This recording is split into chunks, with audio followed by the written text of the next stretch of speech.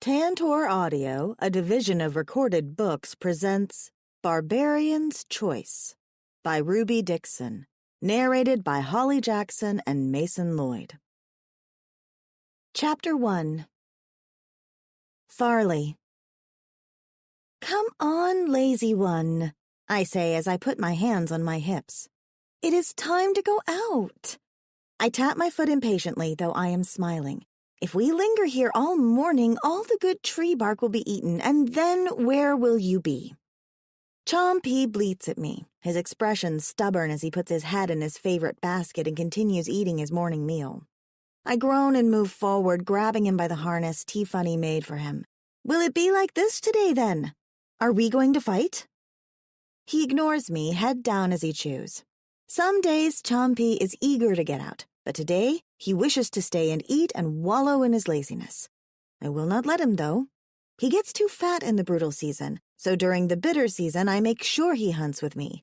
"Move," I tell him, tugging on his harness and then giving his flank a slap. Chompy lifts his head and bares his yellow teeth at me, showing he is displeased.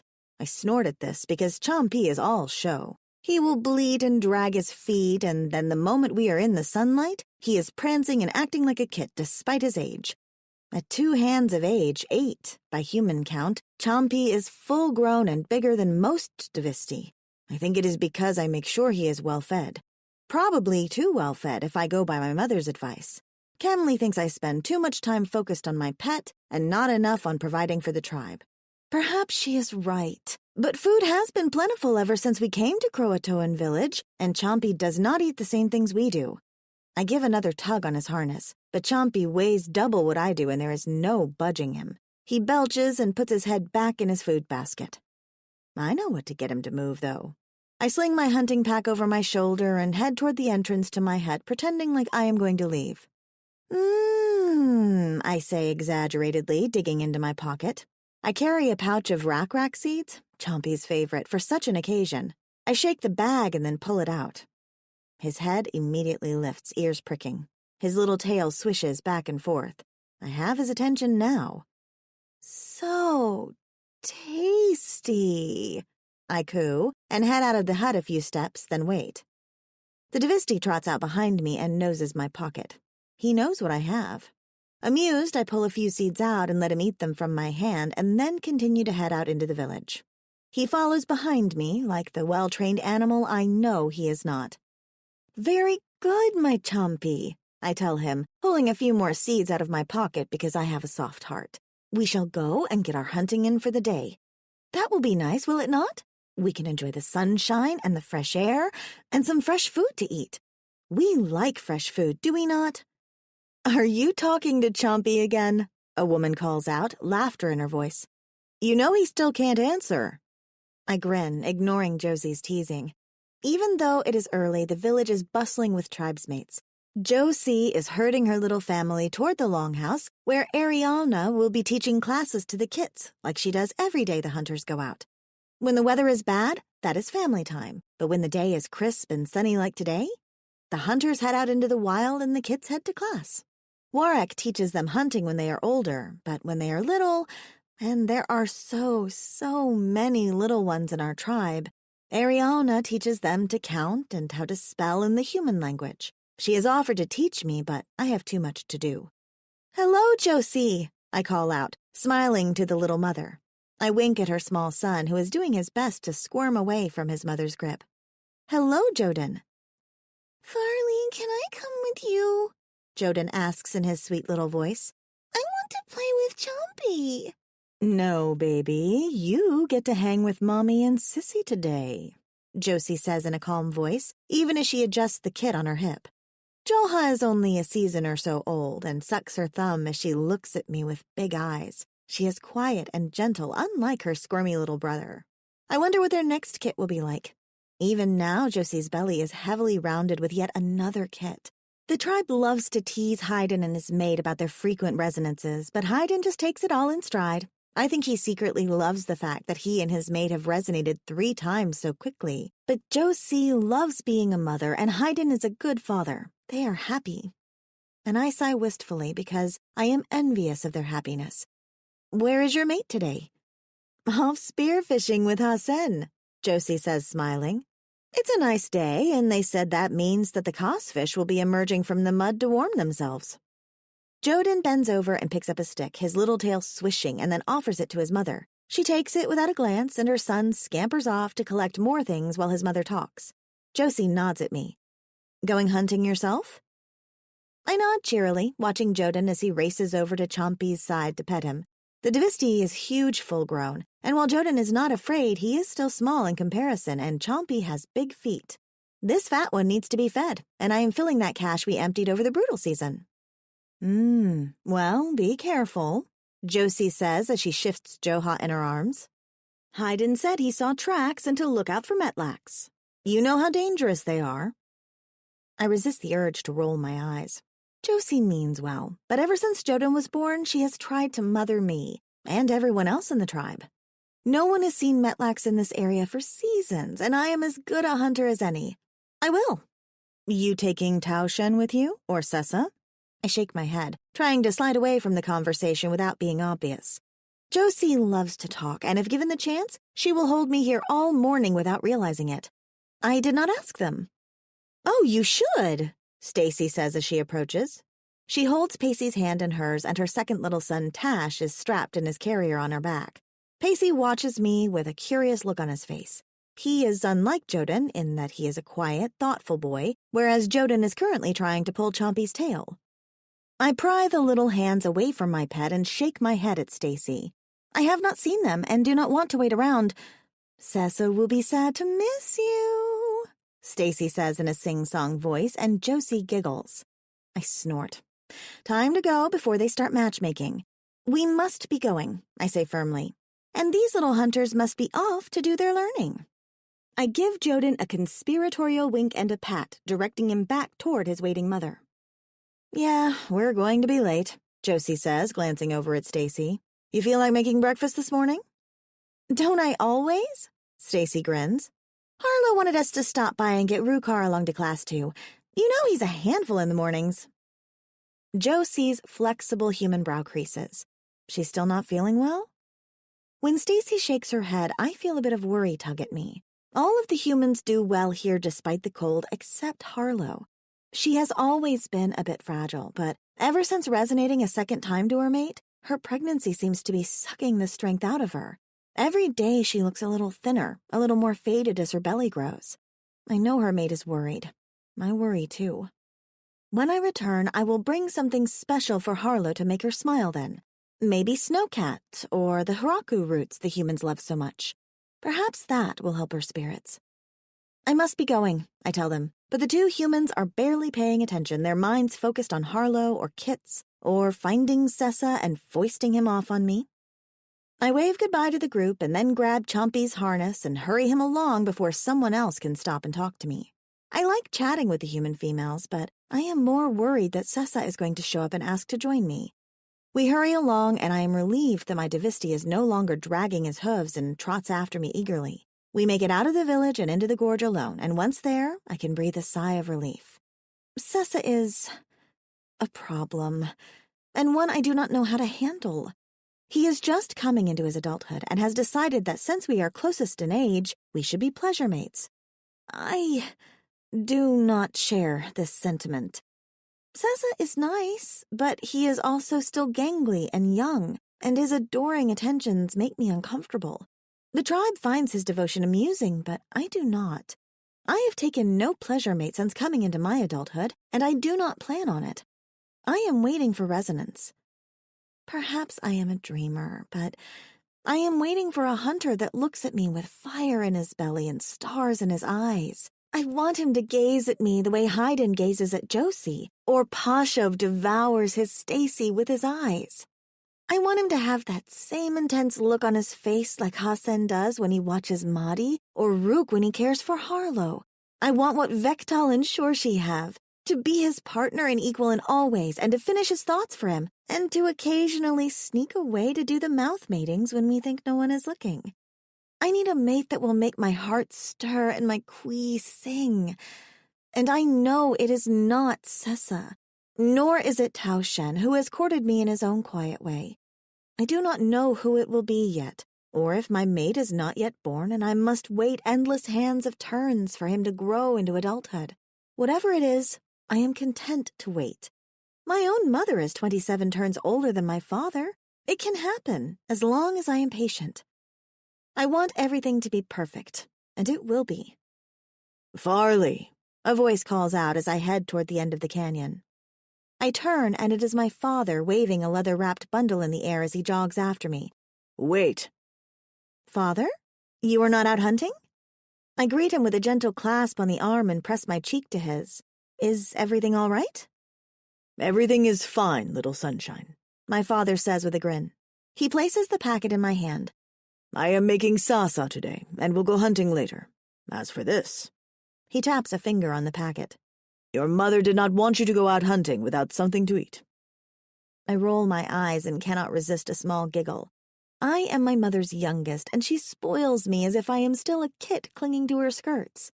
Tell her she has my thanks. "Will you be out overnight? Rokan said the weather would be fair." I shrug. Possibly. It depends on how badly I need my space. I love to wander. Lately, I have enjoyed going to the sand-covered beaches near the Great Salt Lake, hoping to catch a glimpse of the green island that Josie swears was there so long ago. I have never seen it, and I think the earthshake must have swallowed it, but I still like to look.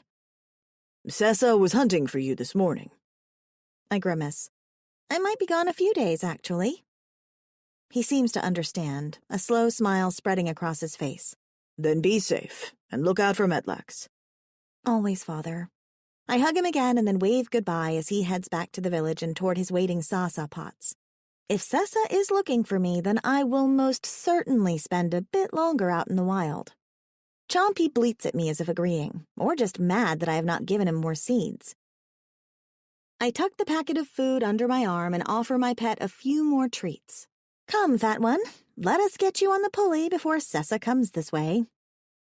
Because we now live in a gorge instead of in a cave, there was no easy way for Chompy to get in and out, nor the humans, who are not as good at climbing sheer surfaces as we Saqui.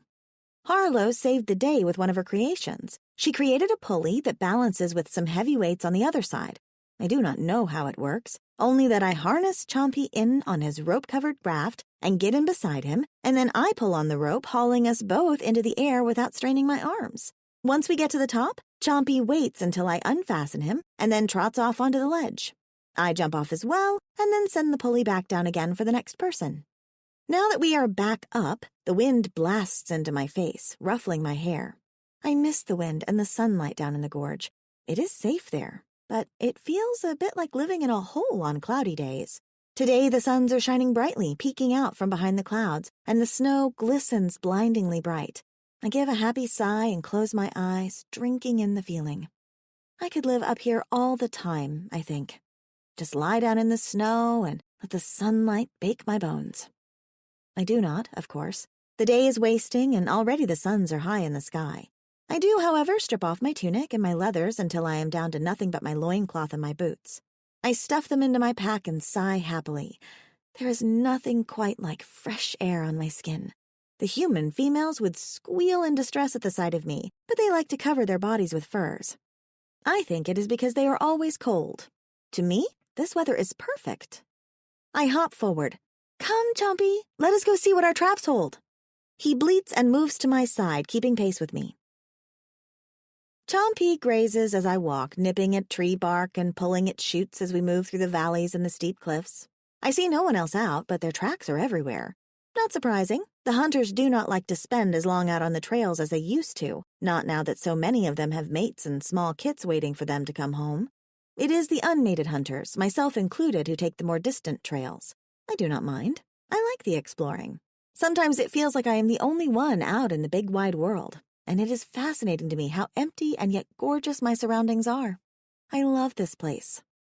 I know the humans complain about the snow and the cold. I know there is more rock than they are used to, and Nora has mentioned that their old home had many more trees. But when I look around, I see home. I see snow that hugs the world like a blanket. I see spikes of color where foliage has pushed its way through the snow, reaching for the sun.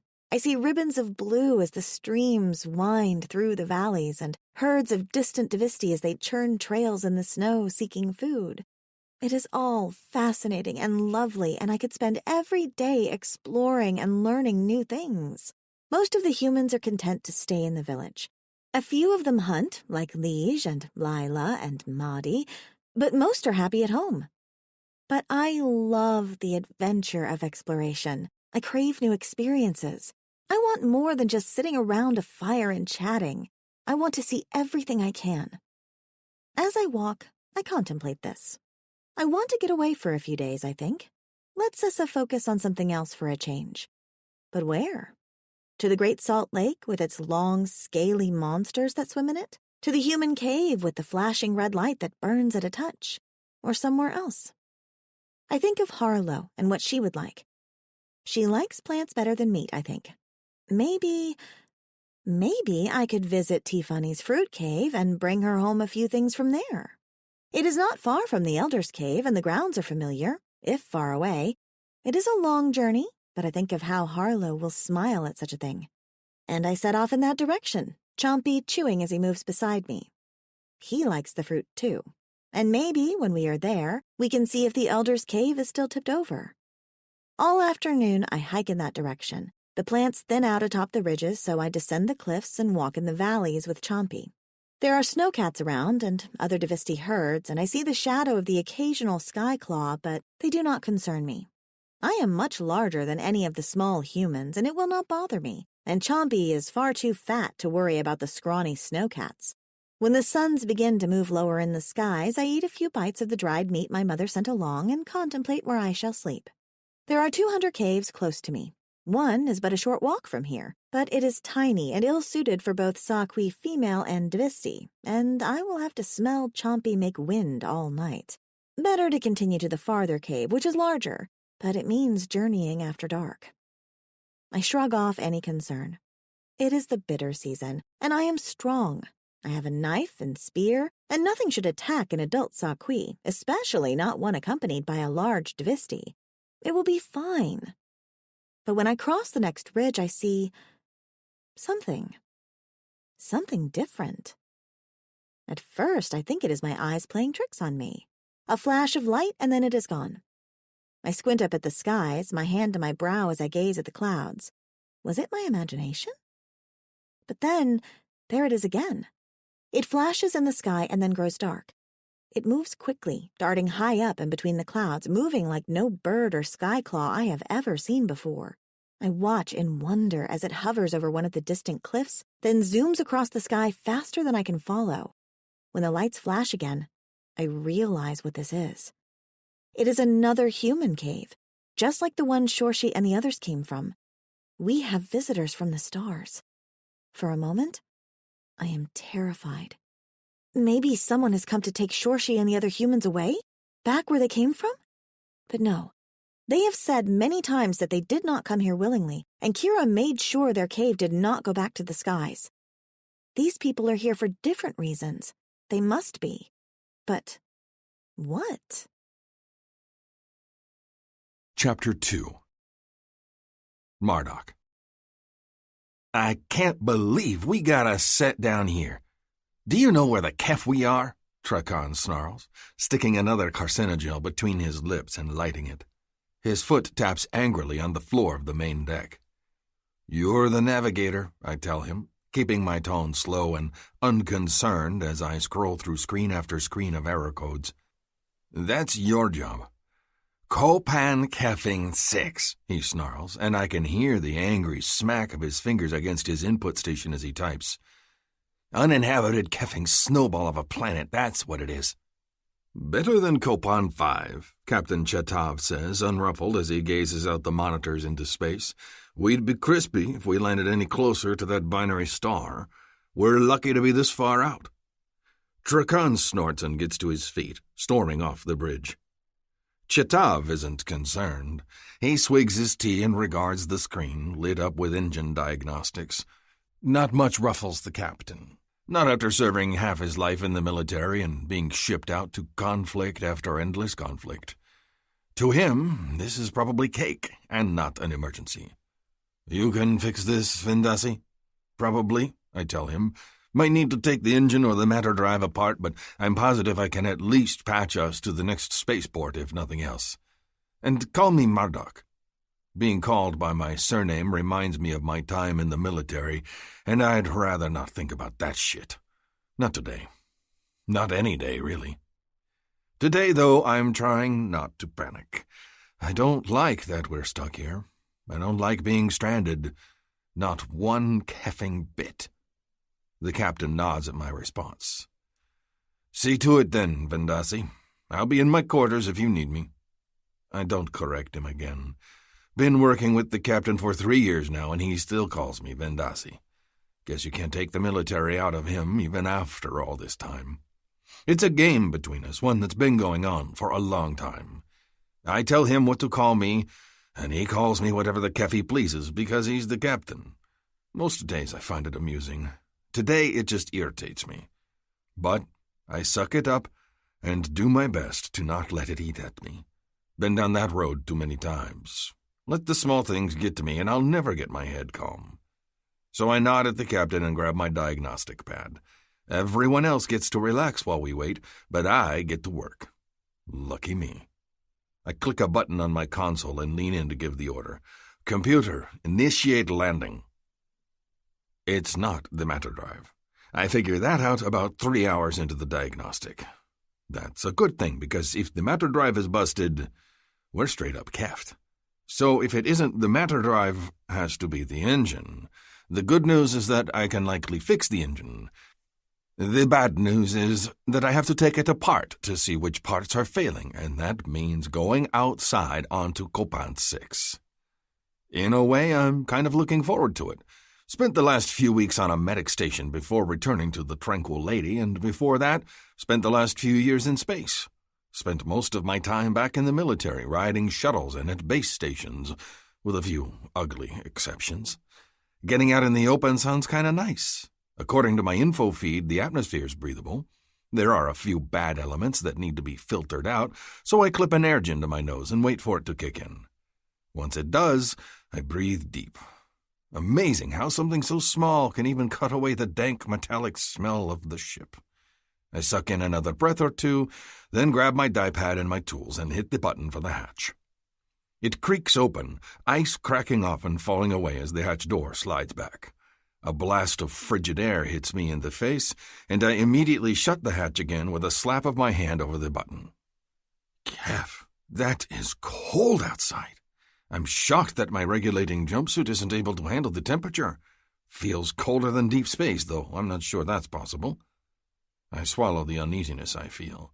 We're not stranded, I remind myself. It's an easy fix. This ship isn't critical, just has a minor problem.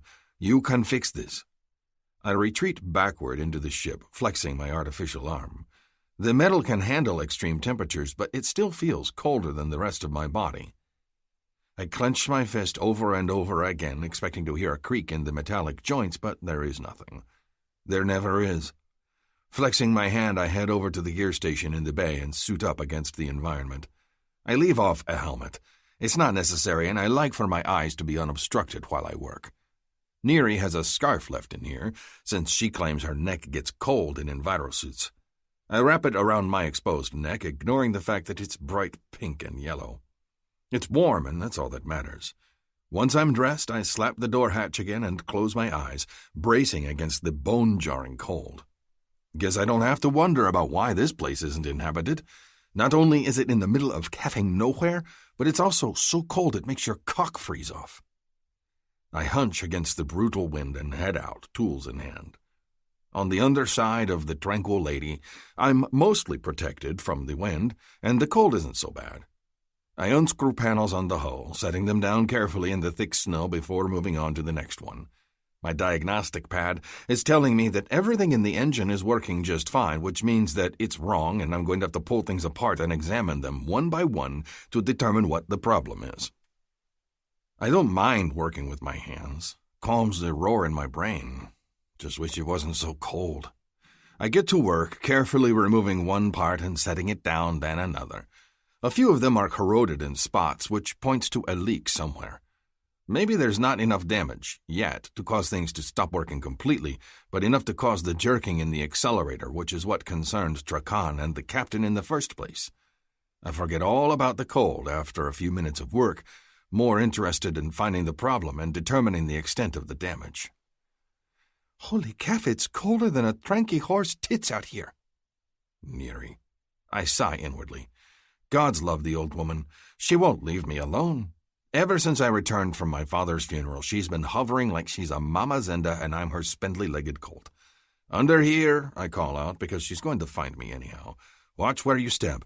All this snow, Neary exclaims, and I hear her feet crunch on the ice.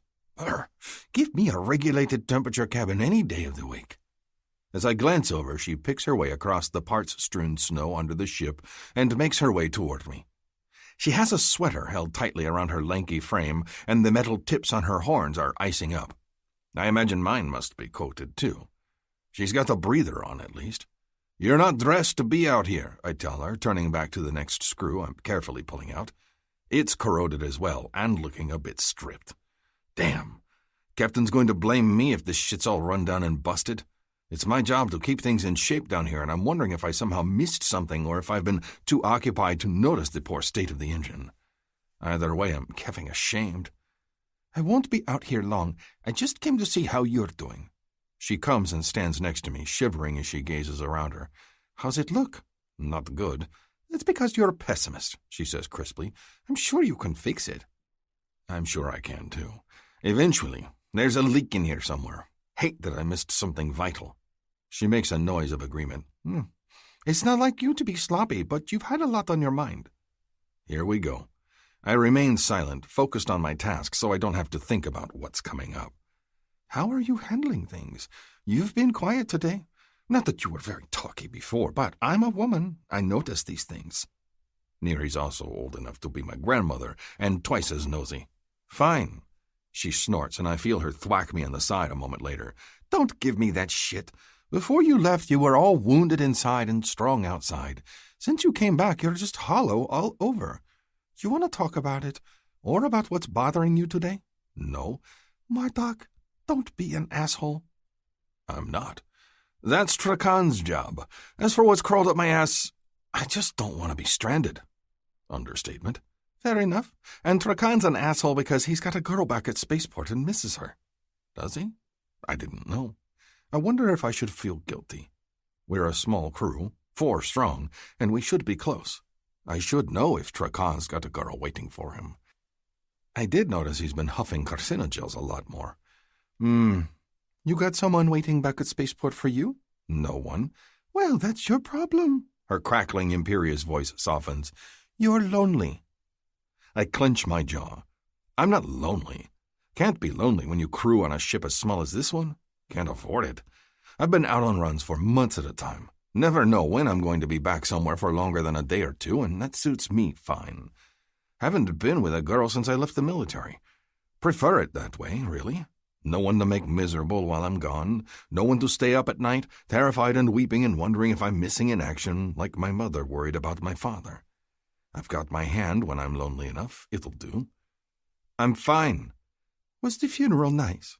Did they shoot the coffin into space, or did you buy a plot on one of the moons? God, she's not going away, is she? I bite back my sigh. Cremated. Ah, and your family? I'm it. Her voice softens. Are you sure you're all right, Marduk? I think of you like one of my sons, and you just don't seem to be yourself lately. I worry, that's all. Got nothing to do but look after you and Trakan on these long voyages. Captain Chatav's so healthy he doesn't even need a damn medic. I grunt. She's not wrong. Chatav's very into balanced nutrition bars instead of meals and drinks nothing but herbal teas. Works out every day in the ship gym and can probably bench press my entire body without breaking a sweat. Trakan's skinny and thin. I'm muscled, but I don't bulk. It'd look ridiculous with my bionic arm. As if my missing arm knows I'm thinking about it, it aches and I flex my hand. Even with a metal arm and 6 years of living with it under my belt, the phantom pain doesn't go away. Probably never will. Promise I'm fine. I don't know what to say to her. The words stick in my throat. What do I tell someone like Neri, who's acerbic and cusses like any soldier but has the heart of the softest kitten? She'd never understand my relationship with my father, that we fell apart when my mother died and our last conversations together were angry, bitter ones, that I got the call 2 days after he died and we never had final words to say to each other, that our last ones were full of hatred, that he thought I was a weakling for leaving the military behind, even after it shattered my body and nearly broke my mind. I still dream about the people on Uzakar 4 and my men. I still hear them screaming. In my mind, I still hear the ship flying away, without us on it. Sometimes when I close my eyes, I can smell the bodies of the dead. It still keeps with my sleep. My father's funeral was a military one. Being there around all those soldiers brought back all the hell I've worked for 6 years to bury. Made me remember when I took a job on the Tranquil Lady specifically to forget. Which reminds me, you still got the sleep meds I like, Neri? I do? The concern creeps back into her voice. You're not sleeping again? Not enough. I want to leave it at that, but my artificial arm cramps up with another phantom pain, and I nearly drop the wrench I'm holding. I pull away from the half-dismantled engine and glance over at her. There's concern written all over her pale blue face, almost comical given the amount of ice forming and the decorative metal capping her horns. Just tired, I add, and rub my face with my good hand. Sometimes I'm not sure what I'm doing here. Captain deserves a better mech. You know this crew. We hire people that don't ask questions. She reaches out and pats my arm. Besides, you're so big that you're security as well as mech. 2 for 1. You know Chetov's a cheap bastard. I snort. That he is. Go inside, Neri. I'm fine, I promise. We'll talk later. She nods and pulls her thin sweater tighter around her frame. I'll get those meds for you and we'll chat. Dinner? Dinner's good, thanks. It'll make her feel better to mother me for a few hours. Neri gives me a faint smile and heads back inside, her tail flicking in the wind. I'm alone again with my thoughts and the snow. I watch her leave, contemplating. Maybe she's right and I've been more silent than usual, sloppier on the job. I don't mind being a mech. I don't even mind being security. Ever since my father's death, though, I'm just tired, hollowed out, like nothing's left of me after the war on Reed System 4. Thought I'd gotten better at handling it, but after the funeral, I think I realized I haven't been handling it at all. I've just buried it. And seeing my father, my angry, proud, bitter father, put into a coffin pushed me right back over the edge again. I sighed to myself and returned to my work, tugging at a loose screw. Shouldn't matter that I'm nothing but broken parts inside. That's why people crew on long-distance freighters like the Tranquil Lady. Got nothing going on in their lives. I go back to work, filling my mind with the problem at hand and not problems long gone. Don't want that shit in my head. I don't know how long I'm working after that. I lose myself in the gears that fit together, the small, intricate parts that play such a vital role in the complex engine of the ship. It's like a puzzle, and I enjoy figuring out which pieces are needing attention. I'm lost in thought, my hands are on an oily gear when I hear a sound behind me. It's a gasp, small and feminine. Neri. I pull my filthy hands free and glance over my shoulder. It's not Neri. It's a woman. A stranger. I must be hallucinating because she's gorgeous. Something out of a dream with arching, proud horns, long black hair, and a hauntingly lovely face. Her eyes glow a strange, bright blue, and she's completely, utterly keffing naked except for the tiniest of loincloths. That does it. I've lost it. I've finally snapped. She beams at me, all white teeth and vibrant blue skin, her tail fluttering back and forth with interest. She looks at me with awe and wonder both on her face, and she's just breathtakingly beautiful. I'm stunned by how perfect she is, from the high, tight buds of her breasts to the long, muscular length of her legs. I don't know how she's not freezing out here because she's wearing absolutely nothing. Of course, she's imaginary, so I don't suppose it matters.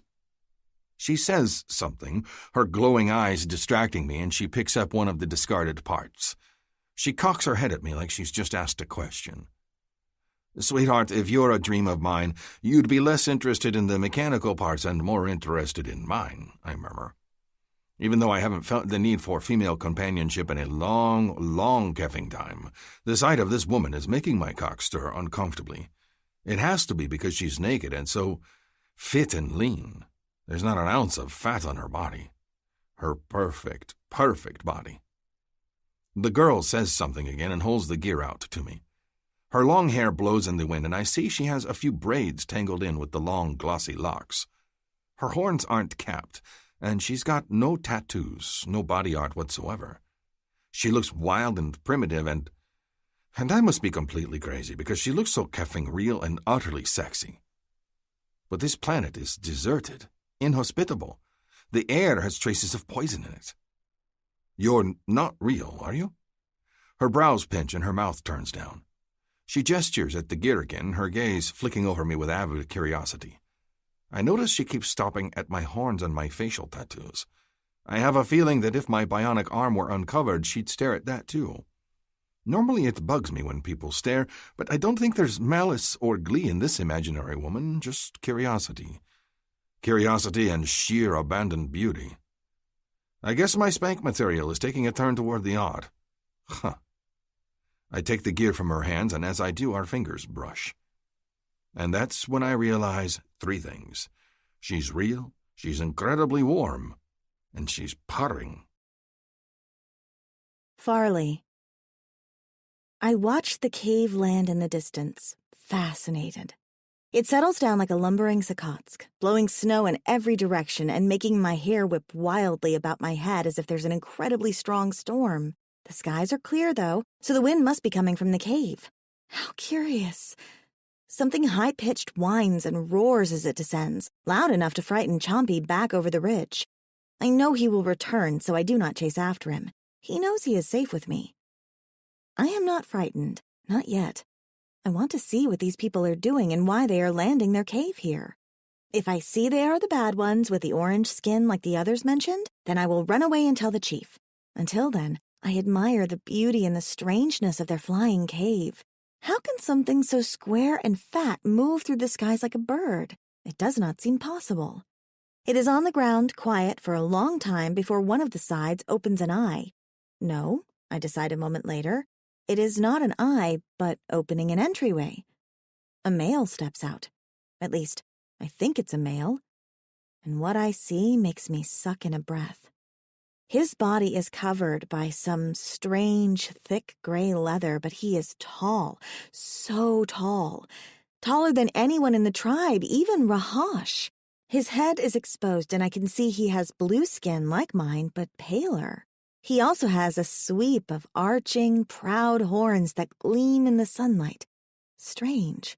His mane is shorn close to his scalp, but it looks to be black like mine. This tall stranger is Saqui. He is not the orange-skinned bad ones like Shorshi and the others mentioned. He is one of our people. I bet he is handsome, too. I cannot tell from here, but I like the way he moves. A stranger. A handsome stranger. I am so excited at this that I climb over the hill and begin to approach. I want to say hello, to greet him, to ask him why his horns are shiny and where his mane went, to ask him why he is pulling the guts out of the cave and spreading them on the snow. Before I can take more than a step, the archway on the side of the cave opens again, and this time a female steps out. I frown to myself and duck back behind the rocks. Is this his mate? The male stops pulling the guts out and pauses to talk to the female. I study them and determine this must be his mother, not his mate. She is much older, and his manner reminds me of my brothers with my mother, affectionate but impatient. I am curiously relieved and watch as they continue to talk. My gaze always strays back to the male. From this distance, I cannot make out his features, but I like the way he moves, strong and sure. My heart flutters in my chest when he flicks his tail and turns his back on the female, returning to his project. He pulls a few more parts out, and the female returns to the ship shivering like the humans do, even on a pleasant day. I wait for her to leave, and then, when I know the male is alone, I emerge from my hiding spot. I am excited to talk to him. I have so many questions to ask. Did he come here with humans? Is he bringing mates to the others? Is he looking for a mate? The thought makes my entire body flush with excitement. I pick my steps carefully in the snow, moving silently as any good hunter does. As I venture closer, I get a better look at his face. He is turned to the side, but I can see that he has proud features and a noble nose. He is handsome, too, just like I knew he would be, and the line of his jaw is proud and unyielding. His eyes are shielded by heavy brows and plated like my own. I cannot get over how different, but similar he is to the males in my tribe. He is so like us, and yet so much handsomer. I could stare at this appealing face for days and never grow bored. The differences are fascinating. Like his tail. He has a tail, but for some reason it is blunted, half the length of my own. Has it always been like that, or did he lose it in an accident? His horns with the strange, shiny tips fascinate me, as does the fact that his mane is gone. I can see dark stubble on his scalp, and it highlights the strong lines of his skull. Fascinating.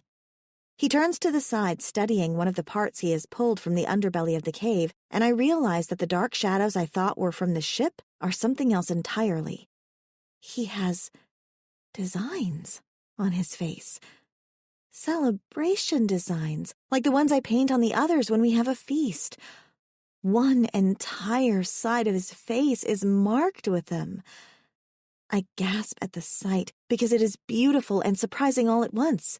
Is he celebrating something today? He straightens, turning toward me. His eyes go wide at the sight of me, and he looks me up and down as if unable to believe that I am here. "Greetings to you," I call out. "Xiv Metal Sivak." His eyes are dark, I realize. There is no glow of a Qui inside them. It is like when the humans first arrived and their eyes were dead. Creepy. I hold back a shiver. He stares at me expectantly. I do not know his words, and the way he watches me fills me with a new feeling. Worry. Is he not here to visit, then? I feel shy under the weight of his gaze, which is strange. I am not normally flustered, but this is also the first time I have ever talked to a male not in my tribe. I pick up one of the pieces of the cave and hold it out to him. "Do you need this?" He squints, and it is clear he does not understand my words. His gaze moves over my body again, and I feel a tingle of excitement and pleasure as he studies me. He is looking at me like the other males regard their mates. It makes my nipples tighten with excitement, and I feel a warm pulsing between my thighs. He looks at me the way I want to be looked at by a male, I realize. Not like Sessa with his silly devotion or Tao Shen with his impatient courting.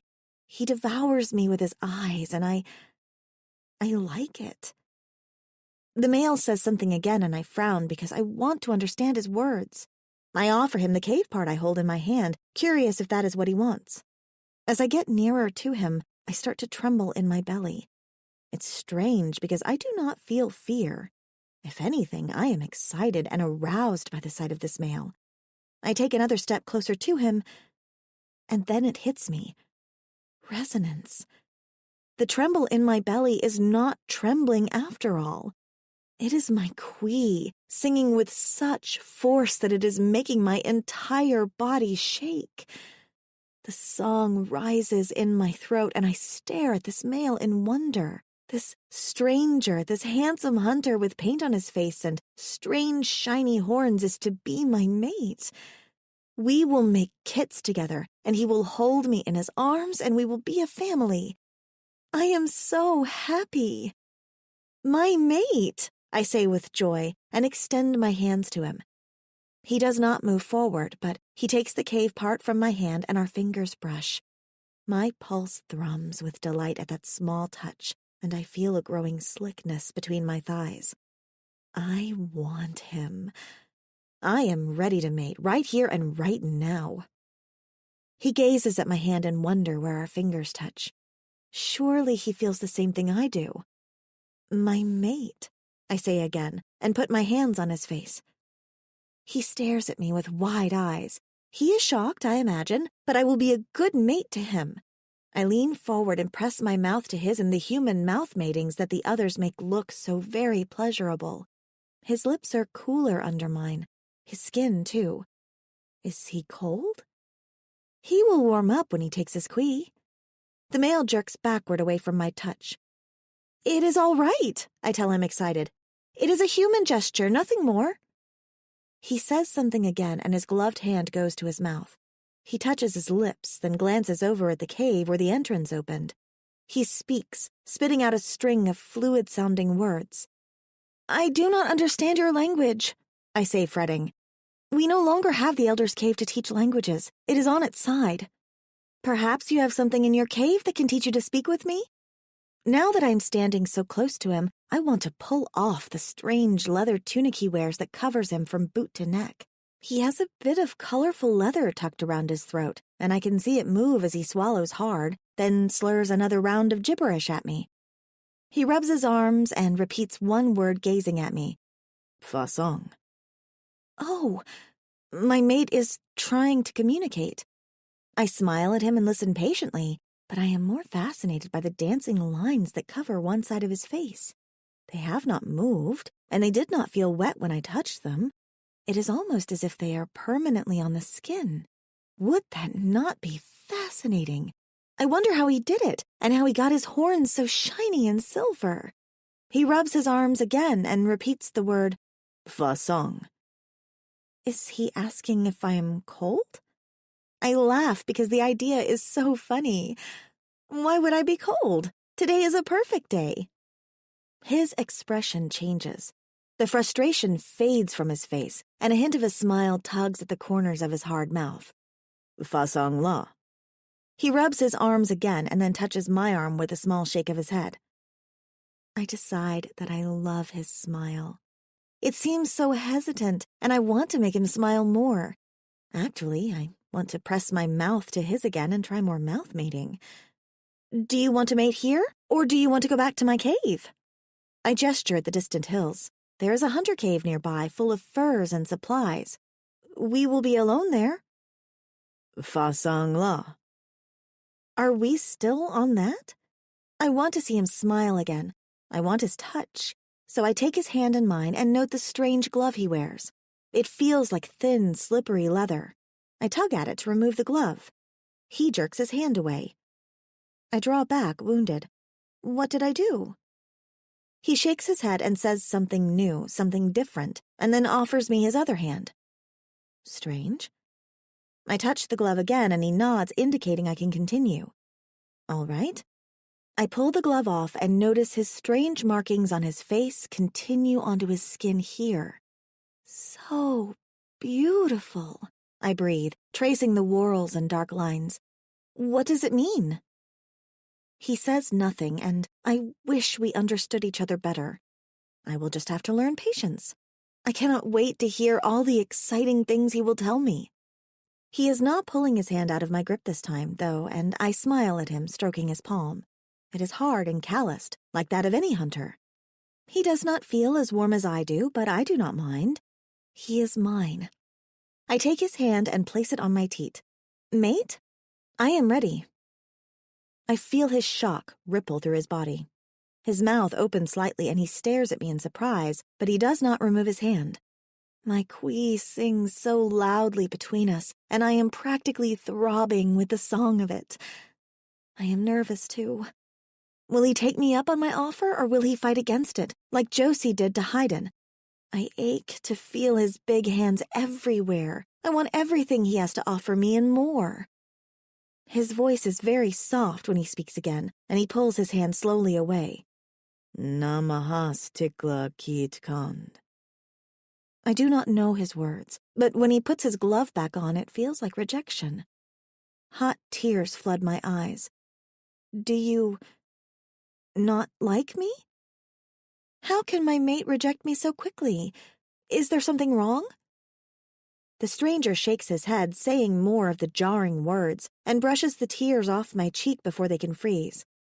His touch is instantly comforting, and I want to burrow against him and feel what it would be like for his arms to go around me. I always wondered what it would be like to resonate to someone, but I never imagined it to be this overwhelming this fast. A familiar bleat sounds in the distance. Chompy is returning. I pull away from the stranger and turn around. My fat Divisti stands a short distance away, galloping forward and spraying snow in that funny, kit-like eager way he does to make me laugh. My mate grabs me by the arm, shoving me behind him, and bellows out a word. Scavash! It is my pet, I tell him, patting his shoulder even as he pulls something from his belt. I do not know what he's doing until his hand moves, and then there's a sizzling sound. Something flashes. Chompy gives a cry of pain and collapses to the ground. No! Chompy! I scream, rushing forward. The male tries to hold me back, but I shove his arms away and rush forward to my pet.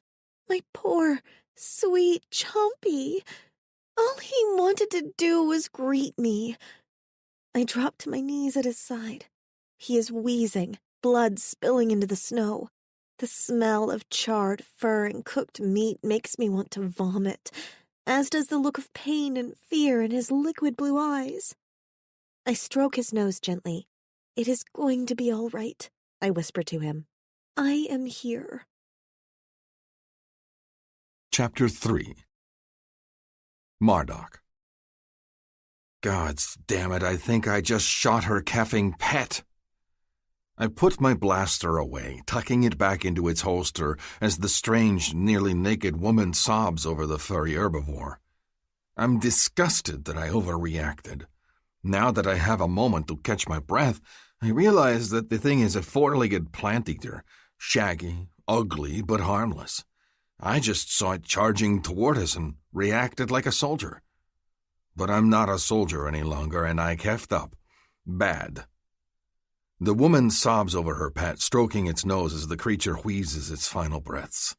There's blood everywhere, and I have the awful, terrible sensation that I've messed this up bad. I shouldn't have shot first. This strange, wild girl clearly loves her animal, and she wanted to be my friend. I think of the look on her face as she put my hand on her breast, full of need and longing. Yeah, she wanted to be a lot more than friends. And now my cock hurts in my pants, and my heart hurts because I just murdered something she loved out of a knee-jerk reaction. I need to fix this, but how? I move closer, edging forward. The creature isn't getting up. His head is in her lap, and he breathes shallowly, making little sounds of pain as she cries over him. He's been gut-shot, and while he's bleeding a lot, he's not exactly dying fast. Keffing awful. If it was just me and he was an enemy soldier, I'd give him a second blast to the head to ease his suffering. But I don't think this strange, beautiful female would like that. Not in the slightest. So, what? I'm full of remorse. Not that I shot the creature, because any soldier wouldn't hesitate to take down a charging animal, but that it clearly means something to her, and I've destroyed that. She tosses a look in my direction, and her face is wet with tears. She spits words at me, and I don't have to speak her language to know what she's saying. How could you? I rub a hand over the bristle on my skull. All right, what now? Wait for it to die? Put it out of its misery? I think of the way she smiled at me, putting my hand on her breast, the trust and happiness in her face. I haven't seen that in... Calf, who knows how long. And I want it back. I feel a violent surge of possessiveness toward the woman. I saw her first. She's mine.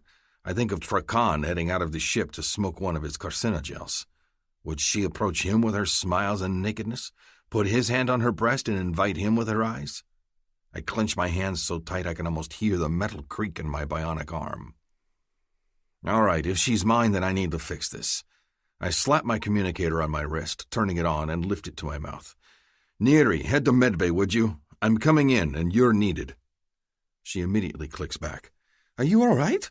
Did you hurt yourself? Just go to medbay, I tell her, and move forward. I head to the other side of the smelly, furry creature and heft him into my arms. He's enormous and probably weighs twice what I do, with long, dangling legs and so much fur that I'm going to be pulling it out of my molars for weeks to come. But he's not fighting me, and his head is limp. I tilt so the majority of his weight falls on my bionic arm, and then stagger toward the entrance of the ship. The woman follows after me.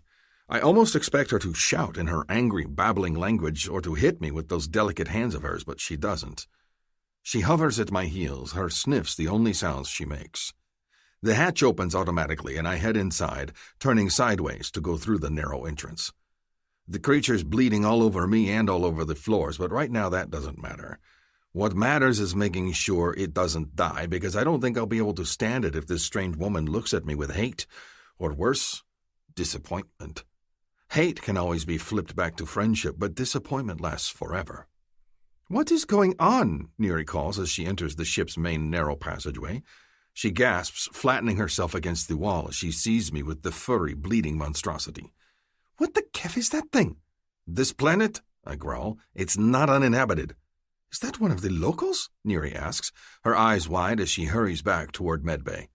Inside, I can hear the hum of her computers as they power up. "Did he talk to you?" "No, it's complicated." "I see. I don't know if he's going to fit on the diagnostic bed." She moves to the control panel and taps a few buttons, and the metal bed rolls out of the compartment with a soft hiss. I heft my burden onto it and stagger backward the moment he's out of my arms. God, that thing was heavy. I glance down at my envirosuit, and it's covered in blood. I unzip it and begin to unbuckle my way out of the cumbersome thing.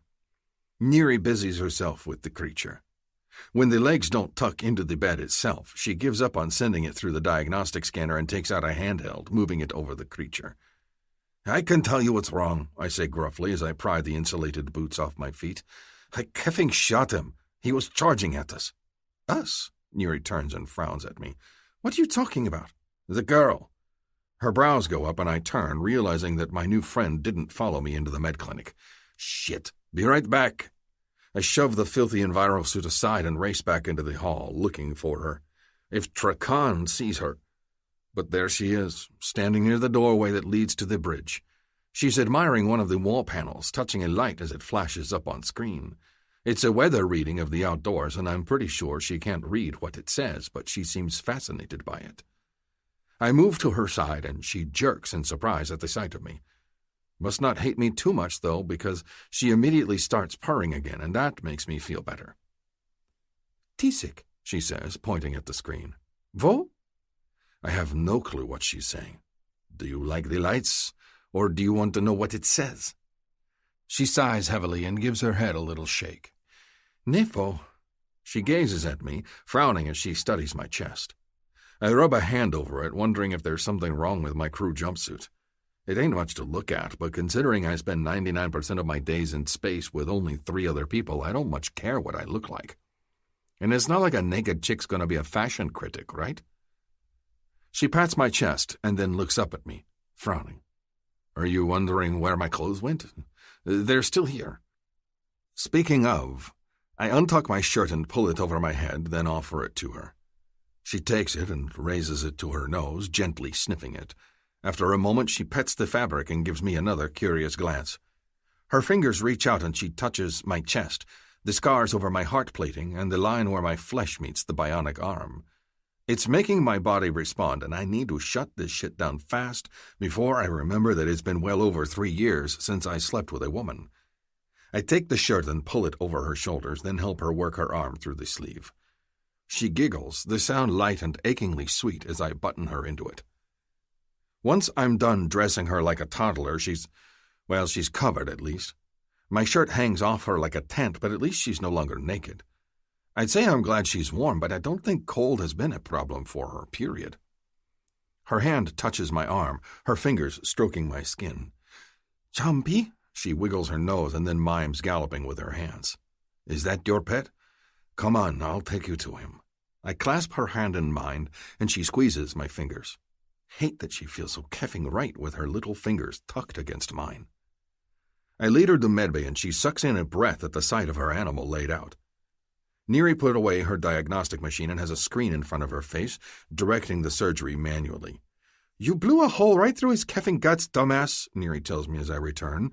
"Lucky for you, I could remove the part of the liver that you blew up without him going toxic, though it's tricky, given that he's an animal and our machines aren't prepped to—" Her words trail off as she sees the girl with me.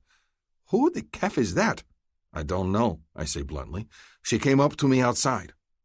Neri studies her, then sets the machine on automatic as it works at stitching up the wound in the unconscious hairball of a creature. "She's wearing your shirt. She naked under that? Loincloth? In the snow? Is she crazy?" think she lives here.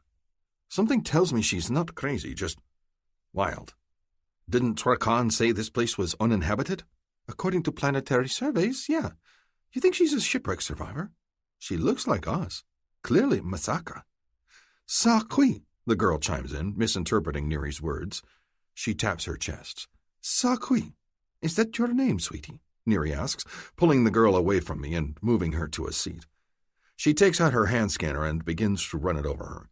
Sakui, the girl repeats again and taps her chest. Then she pats Neri's arm. Sakui, she gestures toward me. Sakui? I think she's saying she's like us, I tell Neri, leaning against the wall and crossing my arms over my chest. Smart thing. I can't deny that I'm attracted to her like mad, but wouldn't any man in my situation? Long-time celibate, naked, attractive girl. But there's something more to her. Maybe it's her sweet, innocent expression, her wide-eyed wonder as she looks around her. Makes me want to protect her from anything that might harm her, even me, or Neri, the captain, Trakan. Not that I think they would. It's just that she's mine. Well, she's definitely descended from Masaka stock, Neri says, interrupting my possessive thoughts. The scan reads that her DNA matches up perfectly with ours, but she's not speaking any tongue that I know of. She's stranded here, then? I don't know. I think she was born on this planet. Neri moves the scanner over her. I don't see any signs of tech implants anywhere. No surgical scars, no dental modifications, nothing. She doesn't have a single vaccine, and she's got parasites. Isn't that grand? But she's healthy? Well, she's stunningly healthy, Neri says, putting her scanner away with a click. Other than the parasites, of course. I can remove them once we're done with her pet here. And the eyes? She shrugs, putting her equipment away and checking on the herbivore. Possibly a chemical reaction to something she ate? I don't know. Like I said, everything registers as healthy. Sakui, the girl says again, looking over at me. Vo? She wants answers, and I don't blame her. I tap my chest. Masaka. That's my people. I'm from Ubedex 7, Cap City. I point at Neri. She's Masaka too, but she's from the homeworld, Kes, and that's probably way more than you needed to know. Cap City? She replies, tilting her head. She gestures at me. Cap City? I think she thinks it's your name, Neri murmurs, amused. I need to work on her furry little friend here. You want to take her to your station and see if you can get a language scan to match? It's a brilliant idea, and I'm annoyed I didn't think of it. I've been scrambled ever since the girl ran right into my arms, buck naked. Will do. Come on, I say to the strange woman, and offer her my hand. She looks at her pet, worried. Chompy? He's going to be fine, I tell her, keeping my tone reassuring. It must work because she puts her hand in mine, and I lead her out of the room and onto the bridge. Luckily, the captain and Trakan both must be in their quarters because it's deserted. I move to my seat and turn on my workstation. I fire up a translator and make her sit down in my seat, then crouch next to her. Need you to talk. She touches my arm. Cap City? I sigh and rub my brows. Kef. She probably does think that's my name now. Nothing to be done about it until I figure out what language she's speaking and set my oral implants to the correct frequency. I gesture at my mouth. Talk. Spisak? She gives me a curious look. All right, maybe I need to try a different tactic. Cap City, I say again, and tap my chest. Then I gesture at her. You? Her smile broadens, and she's so stunningly gorgeous that it takes my breath away and makes my blood quicken. There's nothing coy about her smile. She just beams at me like she's the happiest person in the world, and I love it. She begins to chatter, gesturing at her chest and letting out a stream of words that are so quick that I can't follow them. If her name's in there, I've lost it. The language program starts to run, scanning through all the sounds she's spitting out, and when I gesture for her to keep talking, she does. After a moment, the computer comes back with an answer. 88% match. Old sock. Holy calf. Old sock? From the Old Sock Empire? No one's spoken that language in 1,000 years. The Sock Empire broke up and formed several coalitions of different planets, and my home world is one of them. Neri's, too. Well, that explains why I can't make heads or tails of what she's saying. I tap a few commands into the computer, sending the language file to my oral implants and wait for it to start up. It chimes a moment later, letting me know the sync is complete, and I gesture for her to talk again. She hesitates. I am not sure what you wish me to speak about. I have already told you about my people and my home, but it is useless. You do not hear my words. I can't help but grin. I hear them now. Her eyes go wide. Farley. He finally speaks words I know. I smother my gasp and reach for his grinning face, wanting to caress his mouth. Say it again. I know your language now. Kind of an obscure one, but I have it. He reaches past me to peck at the strange table. I'll send it to Neri's oral implants too, so she can talk with you. Neri? Is that the female? He nods at me. That's her name. What's yours? Oh, he wants to know my name. I squirm in my seat, filled with joy and a touch of arousal. He's looking at me so pleased, and it makes me feel all flushed inside, though that could be the temperature in the cave. It is uncomfortably hot in here. I am called Farley. Farley, he repeats, and he says it strangely, clipping the sounds with his tongue. I do not even care. It still sounds beautiful to my ears. I like it. Pretty. I brim with happiness. I like your name too, Capsiti. He chuckles, and I feel as if he's touching my teats just with that delicious laugh. Cap City isn't my name. That's where I come from. I'm sorry if it was confusing to you. He puts his hand on my knee, and I feel scorched from that small touch. My full name is Braun Mardok Vindasi, but you can call me Mardok. What a strange name, so long and fluid. I am fascinated by this, fascinated by him. How did you learn my language so fast? Did your cave tell you? I look around. I do not see a red beam to shoot into your eye. Huh? That is how we learned the human language. The Elder's Cave spoke, and we told it to teach us to communicate with them, and it gave us words. I tap my eye. A red beam of light went right here and gave me language. He rubs his ear. Translation must be off, because none of that made any sense to me. I am crushed. I apologize. Nothing to apologize for, Farley. His thumb brushes over my knee, and I feel the liquid warmth sliding between my thighs. I am resonating so very hard right now, and it's distracting me.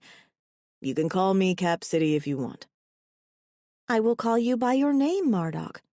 I do not say it exactly as he does, but he smiles anyhow, and I feel better. What are you doing here, Farley? Near the ship. Ship? Is that what your cave is? A ship? I look around and wonder. So it is not a cave after all.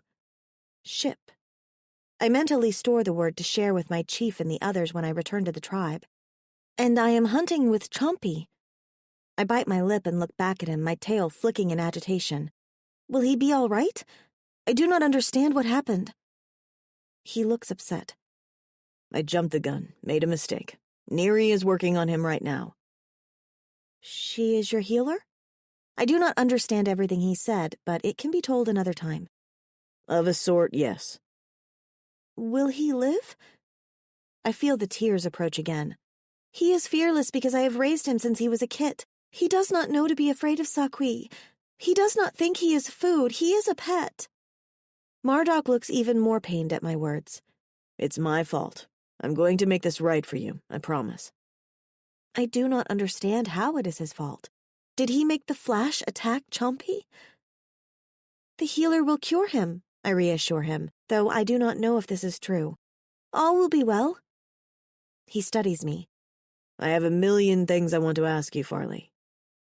And I you. We are one. I wait for him to bring up our resonance, but when my Kui sings louder to him and he remains silent, I realize I am the only one resonating. It is like when Vektal met Shorshi, and he told us that she did not resonate until she had a Kui. Oh, I am disappointed to realize he does not feel what I do. Well, I must simply go back to the tribe and organize a hunting party to go after a Sakotsk so my mate can remain here with me. I have so many things I need to tell him, but when I look back at him and he is half naked and his skin is covered with the strange whirling designs, I am distracted by his nearness. Some hunter I am. A handsome stranger walks in front of me and my mind turns to scrambled eggs, like the kind Stacy makes for breakfast. How did you get here? To this place? And aren't you cold? He crouches near my feet, looking up at me expectantly. Cold? In here? I am sweating. I fan my face with my hand. It seems easier to blame my flustered, heated cheeks on the warm air than my own need. It feels nice outside. Good weather. He looks surprised. This is good weather. In the brutal season, it is much, much worse. More snow. The air is so cold it hurts to breathe in. I shrug. But then it warms all over again and the sun comes out.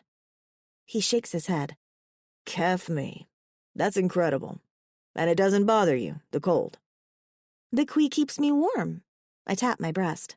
The humans were cold before they had theirs put in. You will be fine once you acquire one. Kui. He repeats the word, though it is clear he does not know what it is. The creature in my chest, I tell him. It keeps me healthy and strong. It protects me from getting sick. It makes the air safe to breathe. It picks the best mate for me so we will have strong kids. He looks distracted, and it is clear to me he is not listening to my words. A symbiont, he murmurs. Does everyone on your world have these? Every living thing. Even Chompy has one. You can see it in the eyes, I tell him, gesturing at my face. They are bright blue with life, not dead and lifeless. Like yours. I do not say it because that would hurt his feelings. He cannot help it. He will have bright, healthy eyes once he has a Kui in his chest. Blue eyes, he murmurs. Well, that explains it. Come on, we need to tell Neri before she removes your friend's symbiont and does more damage than she thinks. I put my hand in his again and let him lead me to the back of the cave ship. Anywhere he wants to lead me, I will happily go. Chompy is fine, though I do not think Neri likes the idea of leaving the Kui in his chest. Or mine. Their reactions do not bother me. I am told Shorshi and the other humans had a similar reaction to the thought of having a Kui, but now they are content and healthy. A Kui is a good thing. Chompy's wounds have been closed up and the blood wiped off his fur, but he is still very quiet and unmoving. I stroke his nose, worried. He will be all right? He just needs to sleep, Neri assures me. We will keep him in medbay overnight, and he should be good to go by the morning. Such a fast recovery for such a terrible wound. I am impressed. You are a good healer, Neri. Can I talk to you for a minute, Marduk? In private? She gives him a pointed look and steps to the far end of the room. Marduk looks over at me and then follows Neri. A moment later they are talking in their strange language, the one I do not understand. Neri is clearly agitated, her tail flicking as she talks. Marduk does not seem happy either, but his body remains still and attentive, like a hunter waiting on prey. I can hear them speak even if I cannot make out the words, and I am sure they are talking about me. They do not like that I am here for whatever reason. Perhaps they worry about their safety? I know my chief would be concerned to hear another cave ship has landed, even if it is one full of friends and not enemies. Marduk's answers to Neri are very short and blunt. He is not a talker, my mate. I do not mind that. He seems like Asha, someone with hurts buried deep. It makes me ache for him because he is my mate and I want to help. Perhaps the love I have for him and the kit we make together will carry the pain out of his eyes like it did for Asha and Himalo. I like the thought very much. They both look over at me. She should meet the captain, Neri says with a smile that does not reach her eyes. Did you send him the language file? My mate sighs heavily. I guess I should. I can't put it off, can I? I do not understand why they both look so unhappy. Marduk. The captain isn't pleased. The captain isn't even remotely pleased. I explained to him the situation with Farley and the fact that there are more people, more Masaka, no less, living somewhere on this snowball of a planet and marooned. Old Sak. He looks thoughtful as he swirls his tea in his favorite mug. Ancient history. How did they get here? The Sok Empire was spacefaring, I remind him. The technology wasn't what we have, of course, but they were still very capable. I glance back at Farley, who is sitting in the ship's mess hall with Neri. The medic's been told to keep her busy while I explain things to the captain, and right now Neri is showing Farley how to brew tea through the computer system. I can only imagine the wonder and delight in Farley's mind as she pushes buttons and makes tea come out, and I hate that I'm not there at her side. And you're sure that this isn't a plant of some kind? That she's not a spy? I look at him like he's crazy. Captain, this is a remote snowball not even near any shipping lanes or disputed territory. What would she spy on? Us? All that military background finally made the man's mind snap, I decide. We're a long-haul freighter. Right now we're carrying kelp from Eldiriv 5. It's a high-end product, but it isn't exactly worth spying over. Can't say that there's a need to spy on greens. The captain grunts like he doesn't quite believe me, but doesn't have any other theories either. I find it hard to believe she knows nothing about us or the ship. I'm pretty sure she knows nothing about nothing. Farley's a blank slate when it comes to our world. In a way, it's kind of charming. It's also utterly terrifying because it makes her helpless. I still don't think she realizes I shot her pet. I don't think she has any idea of what a blaster is. I envy her that. The captain doesn't look convinced. So she's just lost, then? I bite back my sigh. The captain's a good man, but stubborn.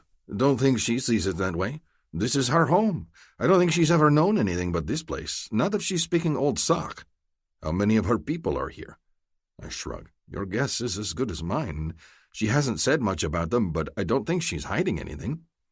I feel strangely protective of her, and I don't like that the captain's being a pain in the ass about her. She means no harm. If anything, we're the harmful ones. I've known her for all of an hour or two, and I already tried to kill her damn pet. Chatov considers this carefully, then nods. I'll determine what to do with her over dinner. Be sure she's dressed appropriately. He turns his back to me and marches out of medbay, military crisp. Keffing hell. Dinner. Every time the ship has visitors, the captain loves to put on a military-style formal dinner for everyone. It's more or less the politest interrogation possible. I was hoping he wouldn't pull this shit, but the captain loves ceremony. I don't know if it's a good idea for Trakan to know that she's here, I call after the captain's back. I did not ask you, Vindasi. The captain's response is icy.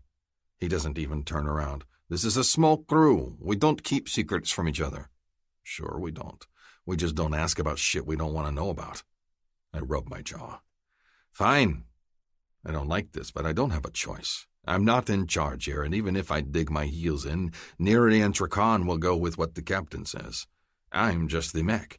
But I can't get over the feeling that I'm somehow ruining Farley's life already, and it doesn't sit well in my gut.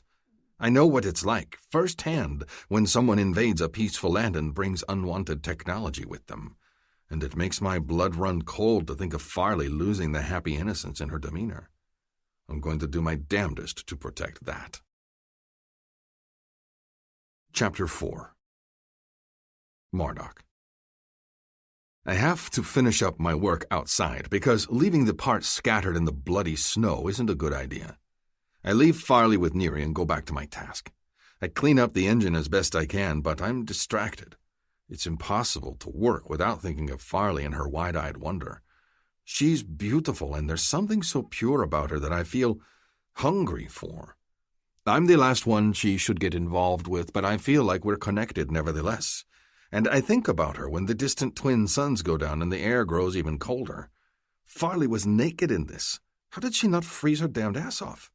It's a mystery to me, though I know it has to do with the symbiont she carries that makes her eyes blue and her skin radiate warmth. By the time I clean up the engine and take a quick shower in my quarters, it's time for the captain's dinner. I head into medbay, but it's empty of both women, the only occupant the still sleeping furry animal. At least it's still breathing and its vitals are good. I heave a sigh of relief at that. At least she can't hate me for killing her pet. For some reason, it's really important to me that she not hate me. I head to the mess hall, and the formal dining table has been unfolded from the wall. I inwardly cringe, thinking of Farley sitting at dinner in nothing but her loincloth. Is the captain trying to embarrass her? Or us? Put the little savage in her place in the hopes that he can wring out the truth of why Farley showed up? I don't think she's hiding anything. I don't think she could. I think she's as guileless and innocent as she seems, and I get angrier and angrier at the thought of the captain trying to force her into some sort of ridiculous confession by embarrassing her or putting her out of her element. All of that changes the moment I see her, of course. She's smiling. Of course she is. Farley seems to love everything, and the fascination of the dining hall setup is no different. Her eyes are wide with excitement as a nearby bot sets the table and drinks are poured. Neri's talking to her, but I suspect Farley isn't listening. She's trying to take in everything around her, from the hollow on the wall that shows pastoral landscape scenes, to the silverware placed on the elegant table, to the smells filling the room. She looks more beautiful than before, too. She's wearing one of Neri's extra jumpsuits, and it doesn't quite fit her like it does Neri's lanky form. It's tight across the bust and too small through the arms and thighs, because Farley's far more muscular than the real thin medic. It looks almost indecent, and as if Neri has realized this, the jumpsuit is open in the front, revealing a sliver of borrowed undertunic. Layers, so she doesn't look as if she's busting out of the top. Smart. Farley's thick wild hair has been pulled back into a ponytail knotted high at the crown of her head, and her bare, unadorned horns look as prominent as her beaming smile. Her attention turns the moment I approach, and I can hear her purring. Neri's eyebrows go up and she moves away, programming drink stations at each seat. "Marduk," Farley exclaims at the sight of me. Her eyes light up. "You have returned." She moves toward me and puts her arms around my waist, tucking her head against my shoulder. She inhales deeply. "And you have bathed. What is this marvelous smell?" "It's, just the ship's generic soap." I pat her back awkwardly, glancing at Neri. Her mouth is thin with disapproval, and I'm not sure if it's for me or for Farley. Probably me. She likely thinks I'm taking advantage of Farley, and certain parts of me are very, very okay with that idea. So I reluctantly pull her away. "Why don't you have a seat? I can show you how to operate the drink menu." For the next few minutes, while we wait for the captain and Trakan, I demonstrate how the drink station operates. Neri's already got it set up, but I show her anyhow, and she orders several different things just to taste them, grabbing her glass before it finishes filling and making a mess. A bot immediately slides onto the table to clean it up, which causes even more excitement, and after that I think Farley deliberately spills things just to see the reaction. Neri doesn't approve, but I love the childlike wonder in Farley's face, and the way she wrinkles her nose when she tastes everything. She doesn't like beer or fermented milk. She doesn't like the fizzy drinks that Trakan is addicted to, or the bitter stims that I chug on late nights. In the end, she settles on water. The captain appears, and I jump to my feet. So does Neri. Farley watches us with fascination, but does not leave her seat. "You stand when the captain appears," Neri tells her. Farley blinks. "Why?" "Because that is what you do." Neri seems impatient with Farley's endless questions. Farley looks to me, curious. I shrug and give her a nod, and this seems to infuriate Neri even more. Not my fault that Farley wants me to guide her instead of Neri. She gets to her feet, and the captain moves toward his chair, his hands clasped behind his back. He ignores the rest of us, like he always does. Behind him is Trakan, and his eyes are devouring Farley's lithe form in the tight jumper. That protective surge rises in my gut, and I have to fight the urge not to jump in front of her and shield her from his eyes. I glare at him, hoping he keffing notices that I don't like the way he's looking at her. The captain sits. Neri and I sit down too, and Farley does a moment later, though it's clear she doesn't understand the ceremony. Trakan immediately glides over to her side, extending his hand. Well, Neri told me that we had a visitor, but I didn't believe her. Hard to think that a beauty like you is hiding out on this ice ball of a planet." Farley looks delighted at his words, but she ignores his hand. "You are speaking my language." "Neri sent us the language file so we could all chat. I look forward to hearing more of what you have to say." He winks at her and nudges his hand closer. I notice his tail is flicking in a rather predatory fashion, and anger burns in my gut. He's got a girl back at spaceport. He needs to leave Farley alone. She eyes his hand and then looks at me. Maybe it's me being an ass, but I shake my head, indicating she should ignore it. "Gonna be like that, huh?" I can't tell if Trakan's talking to me or to her, but it doesn't matter. I lean in so I'm closer to her and give him a challenging stare. He smirks at me and moves to his seat across from Farley. "It is a pleasure to meet you," the captain says in an austere tone as he presses the button to begin the first course.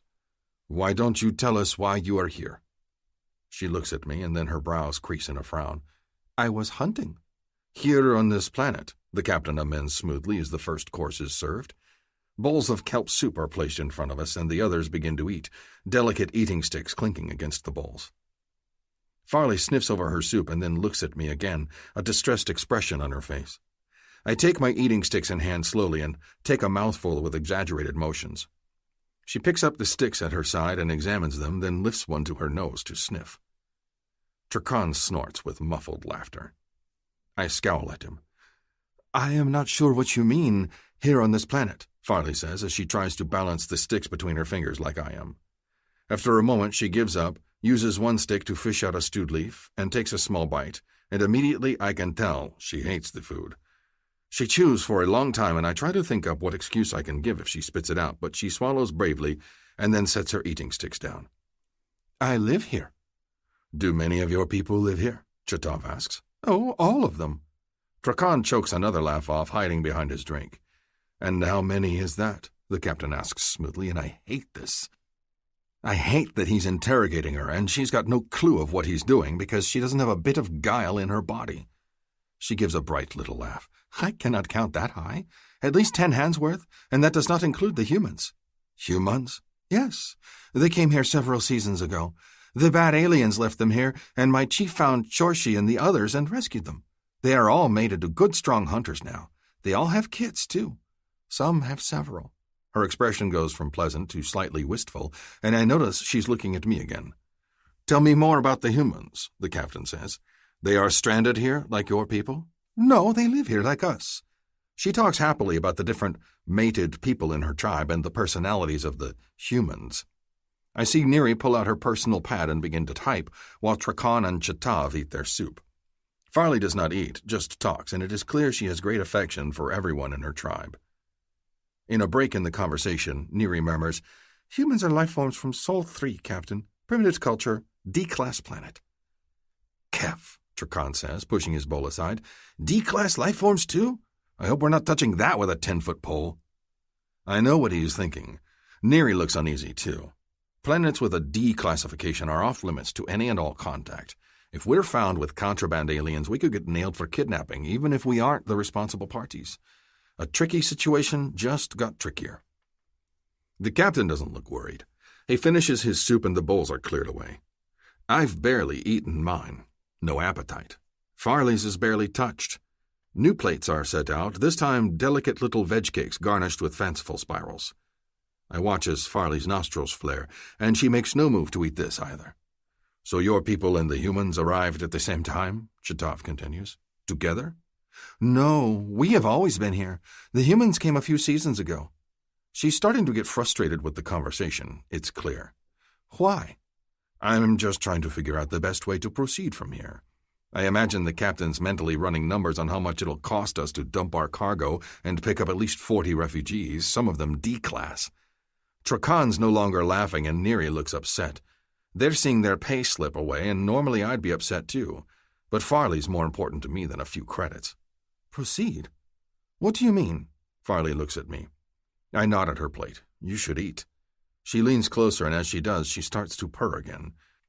Her expression goes soft as she looks at me, and then she whispers, Will we get meat soon? Meat? I ask, surprised. Meat? The captain echoes, appalled. You eat animal flesh? I can see Farley cringe back in her seat, and that protective feeling surges through me again. Not sure what else she's supposed to eat while she's here, Captain. Didn't see a lot of farms or processing plants out in that snow. He still looks repulsed. I shoot Farley a reassuring glance. We don't have meat, I'm sorry. Maybe we can find something else for you. Her smile in my direction is dazzling, and it almost makes up for Trakan's quiet snickering. I reach under the table and squeeze her hand. I'll make sure she gets what she needs. Farley. By the time the endless, strange meal is finished, I am ravenously hungry and exhausted all at once. I have never talked so much at one time, and yet managed to say so very little. Every time I spoke, the sly-looking male would smirk, Neri would frown, and the other one, Captain, would just throw more questions at me and misunderstand everything I said. I feel frustrated and tired, and I need to ask for fire even though I haven't seen any since arriving. It is a long way back to the closest hunter cave in the dark, and I'll need a torch. I return to the healer's room with Neri after the eating and check on Champy. He is still asleep, but he snores like he always does, and I feel a little better seeing that. I sit at his side on one of the strange stools and stroke his furry nose. I am not sure if I am comforting him or myself. These strangers are odd and not entirely pleasant. I do not understand why they make me feel like, less. It is a sensation I have never felt before. The sly one laughed all through his meal, and I sometimes got the impression he was laughing at me. I have always imagined what I would do if I met strangers like Vectal met the humans, and I never pictured them being unpleasant. All except Marduk, of course. My mate. I give a dreamy sigh, picturing his face. He is stern but protective.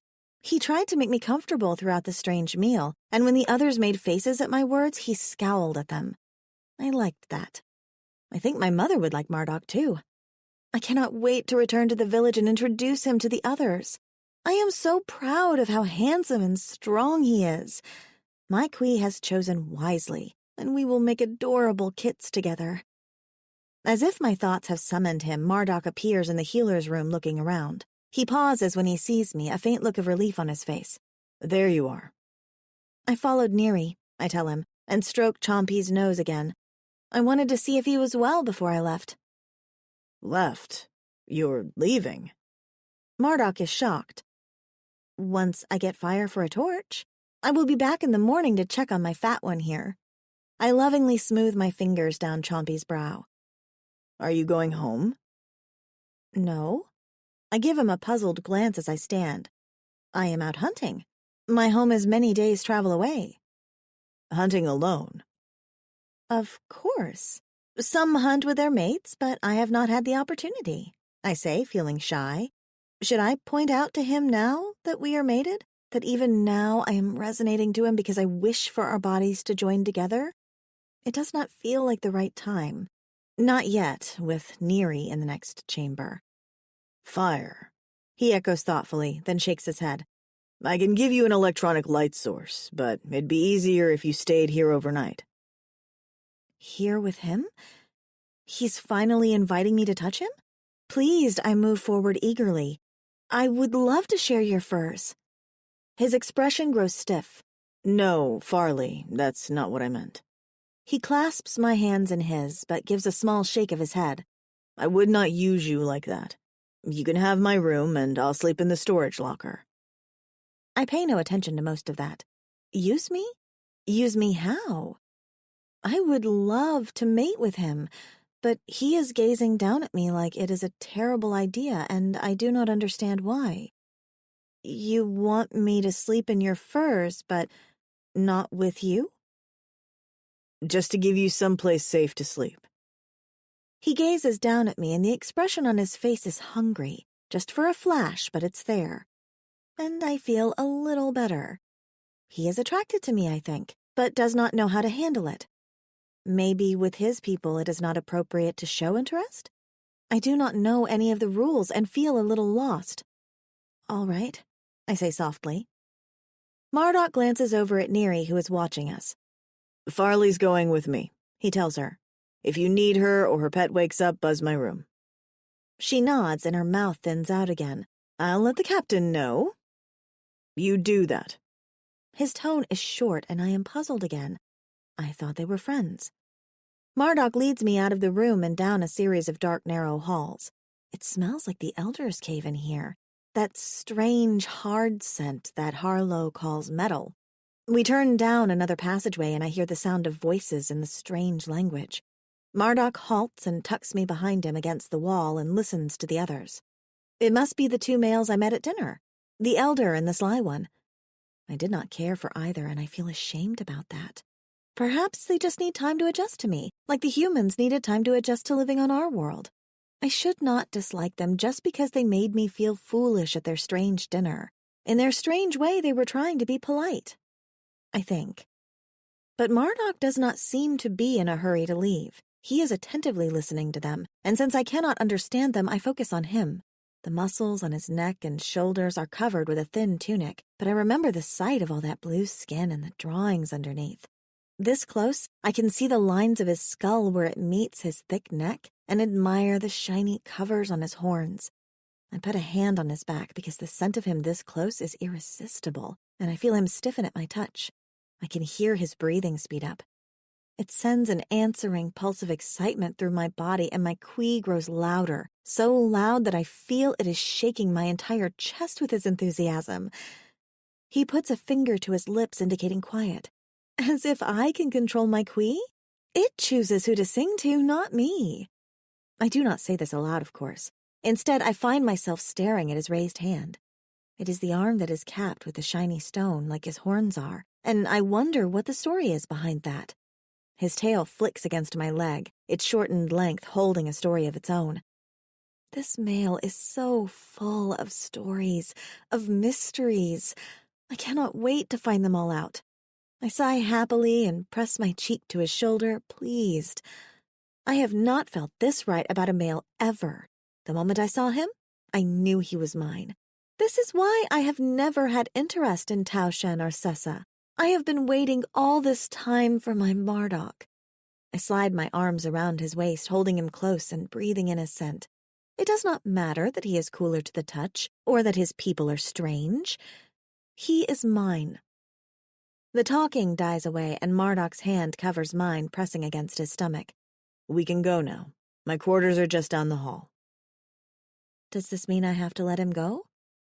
I pull away from him, and the only thing that makes me happy about that is that he seems reluctant to let me go also. He takes me by the hand and leads me onward. What were they talking about? I ask him, keeping my voice hushed. Marduk stops at a panel full of lights and begins to tap at buttons. They were discussing options. Options? My mate glances over his shoulder at me. We're not equipped to be a rescue ship. They're trying to figure out if we've got enough food or fuel to bring your people with us, and if we do, what happens to our cargo we've already been paid for. I do not follow some of his words and shake my head. Go with you? Go with you where? The wall opens, pulling back to reveal a small chamber. In it, I see several large square objects I do not recognize, and one I do. His furs. This must be where he sleeps. The walls are bare of any pleasant hangings, and the floor has no furs to block the cold. It looks very bare and unfriendly, this cave, and I feel sad for him that he must spend his time in such a place. He pulls me inside, and the wall shuts behind him. I look around, hugging my arms. It is over-warm in here, like it is in every chamber of this ship. Do you live here by yourself? Yeah, the others have their own private quarters. We're a small ship, but not that small. He moves past me and begins to straighten things on a flat surface. More strange, square shapes. His people must love squares. I'm sorry the place is a mess. Is it? Marduk flashes me a grin and then hurriedly straightens the thin-looking bed furs, then indicates I should sit there. I do, and he sits down across from me on the only stool in the chamber spinning around. I'm sorry dinner was such a shit show. I do not know the word, but the meaning is clear. I did not know your customs. I apologize. Marduk looks angry at my words. He leans forward and clasps my hand in his. There is nothing to apologize for, Farley. The captain did not believe your story, and I think it was all a test. And Trakan, he's just an asshole. Don't let them get to you. My Quee begins to sing a soft song as I become acutely aware of my hand in his. I will not, but where do they want to take my people? Now Marduk looks confused. Away from here. Your people are stranded. Are we? I had no idea. I see. I would need to talk it over with my chief. I am not entirely sure I like the idea, though he and his people seem to think it is a done deal. Where would we go? Well, I imagine you'd need to go to Homeworld first. That's a planet called Kess. It's where our people come from, and it's the seat of everything. You'd have to go there, get your records established. From there, I guess you could go to my planet. It's nice, lots of green trees, clear waters, many beaches. I think of the food at dinner, bland and tasteless. I glance around this chamber, all squares and empty walls. I think of how the others acted at dinner. And I do not want to hurt his feelings, so I just smile. It is clear to me that he will need to live with us instead of me going to live with him. Your family is on your world? His expression grows distant. He lets go of my hand and sits back. I don't have any family left. My heart aches for him. Did you lose them to a sickness? Over 20 turns of the season ago, we lost a great many in our tribe to the Kui sickness. I am lucky in that I did not lose my parents or my brothers, but I know many who did. Did you get sick? He asks me, clearly trying to steer the conversation back toward me. I did not. I was a young kit, very young. My Kui was new and strong, I think. Perhaps that helped? Your symbiote. He leans forward, scooting his stool closer to me, and his gaze fixes on my eyes. I feel the heat pulse through my body again, and I wish he would take my hand once more. I want to put it on my teat again and see if he responds how he did before, or if he is interested. Even if he does not resonate to me, yet, I am content to pleasure mate with him. He is the first male I have wanted to even try it with. Ever since I met him, I can think of nothing but what it would feel like to have him touch me. Can you feel it inside you? He asks. I nod. Only at certain times, like now when it is singing. I put my hand over my chest. I do not tell him why it is singing, not yet. He gives me a slow smile, so stunningly handsome that it takes my breath away. Singing, huh? I like that. But then his smile fades. Farley, I just want to apologize to you for what happened earlier. At dinner? No, not dinner. Though someone should definitely apologize for that. He grimaces and rubs his brow. For what happened with you and your pet. I tilt my head, curious. What happened with me and my pet? Something hurt him. It happens. This world is not safe. I did not see what it was other than a flash of light. The look on his face is full of distress, and it makes my heart hurt. It was me. A knot forms in my throat. You... what? I saw him charging out of the corner of my eye, and I just... reacted. His eyes are mere slits, his expression haunted. I flashed back to when I was a soldier, fired without thinking. I'm sorry. I do not know what to say. I am aching inside. He was the one that hurt my poor Chompy. The thought fills me with wounded rage. And yet, it is clear from his expression that it was an accident. I see. Marduk gets up. Listen, I've probably been in your ear too much already. I'll leave you alone to get some sleep. You're probably tired. Tired? Not in the slightest. Not with my body humming at his presence and my heart full of conflicting emotions. But all I know is that he did not mean it, and he has done everything he can to make Chompy better. It is all right, Marduk. It's not. I'm all keft in the head. He heaves a sigh and moves to the wall. Better that I leave you alone. You'll be comfortable in here by yourself. You are leaving? I do not want him to go. Not now, not ever. I need to. The look on his face is full of self-loathing and surprising to me. Been here a day, and I'm keffing up your life. I need to take a step back, leave you alone. Leave me alone? I do not want to be alone, Marduk. You'll be fine. Get some sleep. He moves to the wall and gestures at a panel. I'll be asleep in the storage room next door. Just hit this red button if you get scared, and I'll come find you. Scared? Of the dark? Like a kit? I bite back my amusement because he's leaving and I want him to stay. Do not go, Marduk. But he only shakes his head and taps the panel. The wall opens and he leaves. After a moment, the wall closes again and I am in his chamber alone. The novelty of it lasts only a brief moment. I explore his room, touching his things, trying to learn more about him from them. I see no signs of family, no extra tunics or carefully kept toys from siblings grown up. The squares on his desk are puzzling. They open up to nothing but a bunch of white slips with black squiggles on them. I pick one up, smell it, and then put it down again. Smells musty. His furs smell like him, and I climb onto the raised platform of his bedding to wallow in them. Then, when I am tired of sniffing his scent, I get up and approach the panel. I hit the red button. Something beeps. I'm coming. Marduk's voice calls through the wall, and it sounds strange and hollow. I press my ear to the door, curious. Where are you? I hear you, but do not see you. The wall next to me pulls back and Marduk steps through, looking worried. Are you all right? I pat the wall I have my hands on. I heard your voice here. How did you get over there? His mouth twitches. I'm not in the wall. That was the intercom. Can we do it again? I am fascinated. I want to hear your voice. He shakes his head. Go to sleep. If you're not scared or you don't need anything, sleep. We'll talk in the morning. I say nothing as he leaves. The moment the wall shuts, I hit the button again. There's a long pause. Marduk? I yell into the wall where his voice came from earlier. I wish to speak to you. I hit the button again, then call out, Come and talk to me. This time, the wall does not speak with his voice. The panel opens and he steps inside again, crossing his arms over his chest like I am a naughty kit. Farley. I beam a smile at him. You are back. Because you won't stop pushing the button. He leans against the entrance and sighs heavily. Are you scared?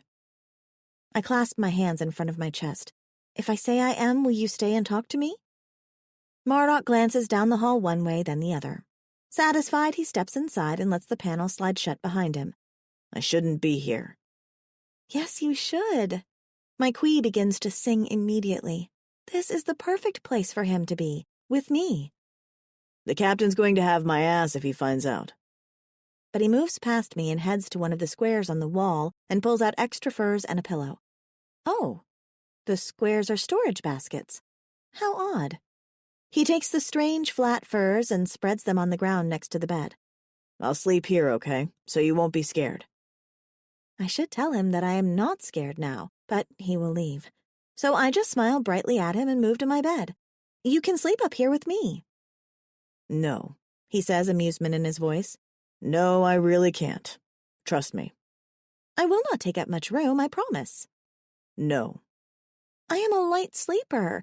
I will not snore or lash you with my tail. Farley, no, okay? Just no. He lies down and fluffs a pillow behind his head. Go to sleep. Lie down. He is determined to send me to bed like a kid, is he not? Frustrating. I lie back on the bed and stare up at the ceiling. Lights off, Marduk says in a low voice. The entire room dims and grows dark. I gasp, sitting up. How? I am filled with wonder. Lights on, I call out, hoping it'll respond. This room is programmed to my voice. Sorry. Get under the covers and go to sleep, Marduk says. I can show you how everything works in the morning. I lie back again, but it is stifling hot, and I am wearing far too many layers for sleeping. Get under the furs? I will sweat a lake if I do. I stare up, wishing Marduk was here with me and wishing he was not so determined to ignore me. Still, if I am to be ignored, at least I can be cooler. I undo the ties at my waist and begin to peel off Neri's borrowed tunic with the legs built in. If he notices my squirming atop the blankets in their strange platform, he does not say anything. I think he is trying to ignore me to sleep. I finish stripping off the leathers and feel a little cooler. I am still wearing a fine sheen of sweat, but at least my skin can breathe. I blink in the darkness, thinking about my Divisti. Do you think Chompy is all right? He's fine. Neri's got him all patched up. The only thing Medbay can't reproduce quickly is artificial blood, but that should be taken care of by morning. I hear his blankets rustle as he turns over. Do you need to be somewhere? Will your parents be looking for you? I chuckle. Not likely. I have been hunting on my own since I had my first flow. He's quiet. Then, if you don't mind me asking, how old are you exactly? I am amused by the question, but only for a brief moment. Then I realize what it means. He thinks I am a kit. Is this why he pushes me away constantly? He worries I should be at the teat and not trying to claim him as my mate? I swallow my hurt. I have seen the seasons turn over 22 times. And the years are longer here, right? He exhales deeply. Thank gods. I was worried for a moment there. How old are you? I taunt him back. 38 years by my world's reckoning. I guess I'd be a little over 35 of yours. I snort. Barely old enough to be a hunter yourself. In truth, he is young, but in his prime, the perfect age for me. Maybe I'm a little wounded that he thinks I'm a silly kid after all. Is this how Sessa feels around me? I must remember to be nicer to him. A hunter, huh? He chuckles into the dark, and the sound is warm and delicious. I like that. Beats being a soldier. His laughter feels like a caress, and I hate that I am up here on this platform and he is down there. Why can we not be in the furs together? I will gladly sweat in this heat if it means I can touch him. He is just below me, and if I were on the ground, we would be close enough to touch. On impulse, I move to the edge of the bed and then roll off the side. I land on his chest, and my forehead knocks into his. My quee's song increases. Oof, He groans, and then touches my arm. Are you okay, Farley? Did you fall off? I wanted to visit, I say. I am breathless with excitement at how close we are. I can taste his scent on the air, and it is making me aroused. My quee just sings and sings, pleased I have found my mate. Marduk pats my arm, and then he hesitates. His hand moves up to my shoulder, and then his breath hisses out of his lungs. Are you naked? It is hot in here, I tell him. Too hot to sleep. Is naked a problem? My people are naked whenever they please. I put my hands on his shoulders. Still clothed. If we are going to mate, he is going to need to take some layers off. Naked is only a problem if it's been 3 years, he mutters. It is just skin. Farley, I shouldn't be here. He very gently tries to pry me off of him. I'm flattered. Hell, I'm attracted to you like crazy too, but we can't do this. I ignore his words, focusing on what I like. You were attracted to me too? It makes me wiggle with pleasure. He groans and his hands go to my shoulders as if trying to hold me still. Stop moving like that. You're going to kill me. I brush his hands off and lean in, letting my fingers trace his features in the dark. He's not pushing me away, so I grow bolder. You like me? I repeat again. I need to hear him say the words. You do not think I am too young? I think you're just too keffing innocent, that's all. I don't want to be the one that spoils that. You spoil nothing, I tell him, and let my fingers wander over his lips. They are surprisingly soft for all of the frowns he tends to do over a day. Let me be in control of my innocence. I can feel him smile under my fingertips. I want to put my mouth there again, to do the mouth matings and see how he reacts now that we know each other. Will he touch me back this time? I hope so. I slide forward, moving up his chest just a little, and lean forward until my nose bumps against his. Farley, he murmurs. I do not know if it is a protest or encouragement. I will take it as encouragement. My quee is singing wildly as I bend my head and brush my lips over his. He is motionless underneath me, and so I increase the kiss, letting my lips move over his. I have seen how the others mouth mate, and I know that tongues are involved, so I let mine play along the seam of his mouth. He parts his lips, and I take the opportunity to flick my tongue against his. It feels as if a fire has sparked in my body. Need surges through me, and every nerve ending responds to the feel of his body under mine, his mouth against mine. He hesitates, only for a moment, and then his hands are in my mane and he's holding me against him as our mouths slant together, our tongues locked in a dance.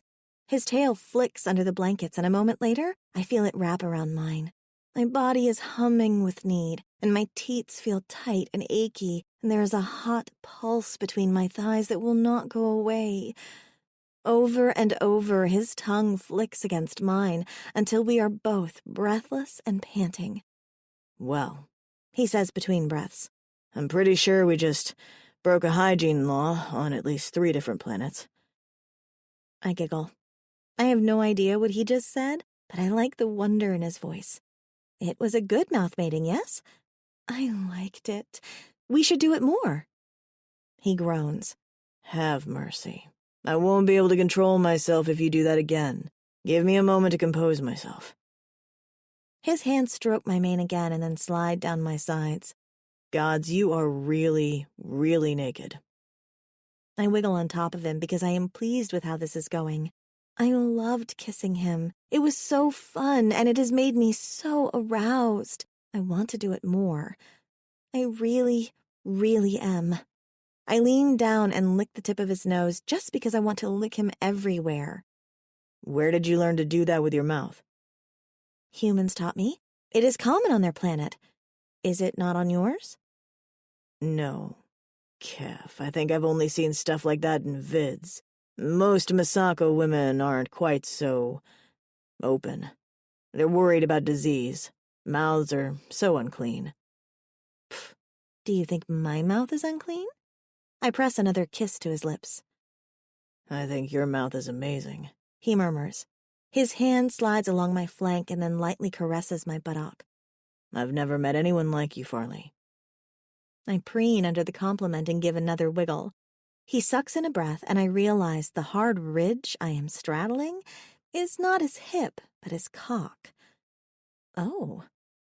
My body flushes with heat, and I rock my hips over him experimentally. It drags his blanket-covered length against my folds, and the sensation is dizzying. Marduk groans again, and then, sky-claw fast, he wraps his arms around me and rolls until I am at his side and not straddling him.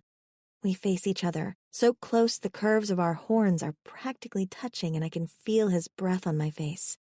Tell me you're real, he says to me. I feel like if I go to sleep, I'm going to wake up and this will all have been a dream. I am very real, I tell him, and trace my fingers over his cheek again. Why do you have drawings on your face? They're tattoos. I got them when I was... He hesitates. When I was in the military. At war.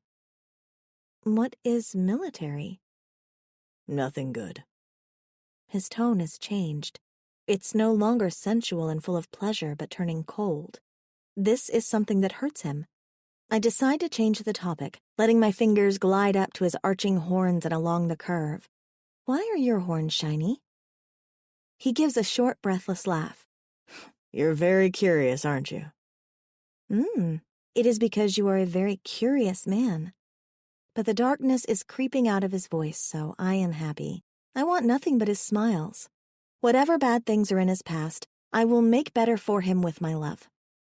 Is it a secret? No, it's custom. People cap their horns because, well, I don't know. It's just what you do. I guess it's polite. It keeps you from accidentally scratching someone if you move wrong. I can feel him shrug. I've never met anyone without capped horns except you. I am special, I tease. You like that. You're very special. The husky note is back in his voice, and I wish his eyes glowed in the dark like mine so I could see them. He is just... dark. Soon enough he will have a queen, I remind myself. Can we kiss more? I ask him, snuggling closer. My nose rubs against his. I like kissing you. We shouldn't. It's against captain's rules to have relations with ship guests, and I'm pretty sure you qualify. But his hand glides up and down my arm, touching my bare skin, and his tail is still twined with mine. I'll lose my position. What position? My job. What is job? He chuckles. Like your people have hunters. I am a mechanic. Well, that and security. I do both. It makes no sense for him to lose his position in his small tribe because he touches me, but perhaps their customs are harsh. Or he has a mate. I suck in a breath. What if he has a mate and that is why he has not resonated to me? I grab his horns with both of my hands and hold his face against mine, my brow pressing to his as if this will give me the answers faster. Marduk, I say quickly, do you have a mate? A what? A female, a mate, a family, kits? What? No, I told you. I'm a soldier. Was a soldier. I can feel his heavy sigh in the air between us. It kept my head up good. Can't bring a family into that. Never wanted to. I am relieved. Good. Why good? He sounds amused. Because you are my mate, and no one else's. There's a long pause. What? I put my hand to his chest, still covered in his silly thin leathers. He should be naked with me. You are my mate, and I am yours. We have resonated.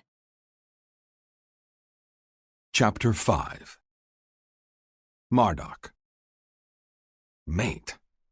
I wonder if this is one of the language gaps and I'm not hearing her right. Or maybe it's hard to concentrate when her gorgeous, supple body is pressing up against mine and she's completely naked, her skin scorchingly hot and slightly damp. It makes me picture what she looks like in the light, all blue curves, skin gleaming, her thick hair wild over her shoulders, those bare horns. I have to suppress a shudder or I'm going to take myself in hand right here. I need to focus on what she's saying. You say resonance. What does that mean? Her nose brushes against mine, and I think she's going to put her lips on me again. I've never experienced anything like her mouth-on-mouth kiss before. I've seen it in the kind of vids that no decent woman ever watches, and I've read about it, but I've never actually done it. All of the women I've had relationships with in the past have been brought up by modern society, concerned more with hygiene and disease control than the intimacy of putting her mouth on me. I've rarely even touched bare skin. But Farley? She is unafraid and unashamed of who she is, and she revels in caresses and the touches that everyone else I know would eschew. It makes touching her have a forbidden feel to it, even more so given the captain's long-standing ship orders. I know if we're caught together, I'll be dumped at the nearest port and given severance. That doesn't mean I can stop stroking her soft skin, or that I can push her away when she rubs up against me like a Nilug cat seeking attention. Resonance, she murmurs, her voice sweet and soft. Her hand glides over my arm and down my chest, and she presses her palm against the cartilage plates there. It begins here. The Kui sings a song to let me know when I have met my mate. Singing? I press my hand between her breasts to the same place she's touching me. Here, when you purr, even now I can feel the vibrations in her chest. It doesn't sound like a song to me, more of a low-pitched, steady thrumming. It does sound a little musical, now that I think about it. So what do you mean by mated? She chuckles, and I feel her tongue flick along my jaw, tracing the lines of it. God's above, but she's sensual. What do you think it means? Sex, I say bluntly, and the stub of my tail tightens its obsessive grip around hers. Lots and lots of sex, but I'm guessing there's more than that. I will tell you if we can kiss again, she teases, and nuzzles my nose again. Her hand moves up my shirt, fingers sneaking into my collar so she can touch my skin. I don't think she can figure out the fastenings, because she tugs at the front of my clothing and then gives up. I should push her away, but everything in me wants more of her innocent touches, more exploring and caressing. I pull my shirt open, and she responds with a happy sigh, her hands moving over my chest, exploring me. You want kisses? I ask, brushing my hand over her hair. I move my body slightly until she's under me and I'm over her, leaning on an elbow. The primal male in me wants her under me. Doesn't matter how wrong it is. I want to claim her innocence, even if only for a moment. I take the lead on the kiss this time, tasting her luscious mouth, and when she opens for me, I drag my tongue against hers. She makes a soft, mewling noise of pleasure, and I feel it all the way down to my cock.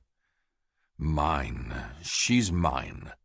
I can fight it all I want, but I know that she belongs to me. My kiss grows more possessive, my mouth more aggressive as she responds under me. She arches, pressing her breasts to my chest, and her hard little nipples scrape against my shirt. I nearly come at that smallest of touches. I keep my hands respectfully on her arm and in her hair, though I want nothing more than to slide my fingers over her pussy and see if she's soaking wet for me. I bet it is. I abandon her mouth with one final suggestive lick, and she pants, dazed. You are very good at that, Marduk. I had a good teacher. Who? I nip at her lower lip, drawing another shudder from her. You? Oh, she says, shy. Am I your first, too? My first. First what? First mating? Does she mean having sex? I've had sex before. Fornicated. Damn, even the word sounds too filthy to use when it comes to her. Farley would never fornicate. She would make love. Hell, and now I sound like a lovesick poet. Not in a long time, though. Haven't wanted anyone to touch me. I feel her fingertips dance over my chest. Is it all right if I touch you? I think I'd die if she stopped. I swallow hard. Yeah, you will be my first, she tells me. I have waited for my mate. Just like that, my heart stutters. Your first mate? Is she a virgin? When she nods, I groan and press my forehead to hers. She's more innocent than I thought, and I wonder if she's going to regret being here with me, touching me, doing lascivious things with her mouth. I'm craving her like Trakan craves his carcinogels, but I'm not an asshole. Very slowly, I detangle my tail from hers and pull her hands away from my chest. I press my mouth to one palm. Maybe you should go back home and wait to resonate to another nice guy when you want to marry. She's quiet, and then she gives another light giggle. You only resonate to one person ever, silly. What? Are we talking about the same thing? I'm talking about sex. I am talking about resonating, when your Kui chooses someone for you. Farley's throwing me mixed signals here. If it chooses for you, I don't understand what you mean by you waited. Mating with someone is nothing. Her tail flicks on the blankets, and I wonder if she's growing frustrated with me. People take pleasure mates all the time. It is like scratching an itch, but you only resonate to your true mate. Her fingers touch my chin again, as if she is trying to force me to concentrate. Like I said, the Kui chooses. It selects the male and the female that will be best together, so we can bring about the strongest kids. Whoa, whoa, whoa. Everything inside me screeches to a halt. I swallow hard. Kids? Yes. The Kui chooses the perfect person to father my young. It always chooses, and it chooses well. I can practically hear her smiling in the dark. All the while, her chest is doing that thrumming, purring thing. I have waited for resonance because I have waited for my mate. I have had offers to share my furs, but it has never interested me. Until now. Because she wants to make babies? Somehow I don't think that's it. She really believes that if she purrs to me, that we're somehow destined to be together and I'm going to make her pregnant? That's the craziest thing. I don't know what to make of it. I also don't know what to make of the jealous surge that rises in me at the thought of her getting all kinds of offers to share her furs. I shouldn't be this possessive of her this fast. Maybe she's right about the resonance thing, but I'm not sure I'm grasping all of it. But I'm not resonating, Farley. Not yet. She pats my chest as if to soothe me. You do not have a Kui yet. Her parasite. I don't think I want one. But you have to. A note of panic enters her voice. You cannot live if you do not have a Kui. Those without one will sicken and die. You cannot stay here with me without one. I remain silent. Stay here? On this ice ball of a planet? The familiar terror lodges in my chest. Left behind. It won't happen. Ever. I pat Farley's shoulder awkwardly in the dark, not wanting to tell her my thoughts. I don't want to hurt her feelings. You should get some sleep. She doesn't fall for it. Her arms go around my neck, and she presses quick, frantic kisses to my face, as if terrified. Marduk, she breathes, tell me you will stay here with me. Please, I just found you. I cannot bear to have you leave me. I stroke her back, and lust rises inside me again. She's naked and pressing herself against me, I tell myself. Any man would feel hunger in this situation. But it feels different with Farley. In the past, when I was freshly discharged from the military, I'd get approached by women in spaceport bars looking for a quick, rough hookup. Some of them were far more forward than Farley is, and yet I felt nothing for them. I'm afraid I'm feeling too much for Farley. At the same time, I can't imagine living in this frigid, desolate place, being stranded here, forever. I close my eyes, pushing past the memories that threaten to rise. I haven't seen much of your planet, I hedge. You could come with me. No, I cannot. You cannot remove a Kui once it has become part of you. The humans say that there is no leaving once you are here. That sounds like even more of a death sentence. We'll talk about it in the morning. I expect her to protest again, but she only presses another kiss to my mouth. Yes, in the morning I will show you my world. You will love it. Somehow I doubt that, but I hold her close and stroke her as she settles in to sleep. I tell myself that a planet with someone like Farley on it can't be that bad, But then I keep thinking of the bitter blast of the wind striking my face the moment I opened the door. The desolate white landscape that seemed to be nothing but shrubs and rocks and snow. A planet I can never leave again. And I've been restless ever since I left the military. Traveling to new worlds and systems sometimes quiets my head. Sometimes. With a job as a mechanic on a long-haul space freighter, I've seen a lot of places. Nothing has felt even close to home. Not even the ship I'm on now. Sometimes I don't feel as if I have a place anywhere. One thing's for sure, though. If I had to pick a new home world, this sure as shit wouldn't be it. Farley snuggles closer to me, tucking her head against my neck and sighing happily. And I feel like an ass for my dark thoughts. "You need to get this thing out of my med bay," Neri says, her voice pleasant despite her words. "It's shit all over the floor twice this morning." She's speaking our native language, so Farley can't understand her, pretending to be busy on her med pad. "Not sure why you tried to save it anyhow. Do you know how much I spent on clinic supplies for this thing overnight?" "Don't care. Take it out of my check. And speak Farley's language so she can understand us." I keep my arms crossed over my chest, trying to look as menacing as possible to shut her up. It's not that I dislike Neri. She's the closest thing I have to a friend on the Tranquil Lady. But I remember dinner yesterday vividly, and while she didn't exactly mock Farley, she didn't defend her either. Farley. I look over at her. She's wearing Neri's jumper again today, her own furry boots covering her feet. Her hair is loose around her shoulders, and her face is wreathed in smiles as her ugly, smelly pet licks her face happily. She's the most beautiful thing I've ever seen, and as I watch her hungrily, she glances over at me. Most women would blush or play coy. Farley simply gives me an equally hated look that tells me she's still thinking about last night. And I'm the one that blushes, my ears growing hot. "You're grumpy this morning," Neri comments. It's in Farley's language, so at least I don't have to growl at her over that. "Not sleep well?" "Slept fine." "Then it must be something else." She gives me a meaningful look and then turns her head, exaggeratingly peering over at Farley. "Something like that?" "Leave it alone, Neri. The old woman doesn't have family to fuss over, so I'm her project. Usually I don't mind, but today it irks me. Maybe because I'm still thinking about last night and the conversation about quees and mating and being stuck here on this planet forever. I can't imagine.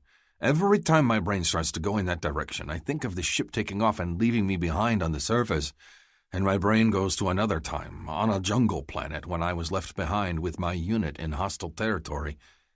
I shudder, then fling myself off the wall, trying to shake off the memories. Farley turns back to her pet and leans in, hugging his neck. "Are you hungry, Chompy?"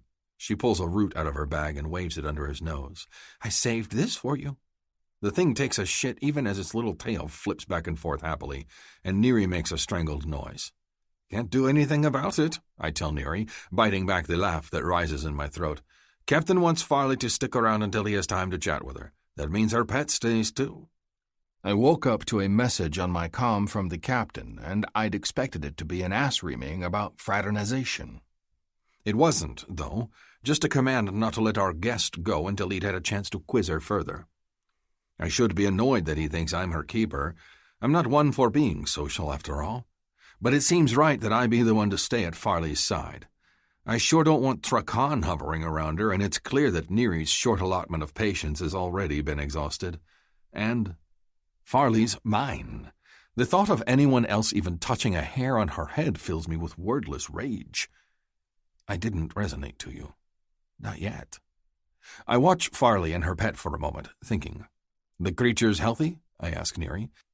"As if he'd never been wounded," she says grumpily, "minus some singed hair on his flank and a stink that's going to take forever to get out of medbay." "What about his symbiont, his parasite?" I tap my chest, indicating my heart. "You left it in?" Neri's thick brows draw together. "At her request, yes. Why?" "What can you tell me about it?" She shrugs. "I didn't really pay too much attention to it. I was busy with, saving my four-legged patient. Can you do some analyzing on it this morning?" "Now?" She tucks away her stylus on her med pad and then moves toward me. "What are you getting at?" She keeps her voice low. "I want to know about resonance. I want to know if a quee can be removed. But Neri's not stupid.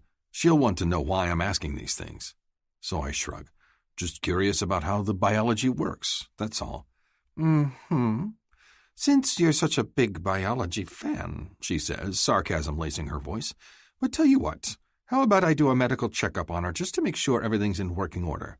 That'd be great. When I don't offer more than that, she shrugs and heads toward Farley. Hey there, mind if I run a few tests on you just to compare how your symbiont has affected your body processes compared to ours?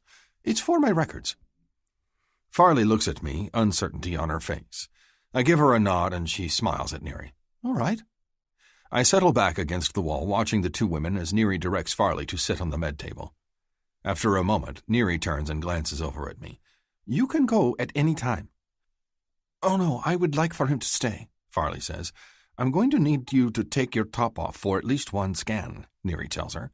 When Farley continues to look unbothered, Neri shoots me another look. I get up and head for the door. I need to work on the engine anyhow. Didn't finish up yesterday, and something tells me the captain will be wanting to head out soon. You are leaving? There's a note of panic in Farley's voice. I'll just be outside, I promise. You're safe in here with Neri. If you need me, I'm very close by. She bites her lip, and another fierce surge of protectiveness rises in me. I'm not going anywhere, Farley. All right. Her mouth curves into a small smile, and she starts to purr again. Now that I know what that purring means, it makes me react a hell of a lot differently than before. My cock grows hard, remembering her open-mouthed kisses and her naked body rubbing up against me last night. I'd better suit up, I say gruffly, and head out of medbay before anyone can notice how affected I am by Farley's presence. Working on the engine allows my mind to focus on something other than Farley. It's still keffing cold outside, but since I'm expecting it, it doesn't feel as blisteringly awful as before. I know to suit up in advance, and as I work, I check to make sure no other natives show up to say hello. The leak's an easy fix once I find the leaky hose, and then it's just a matter of patching it, replacing corroded parts, and then piecing everything back together again. I head back onto the bridge, start the drives, and run diagnostics. Everything's good. Actually, everything's running even better than before, which is nice. Shows I'm not a total keffing disaster at this job. The captain must have noticed the shiver of the engines.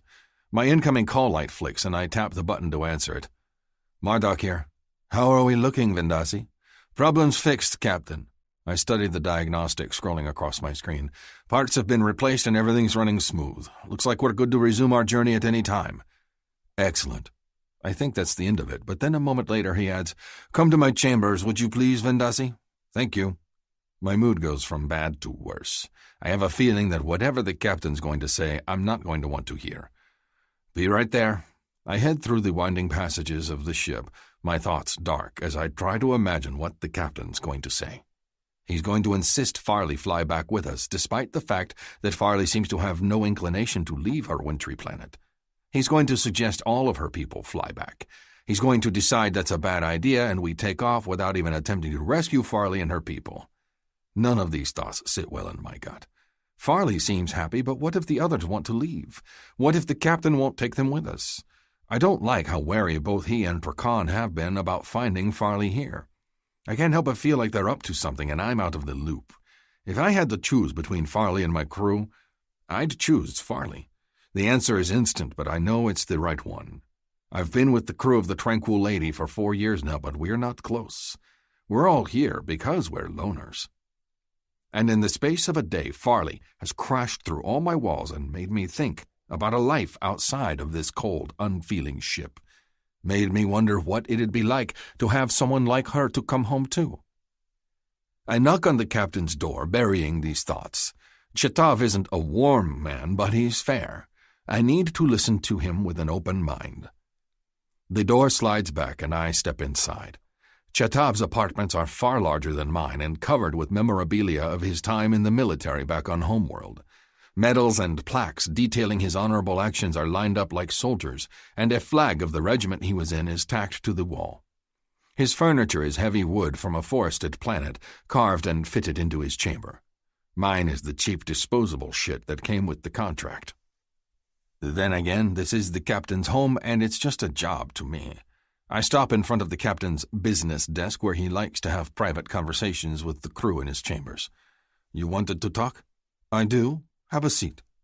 I sit in the uncomfortable wood chair across from him and wait. He is quiet for a long moment, thinking. His hands are linked across his chest, and he gazes at one of the pictures on his wall of valor as if he'd rather be back there than sitting here with me. Eventually, he glances over at me. T? I shake my head. I was in the same military service he was. I've dealt with officers in the past, and I know a diversionary tactic when I see one. Chetav focuses his attention on me fully, all pretense of politeness gone. How is our wild friend this morning? The animal will make a full recovery, Captain. I meant the girl. His smile is frosty but polite. Oh, I know he did. I don't think she's wild, though. Untamed, yes. Fierce and exuberant, yes. Wild implies that she needs to be broken, and there's nothing about her that needs to be fixed. Farley is well. She finds the ship strange and has mentioned leaving to go find her people. His eyes narrow, just a hint. She has not talked about remaining with us? Evinced any curiosity about our ship and its cargo? I inwardly sigh because it's clear he still thinks she's some sort of icy spy. You can take a man out of the military, but you can't take the military out of the man. Not at all. She has no ulterior motivation. I think she was just surprised to see us land and came by to say hello. Mm-hmm. His jaw clenches, but he nods slowly. I do not sense malice in her, and I would certainly hope she is as innocent as she seems. He studies me and then continues. I have made a decision regarding her. I wait. Here it comes. We have been put in an untenable situation, I am afraid. His voice is calm, reasoned, his expression carefully neutral. If we wait here for very long, we will lose our delivery window. However, being as that there are clearly people here, it is our duty to determine their situation. Are they stranded here against their will? Have they always been here as she claims? Are they the results of a failed colony? Or is there something else at play? Could be a failed colony, I say gruffly. You hear about that sort of thing sometimes. That was my first thought as well. So I pulled any and all charter records for this planet. He shakes his head. There's nothing. It's been classified as C-class, inhabitable in theory.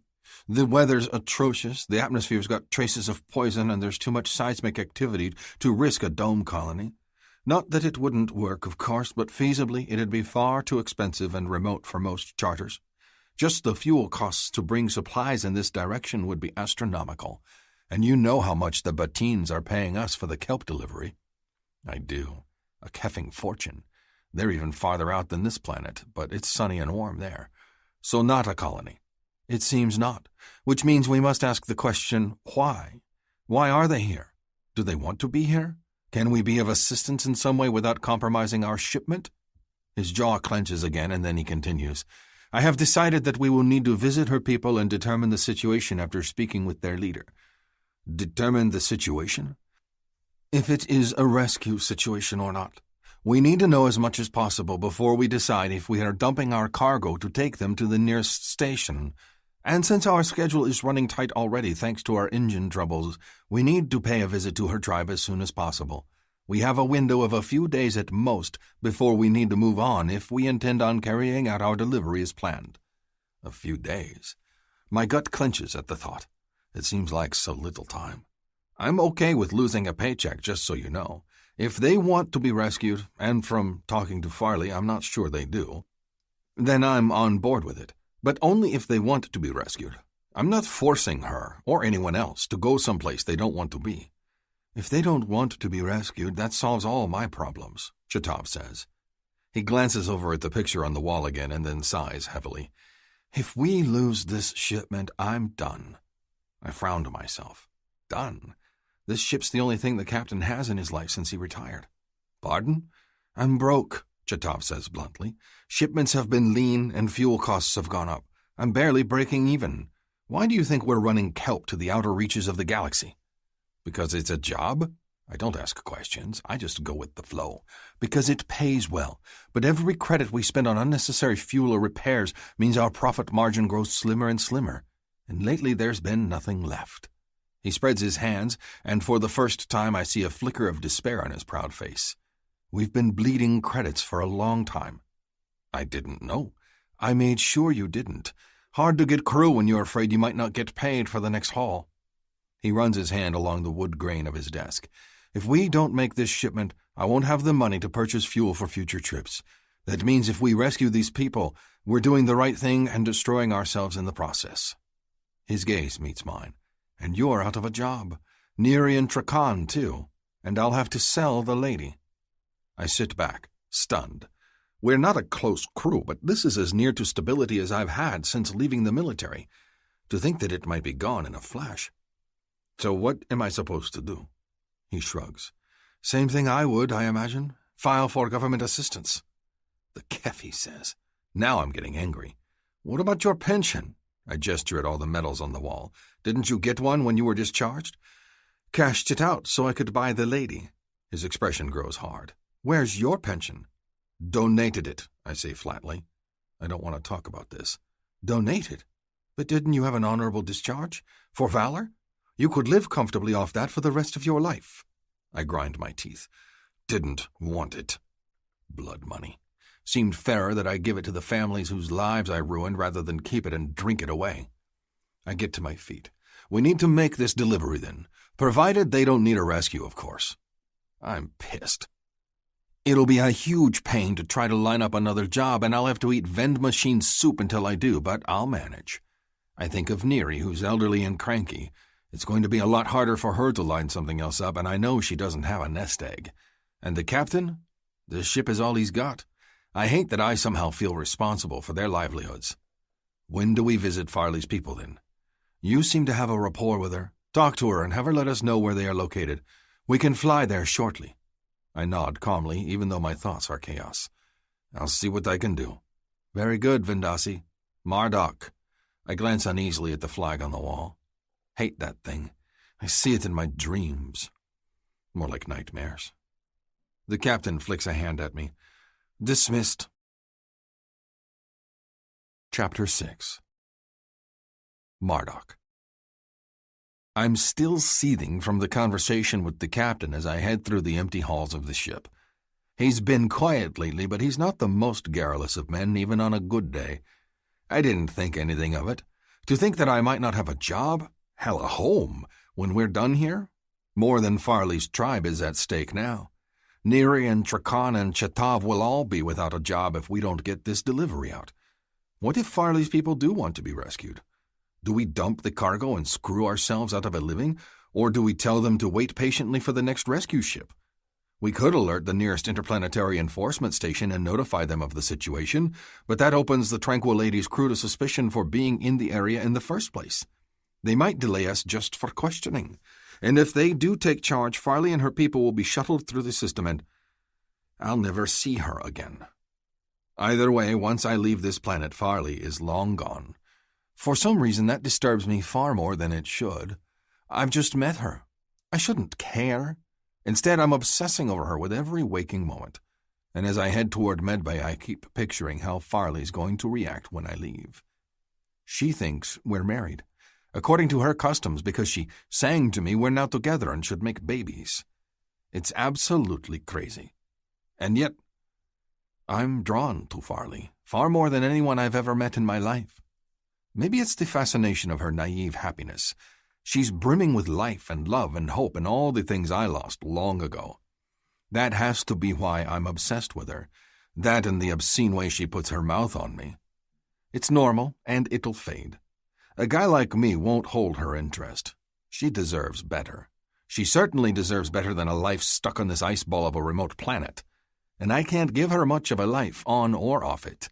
I'm just a loner with a small bank account and an even smaller living space. No family, not many friends. If I disappeared, no one would miss me, except maybe Neri. My thoughts are dark as Medbay opens. Both Farley and Neri are still here, and Farley's ridiculous, smelly pet is in the corner, chewing on something, tail flicking. Farley's dressed in a thin plastic gown as she sits on Neri's examining table. She swings her legs like a kit, and her face lights up with excitement the moment she sees me. Even from across the room, I can hear her begin to purr, and I smile despite myself. She's like a ray of sunshine breaking through the clouds, and just seeing her delight at my return, it makes me feel too keffing good. Sorry I took so long to return. I missed you, Farley says, beaming at me. In the gown, swinging her legs, she looks like a kid. But then she licks her lips and her gaze moves over me possessively, and I remember all the very adult things we did last night. She's not a child, not in the slightest. Neri looks up from her scanner. Oh, good. We're just finishing up here. She squints at her screen and then looks at me, then back at it again. Huh. What? I ask. Nothing. She taps a few buttons and then puts her pad in a pocket of her jumpsuit. Are we done here? I should take Chompy outside if you do not want him dropping dung in here, Farley says, as she hops to her feet and pulls the plastic gown over her head.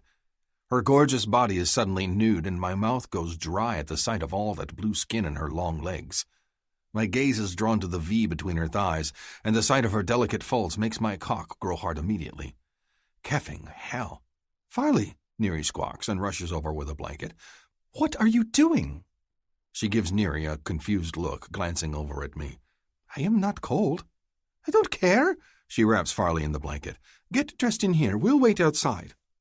I let Neri usher me out of the room, and I don't correct her that I met Farley nearly naked. Neri likes protocol and order. She clearly also dislikes nudity, and the thought makes a grin sneak across my face as the door to medbay slides shut. Don't worry, Neri, I tease her. I've seen naked women before. Neri shoots me a look and pulls me away from the door, her bony hand clenching my arm. We need to talk. What's wrong? Has she found something terrible in Farley's skin?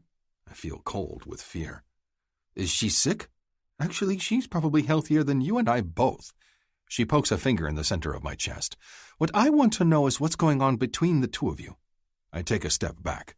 What do you mean? I know you didn't sleep in the storage room last night. I came by to chat with you and you weren't there. Want to explain that, or do I need to bring it to Chetav's attention? I just snort because we both know she won't do that. Neri is trustworthy. Nothing happened. She crosses her arms over her chest and looks at me. I swear nothing happened. We talked a little and I slept on the floor. I don't add that Farley draped herself on me and slept right next to me. She didn't want to be alone in a strange place, that's all. You're full of shit, Neri tells me. She's been asking questions about you nonstop since you left. If you have family, how I met you, what you enjoy, hunting. She gives me another patient look. She has a crush on you. I say nothing. We're playing that game, are we? Okay, then. You wanted me to run tests on her? She shoots me a cross look and then pulls her pad out of her pocket and pecks the stylus on the screen. She's approximately 25 homeworld years old. Adult, last menstruated about 3 weeks ago. Blood sugars are excellent, teeth and vital signs are perfect. She's got that parasite, but other than that, everything's as it should be. Oh, she adds in an exaggerated voice, and she started ovulating when you walked into the room. Interesting, isn't it? I can feel my ears growing hot. She what? Ovulated. The moment she saw you. Neri's brows go up. I was doing a scan on her when you walked in, and boom, egg production. And this is not the time frame for her to regularly be ovulating. So now do you want to quit lying to me and tell me what the kef is going on? I rub a hand along my jaw, unsure of how much to say. Neri's the closest thing I have to a friend, but she's also prickly, at best. In the end, I decide to confide in her. She thinks I'm her mate.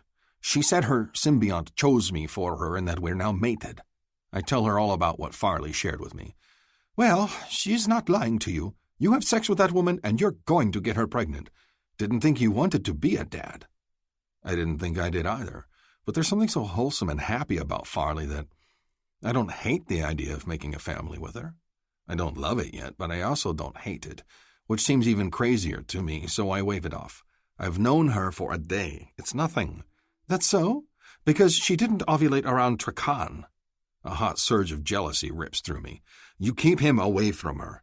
I don't like the thought of him hovering around her, needling her, or worse, trying to seduce her. She's far too trusting for the likes of him. Neri shoots me a knowing look. It's nothing, huh? I clench my jaw and glare at Neri. Nothing happened between us, and that's all I will say. I push away from her and head back toward medbay. Just let me know where to send the wedding invite, she calls back mockingly. Farley, you want to visit my village? I look at the faces of Marduk's friends in surprise. I thought they did not like me. Cap 10 nods. It is our duty. Oh, well, I do not know what he means by that. I think my chief would like to meet. I say, a little guarded, though I cannot speak for him. I glance over at my new mate, but his expression is impossible to read. If I start running now, I can make it there in a few days and will be back in a hand or so with an answer. Run. Captain blinks at me. Oh no, my dear, we will take you. It is on the tip of my tongue to ask how, and then I feel foolish. They live in a flying cave. Of course they can fly to my people. I look at Marduk uncertainly, and he gives me a small nod. How long does it take to fly? I also worry if it will hurt when we land, but I feel foolish asking such a thing. But a few moments, Captain says and smiles at me. I do not entirely trust that smile, but Marduk is here and I trust him. All right, how do we go? We just need you to show us the way. Captain gestures behind him. Join us on the bridge and we can begin. Your pet can stay in medbay for now. Neri makes a strange noise. Farley can sit with me, the other male, the mocking one, says and winks at me. Marduk growls low in his throat and steps forward, putting himself between me and the other male. She sits with me. Trakan is the navigator, Captain begins. She sits with me, Marduk repeats. I beam happily up at him because he's being possessive over me, just like a good mate should be. I like it. I hold onto his arm, pleased. Captain stares at Marduk for a long moment. See that she does not get in the way. She won't. They talk around me as if I am not here, which is baffling, but then Marduk puts a hand on the small of my back and I feel all warm and giddy and I forget to be irritated. How can I be when he is around? Everyone heads down a passage that leads into a large chamber full of lights and colors. This is the room I sat in before, to teach Marduk my language. Things flash on the walls, and it reminds me of the Elder's Cave. The others file in, moving past me, and sit on strange-looking stools with backs. Marduk touches my arm and gestures at an empty stool in the rear. I follow him, and he taps a few clicky things on the slab of shiny stone in front of him. Something rises from the floor, and it looks like a stool. He indicates I should sit, and moves to sit down in his own chair.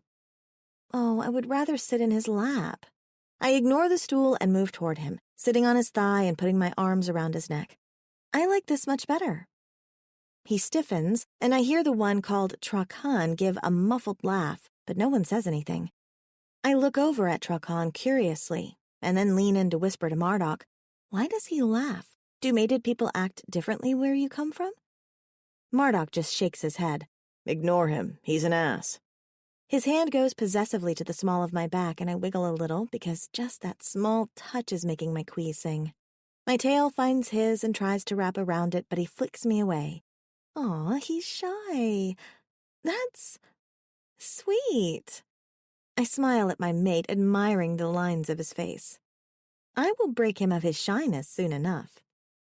Starting engines, Trakan calls out. Vendasi, Captain says. Run a diagnostic on all systems before we proceed. Starting diagnostic, my mate says, and reaches around me to press a few clicky things. Stand by. Swirls and squiggles move across the stone in front of Marduk, and I watch it, fascinated. Strange pictures pop up, highlighting different portions of what looks like a smaller version of the ship. I poke at it, fascinated at how it can appear in the stone itself, and Marduk gently pulls my finger away. Careful, he murmurs. I shiver, because I do not know what is going on, but I love his voice when it is soft. Diagnostic complete, Marduk says a moment later. All systems running at expected levels. Excellent, Captain says.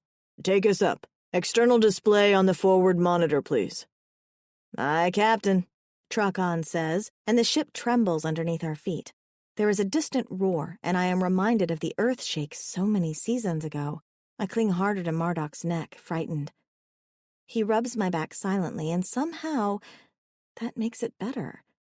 If he's not worried, then the noise must not be dangerous. I lift my head just in time to see the wall ahead of us flash white and then disappear. Or not. It's like an image of the outdoors, so realistic and lifelike that I can practically smell the snow appears. I gasp in wonder. It is like we are standing on a very tall hill and looking down. How is this possible? It's a visual, Marduk murmurs. No need to be afraid. I am not afraid. I am full of wonder. You can see everything, right down to distant herds of Dvisti. It is fascinating, and the picture makes my world look so pretty and yet distant. Then the picture changes, replaced by a new picture, this one of green and white smears cut through by delicate blue lines. I like the other view better. Can your little girlfriend point out where her tribe's located so I can set the coordinates? Truckon asks, voice dry. Or do we need to break out crayons for her so she can draw it? Or is a smoke signal more her thing? She's not going to know what a topographical map is. Marduk growls at him, clearly irritated. Don't be an ass. Well, then how are we going to get there if we don't have coordinates? Truckon retorts. I can feel Marduk stiffen with anger under my leg. I place my hand on his chest to calm him and speak up. I can guide you, but I need the picture of the valley again. I can show you which way to go. You'll have to manually pilot it, Captain says. Will this be a problem? No, sir, Truckon replies, but he sounds unhappy. The picture switches again, and it is the current valley once more. Okay, where to? I get to my feet, crossing the chamber and approaching the wall with the picture on it. I have never seen from this high up before. Give me a moment to think. I worry I will tell them the wrong thing and the others will grow upset. I do not wish to get this wrong. I want Marduk to be proud of me. Drop lower to the ground, Captain calls out. Give her the visual she needs. I feel a lift under my boots as if the floor is puffing with air, and then the picture changes. We are now close to the ground, and I can tell where we are. I know these lands. I scan the landscape looking for familiar things and then tap one particular rock, between these walls into the next valley. The ship moves, gliding along faster than I could ever run, and I gasp as the world speeds ahead. It is marvelous. Within the space of a breath, we are at the spot I pointed at, and so I give them the next coordinate. On and on we glide through valley after valley, heading back toward the village at a dizzying pace. What takes me all day to run takes mere moments to swoop past. We will be at the village in a matter of moments, and the thought is incredible. I keep calling instructions out to Truckon, and he guides us along, the ship moving through valleys and past steep cliffs with more skill than the most delicate-winged scythebeak. Then my home valley appears. In the distance, I can see the shadow of the gorge. There, I say, pointing at it. We live in the canyon there. In a canyon? Neri asks, speaking up for the first time. Really? Yes, we used to live in caves. Of course you did. Truckon interrupts, smirking. Calf off. Marduk growls at him, surging to his feet. Enough, Captain tells them, and Marduk sits once more. Truckon hunches behind his table. Captain looks at me again. Go on. I hesitate, not understanding their reactions. Why does Marduk get angry to hear we lived in caves? Is that bad? The caves were nice and cozy, and it was easy to get outside. The gorge is quiet and sheltered from the worst of the weather, but taking Chompy out on a regular basis is difficult, and the hunters must do a great deal of hauling to bring things down into the village. The humans love it, though. I am puzzled by their reactions, but I continue slowly. We moved to the gorge when a great earthshake destroyed our home. Marduk shoots Truckon an angry look, and Truckon just slides lower in his seat. Your home is fine, Farley, Marduk tells me. You and your people are incredibly resilient to be able to make a life here on this planet. Resilient? It is my home. It is the only place I know.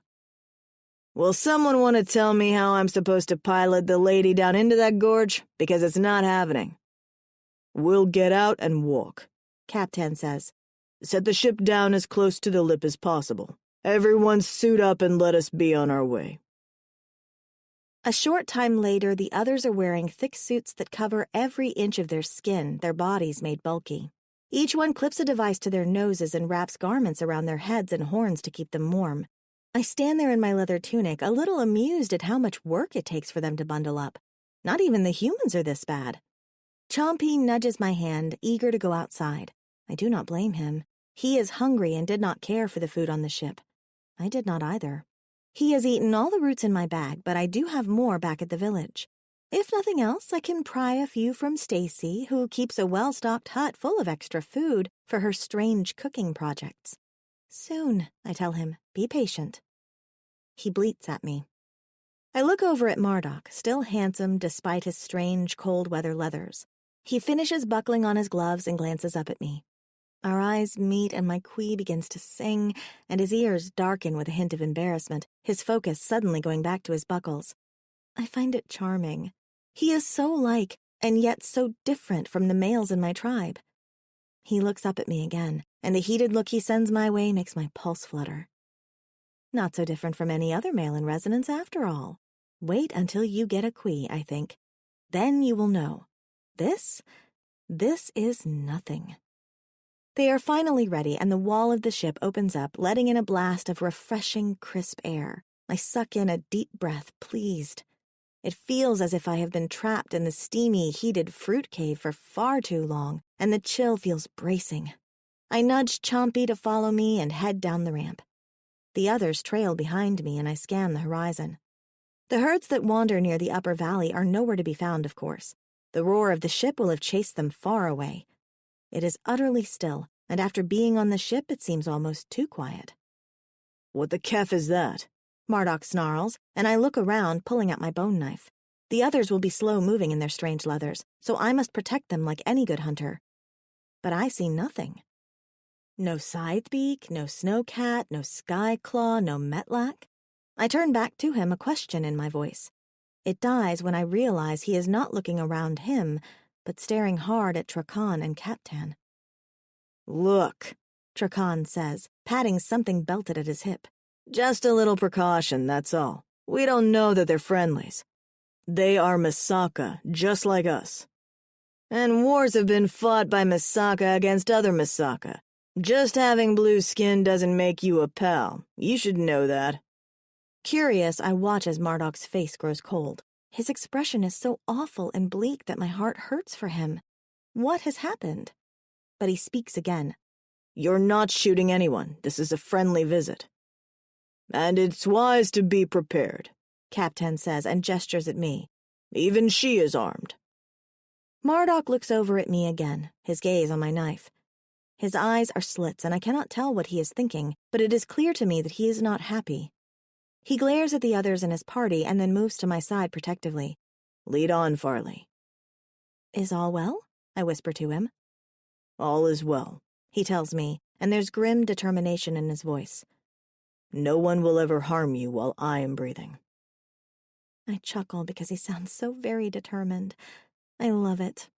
I open my mouth to speak, but I see something in the distance that makes me pause. It is a row of my people.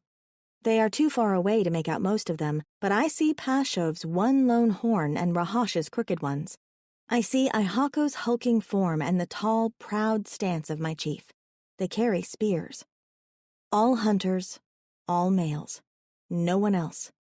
And they are not approaching to greet us. Oh no! I can imagine the panic going through their minds. The last time a ship came, it tried to take away the humans. I scan the line of them again, and I do not see the fierce liege next to Rahash, which means she has been told to wait below. I bet she did not like that much. I should go talk to them. Why? Marduk asks, moving to my side. Is everything all right? They think you are the enemy. They are ready to protect their mates. I turn and put my hands on Marduk's shoulders. Let me go and speak to my chief and reassure him that you are not here to bother us.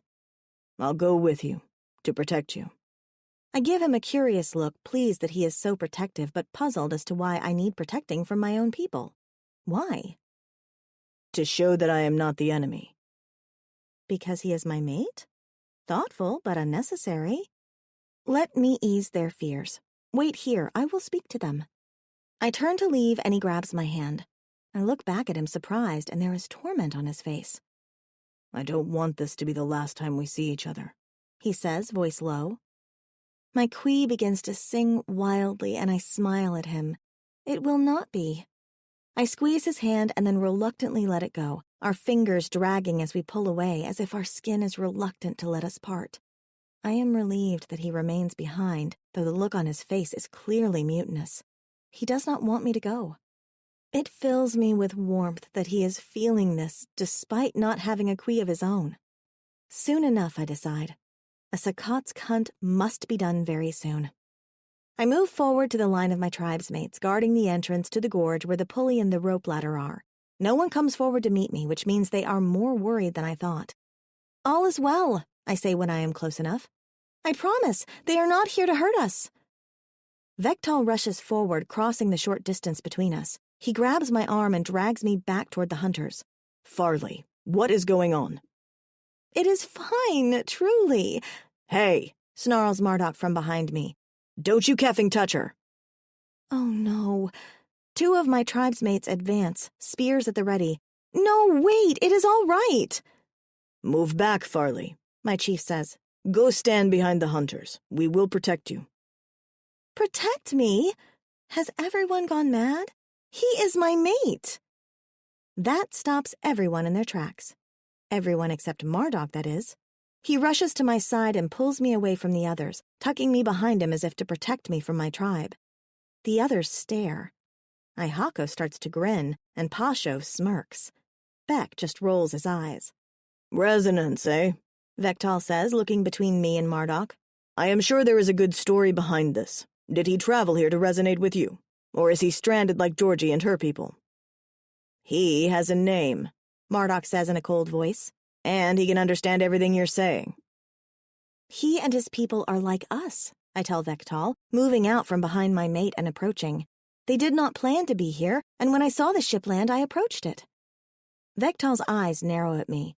Why would you do such a thing? You know that the other caves that landed here— I know, I say quickly, putting my hands up. I can feel Marduk growing tense behind me, and I need to calm everyone down. I stayed a safe distance away until I saw one of them come out. Then, when I saw they were Sa-Quee like us, I approached.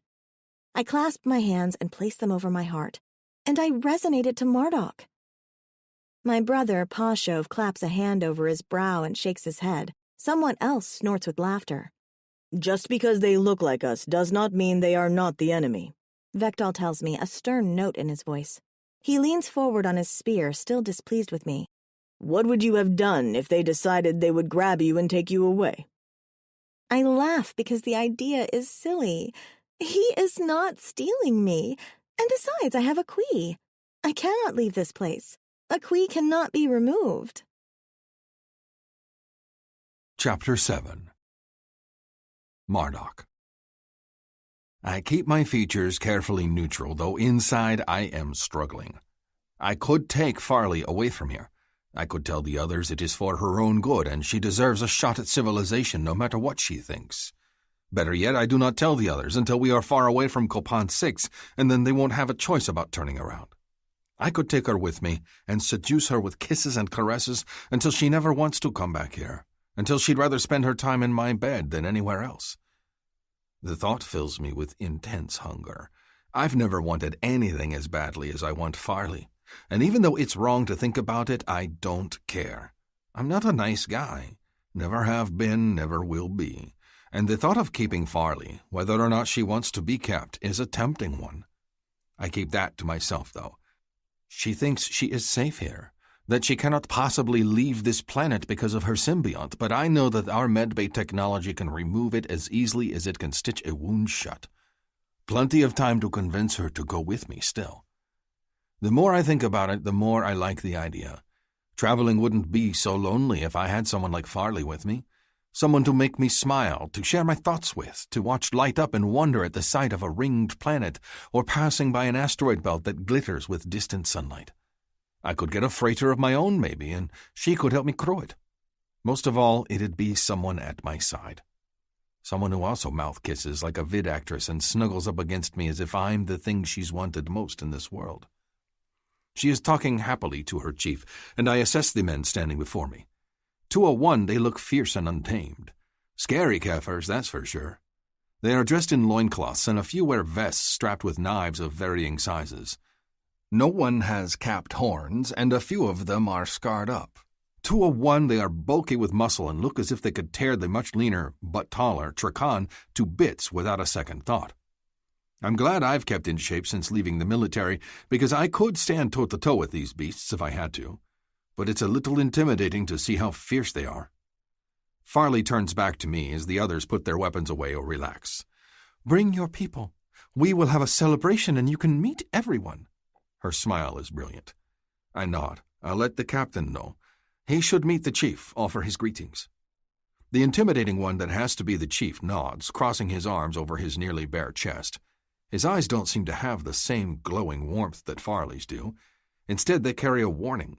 He might be welcoming us, but he is still uncertain of whether or not we can be trusted. I don't blame him. I turn and head back to where Trakan, Neri, and Chatav are waiting. They look cautious, but Chatav steps forward to meet me. "I'm not even going to rebuke you on disobeying orders," he says to me. "Just tell me if they're willing to meet." They are. "And the one in front is the chief?" He eyes the big one over my shoulder.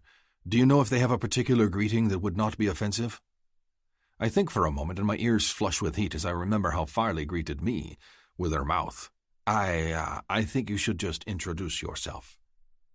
Our two parties meet, and even though things are a little awkward, soon enough we are all heading down into the gorge to check out the village.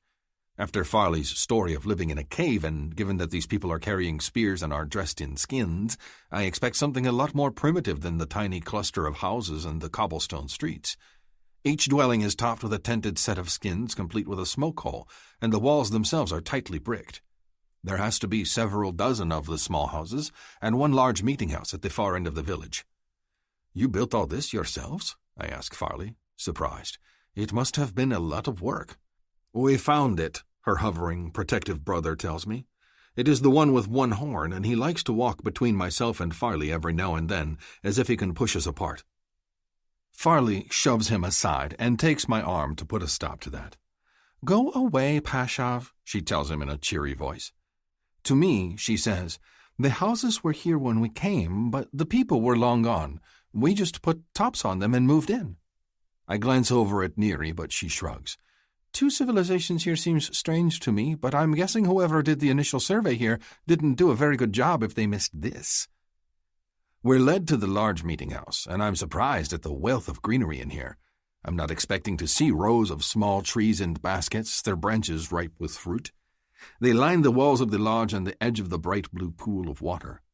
Off to one side, there's a large stone-encircled fire, and several women with small children sit around it. One tiny woman, with a strange pale face and curly hair, approaches the chief, and I realize this must be one of the humans that Farley mentioned that were stranded here, aliens from another primitive planet. Gods, they are ugly. Their features are small and soft-looking, and their skin is a terrible pasty color. They look fragile and strange, their heads seeming shrunken without horns on them. I look at them and wonder how these males can be so happy with the odd creatures, but as the hunters move to the women and pick up babies, I realize that there are more of the strange-looking females than Masaka females. And I see that a few of the warriors in the back of the group are looking at me with unbridled jealousy. Have I stolen Farley away from them? Good, I think uncharitably. She's mine. I shouldn't feel so possessive, but I can't help it. I pull her a little closer to me.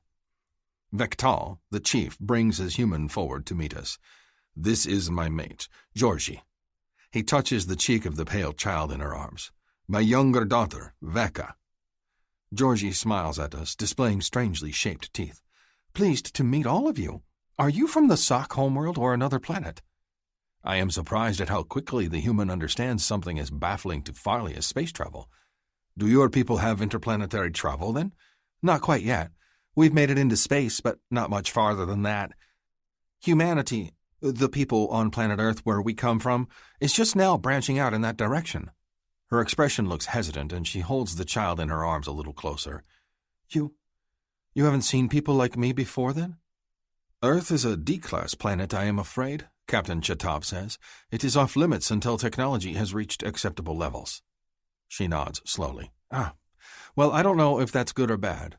Good, because I would hate to think there are a million humans out there being stolen, but bad because clearly someone's stealing them." She grimaces. "I'm sorry, here I am going on and on about me. We just have so many questions and we can't get answers now that the Elder's ship is toast." "Elder's ship?" Neri asks. "There's another ship here?" "Salvage," Trakan murmurs in Masaka, rubbing his hands together. Georgie nods. Come, sit by the fire. We're preparing food, though I admit it's not much. We weren't expecting visitors." She hands her child off to another human female, one who has several children around her. They all watch me with wary eyes. "And yes," Georgie says again, "the original ship that brought the Sci-Fi here to this place is still around, but it was damaged badly in the big earthquake several years ago." The four of us are seated on hide-covered stools made of what look like long animal bones instead of wood. The fire is stoked, and it's warm enough in the meeting house that I can unzip my insulated suit without feeling as if I'm going to freeze. Neri sits next to me and leans in. "There are a lot of crossbreed children here. I didn't think the two species were compatible, seeing as they're from completely different planets." I shrug. They seem happy. I see one great-horned savage lean down and press a kiss to the forehead of his dainty human wife. Then he takes their child in his arms and swings it around. The child's laughter fills the air. Everywhere I look, these people are happy. It's strange. It doesn't matter that the planet is bitterly cold and barren and that they're living in a canyon and wearing furs. Everyone's so damned happy. It's almost as if they enjoy this primitive lifestyle. Neri is right, though. There are a lot of small children, most of them with the delicate features or lighter coloring that indicate a human mother. Each time I look around, I see a woman with either a rounded belly or a child on her lap. I wonder how many of the Masaka females were left before the humans arrived. Was their small tribe dying out? I think it would be a very different story if they weren't, because everywhere I turn, the hunters seem to be paired up with humans. Interesting. One human with a rounded figure and a motherly smile approaches us, a primitive cooking pot in her arms. "I'm going to start the food, but before I do, I should ask if you guys have any allergies. The Sci-Fi don't, but you guys seem a little—" Her gaze flicks to Neri's capped horns and my tattoos. "Different. Do you eat raw meat?"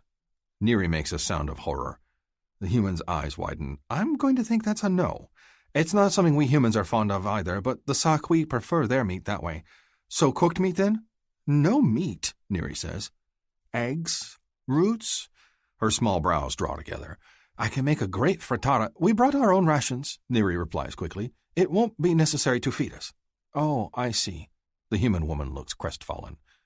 I speak up because I bet they never have visitors, and the human seems excited to cook for us. I feel bad. "I'd love to try the frittata," she beams. "It's a human dish. I promise you'll like it." She bustles away. Farley passes by, and her hand goes to my shoulder. She leans in. "Stacy is a good cook," she murmurs, lips brushing against the edge of my ear, "and you have made her very happy today." I am more interested in making Farley happy, but I nod.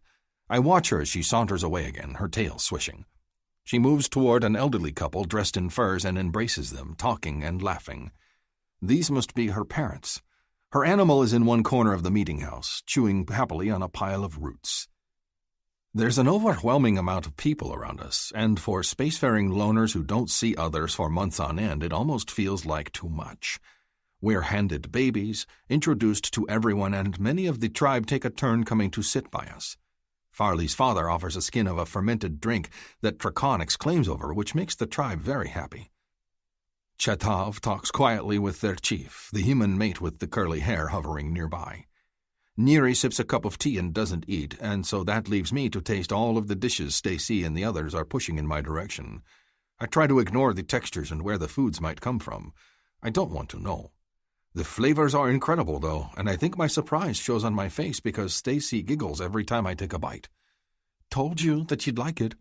"I do," I say, shoving another spoonful of frittata into my mouth. "It's delicious, and if I don't think about the fact that it comes from eggs, I love it.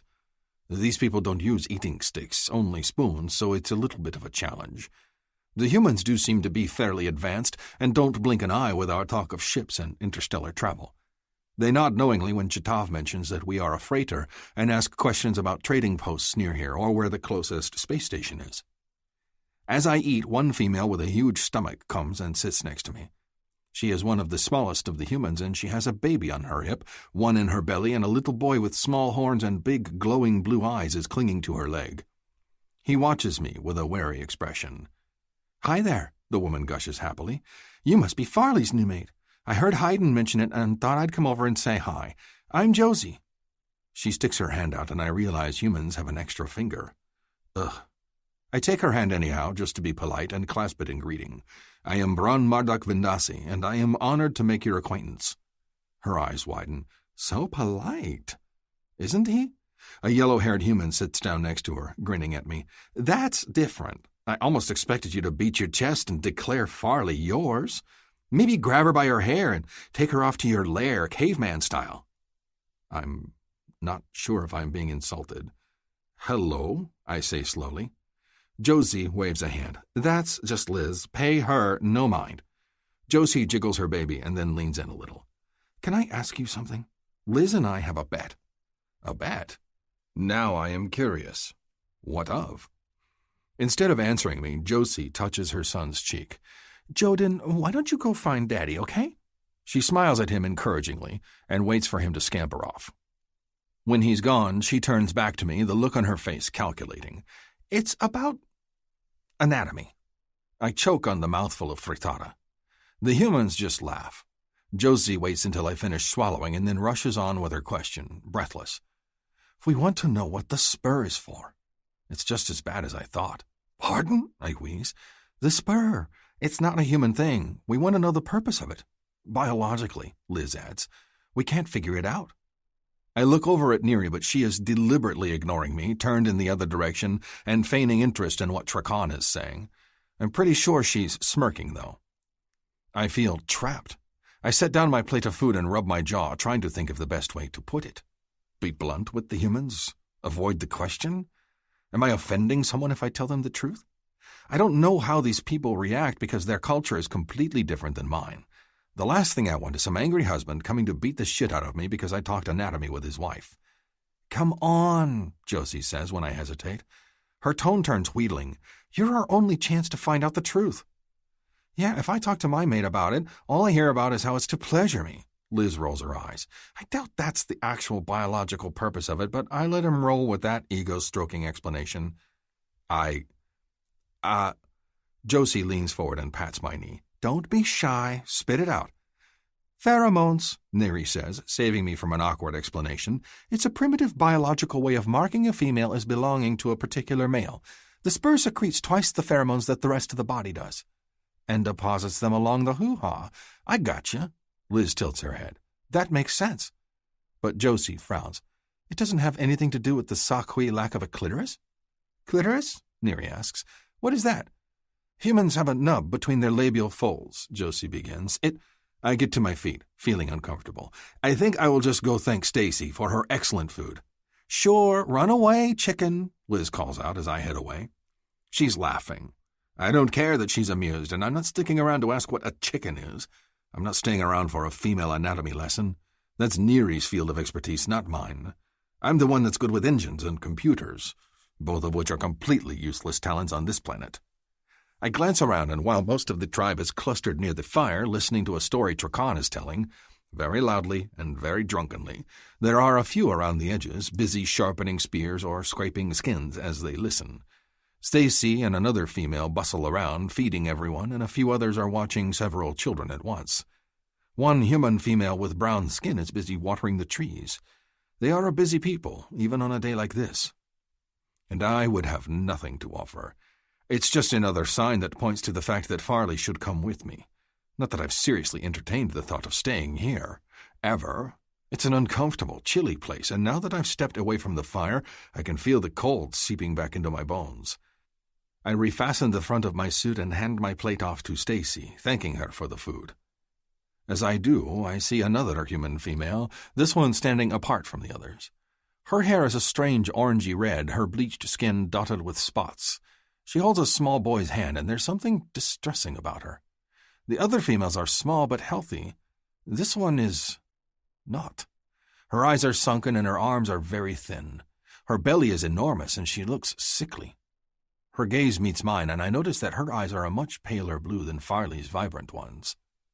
She's dying, I realize, fading away. Her mouth curves in a gentle smile of greeting to me. A moment later, her eyes flutter and she sags, then collapses to the ground. I rush forward. Mama, says the boy. Hello, bellows a male. No! I make it to her side before anyone else, maybe because I was watching her.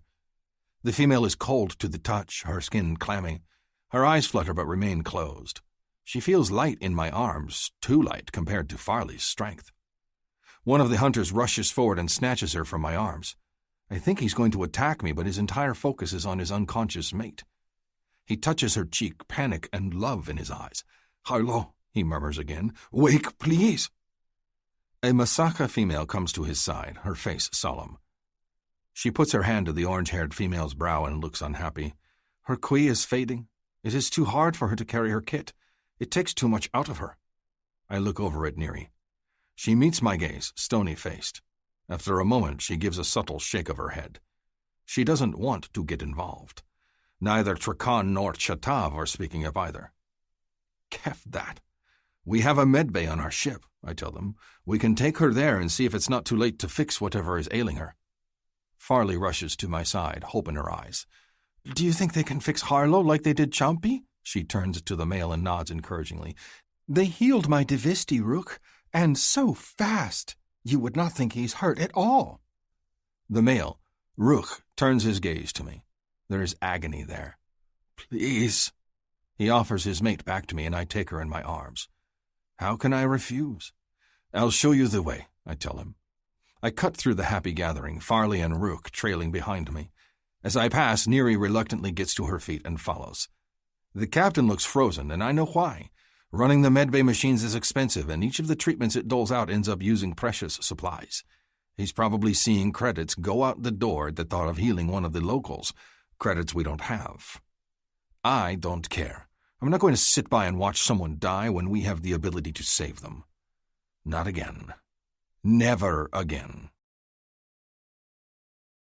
Chapter 8. Farley. My mate has such a kind heart. I do not know why the others from his ship did not act the moment Harlow collapsed, but he took action right away. He helped bring Harlow directly to the ship itself and laid her in the same bed that Chompy was healed in. This time, though, it gets sucked into the wall and all the screens light up as it runs tests. I can tell Rook is panicking, so I pat his arm and try to keep him calm as Marduk explains what the machines are doing. We all knew Harlow was struggling and that her qui is not as strong as most. We knew the pregnancy was hard on her. I just did not realize how hard. Looking at Rook's devastated face, though, I think he knew she was not well. I see sadness, but not surprise. The thin healer of Marduk's small tribe, Neri, eventually enters medbay and shoos us all out. We are just in her way, she says, and closes the door on us. Then it is just myself, Marduk, and Rook. Marduk takes us to the dining hall and gives us bland food and funny-tasting water. I try to eat to be polite, but Rook just stares ahead at nothing. I hope his little Rukar is not crying. Josie will try to keep him occupied. She is good with the kits. Time passes and Marduk sits down next to me. He looks stressed, my mate. The lines of his face seem to be deeper and sadder than ever. I take his hand in mine and he holds on to me tightly. It is like he needs comforting too. So I put my head on his shoulder and let my fingers run up and down his arm. Just a light touch, just to let him know I am here at his side. Neri comes in a short time later. Rook jumps to his feet, his big body trembling with worry. "How is my mate?" he asks. "She is weak," Neri says in that flat, unfriendly voice of hers. I wonder how someone so impatient with people can be a healer, but I suppose not all that are called are kind and gentle like Malak. She has a very large malignant mass in her brain that is pressing against her frontal lobe, and it looks like it's been there for a while. I take it humans aren't technologically advanced enough to remove it? I am surprised to hear such a thing, but Rook only nods. "She says it has been there a long time, and the Qui keeps it at bay." "Well, it's failing," Neri tells him bluntly. "Do you want me to remove it? The mass? I can do it, but—" She looks over at Marduk. I look at him too. I do not understand. If we can save her, why do we not do it? "But it'll be expensive and the captain won't like it." Marduk's voice is bitter. "I don't care. Dock my pay, just save her. I can't believe you even have to keffing ask, Neri." "I don't work for you. I work for Chatav," she retorts. "But I'll do it as long as her husband signs a release that this is what his woman wants." "Anything." Rook says tightly. Neri nods. Come with me, then. I'll show you where to input your signature. They leave, and then it is just me and Marduk. I do not understand, I tell him softly. Why did she hesitate? He just shakes his head. It's complicated. Too much worry over money and job security. It's what happens when you get rescued by 4 loners. The smile he gives me is faint. None of us are very good at being compassionate. I think he is very compassionate, but it is clear he is troubled, so I do not press the matter. There will be time enough to discuss it later. As long as your heart is good, it does not matter. My heart is not good, he says. He turns and cups my face in his hands, his strange, pale eyes wild. Most of the time I'm just tired, existing. But around you I want to be better. I want to be more than what I am. Is it crazy to be this addicted to someone I just met? It is resonance, I tell him happily. Even without a Qui? I shrug. Does it matter? You are my mate and I am yours. That is all we need. He will have a Qui soon enough. I talked with my father and the other hunters while Marduk sat at the fire, and they agreed to do a Sakatsk hunt the moment I give the word. He kisses me. I am surprised when his lips brush against mine, because I have always initiated our contact, but his tongue presses against the seam of my mouth, and I am lost. As my Qui sings to him, we kiss, lips and tongues entwined. It is like nothing I have ever felt before, and I am always hungry for more of it, even when we break apart. Stay with me tonight, he murmurs. Either here on the ship or in the village. I nod. It is no hardship to be with him. As long as I can lie in his arms, I do not care where we are.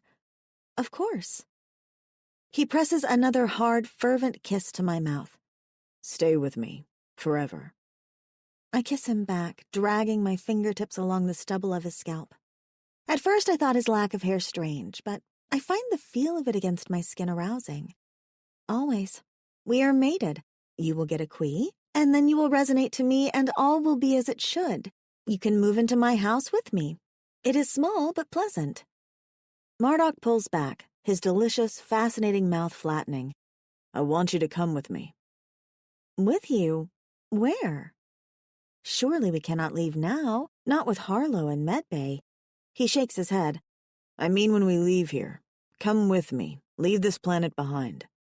His fingers twine in my mane, and he presses more light, dizzying kisses to my face. Be at my side always. I cannot leave, I tell him softly. He does not yet understand how a Qui works, it seems. I was given my Qui many, many years ago. Once a Qui is placed inside someone, it cannot be removed. If I take it out, I will die. If I leave, it will die. I must remain on my world. He presses his mouth along my jawline and then moves to nip my ear. I gasp because when his teeth brush over my lobe, it sends sensations skittering through my body and distracts me from his next words. We can remove it. It takes a moment for me to realize what he is saying. I pull back, gazing up at him, surprised. What do you mean you can remove it? The medbay. It can remove it easily. You can have it taken out and then you can come with me. He grins as if this is a wonderful thing. Don't you want to see the stars? Other worlds? There are some that are so warm and pleasant that it's like being wrapped in a blanket. There are worlds where there is no such thing as snow, and beaches as far as the eye can see. I bet you'd love beaches. I shake my head, pulling away from him. I take a few steps because I need time to think. You would take my Qui out of me? It can be done. I promise you wouldn't feel a thing. But I touch my chest where it is singing even now. It is what connects us. It is what makes us mates. If I remove it, we are just two people who do not resonate. You just said it doesn't matter, Farley. That as long as we choose each other, that is all we need. Marduk approaches me, puts his hand over mine where I have it pressed over my heart. I don't care if you have this or not. I don't care if you never sing another note. What you and I have feels special. It feels right. And I want to be with you, not just for a day or two while I'm here on this planet. For good. Forever. My heart feels as if it has been clawed to shreds. What you and I have feels special, but what if my Qui is removed and it feels like nothing? Terror lances through me at the thought. Remove it? Lose my bond to him? But if I don't, he will only be here for days. You could stay, I say softly. Stay with me. He blanches. I hurt, deep down in my soul.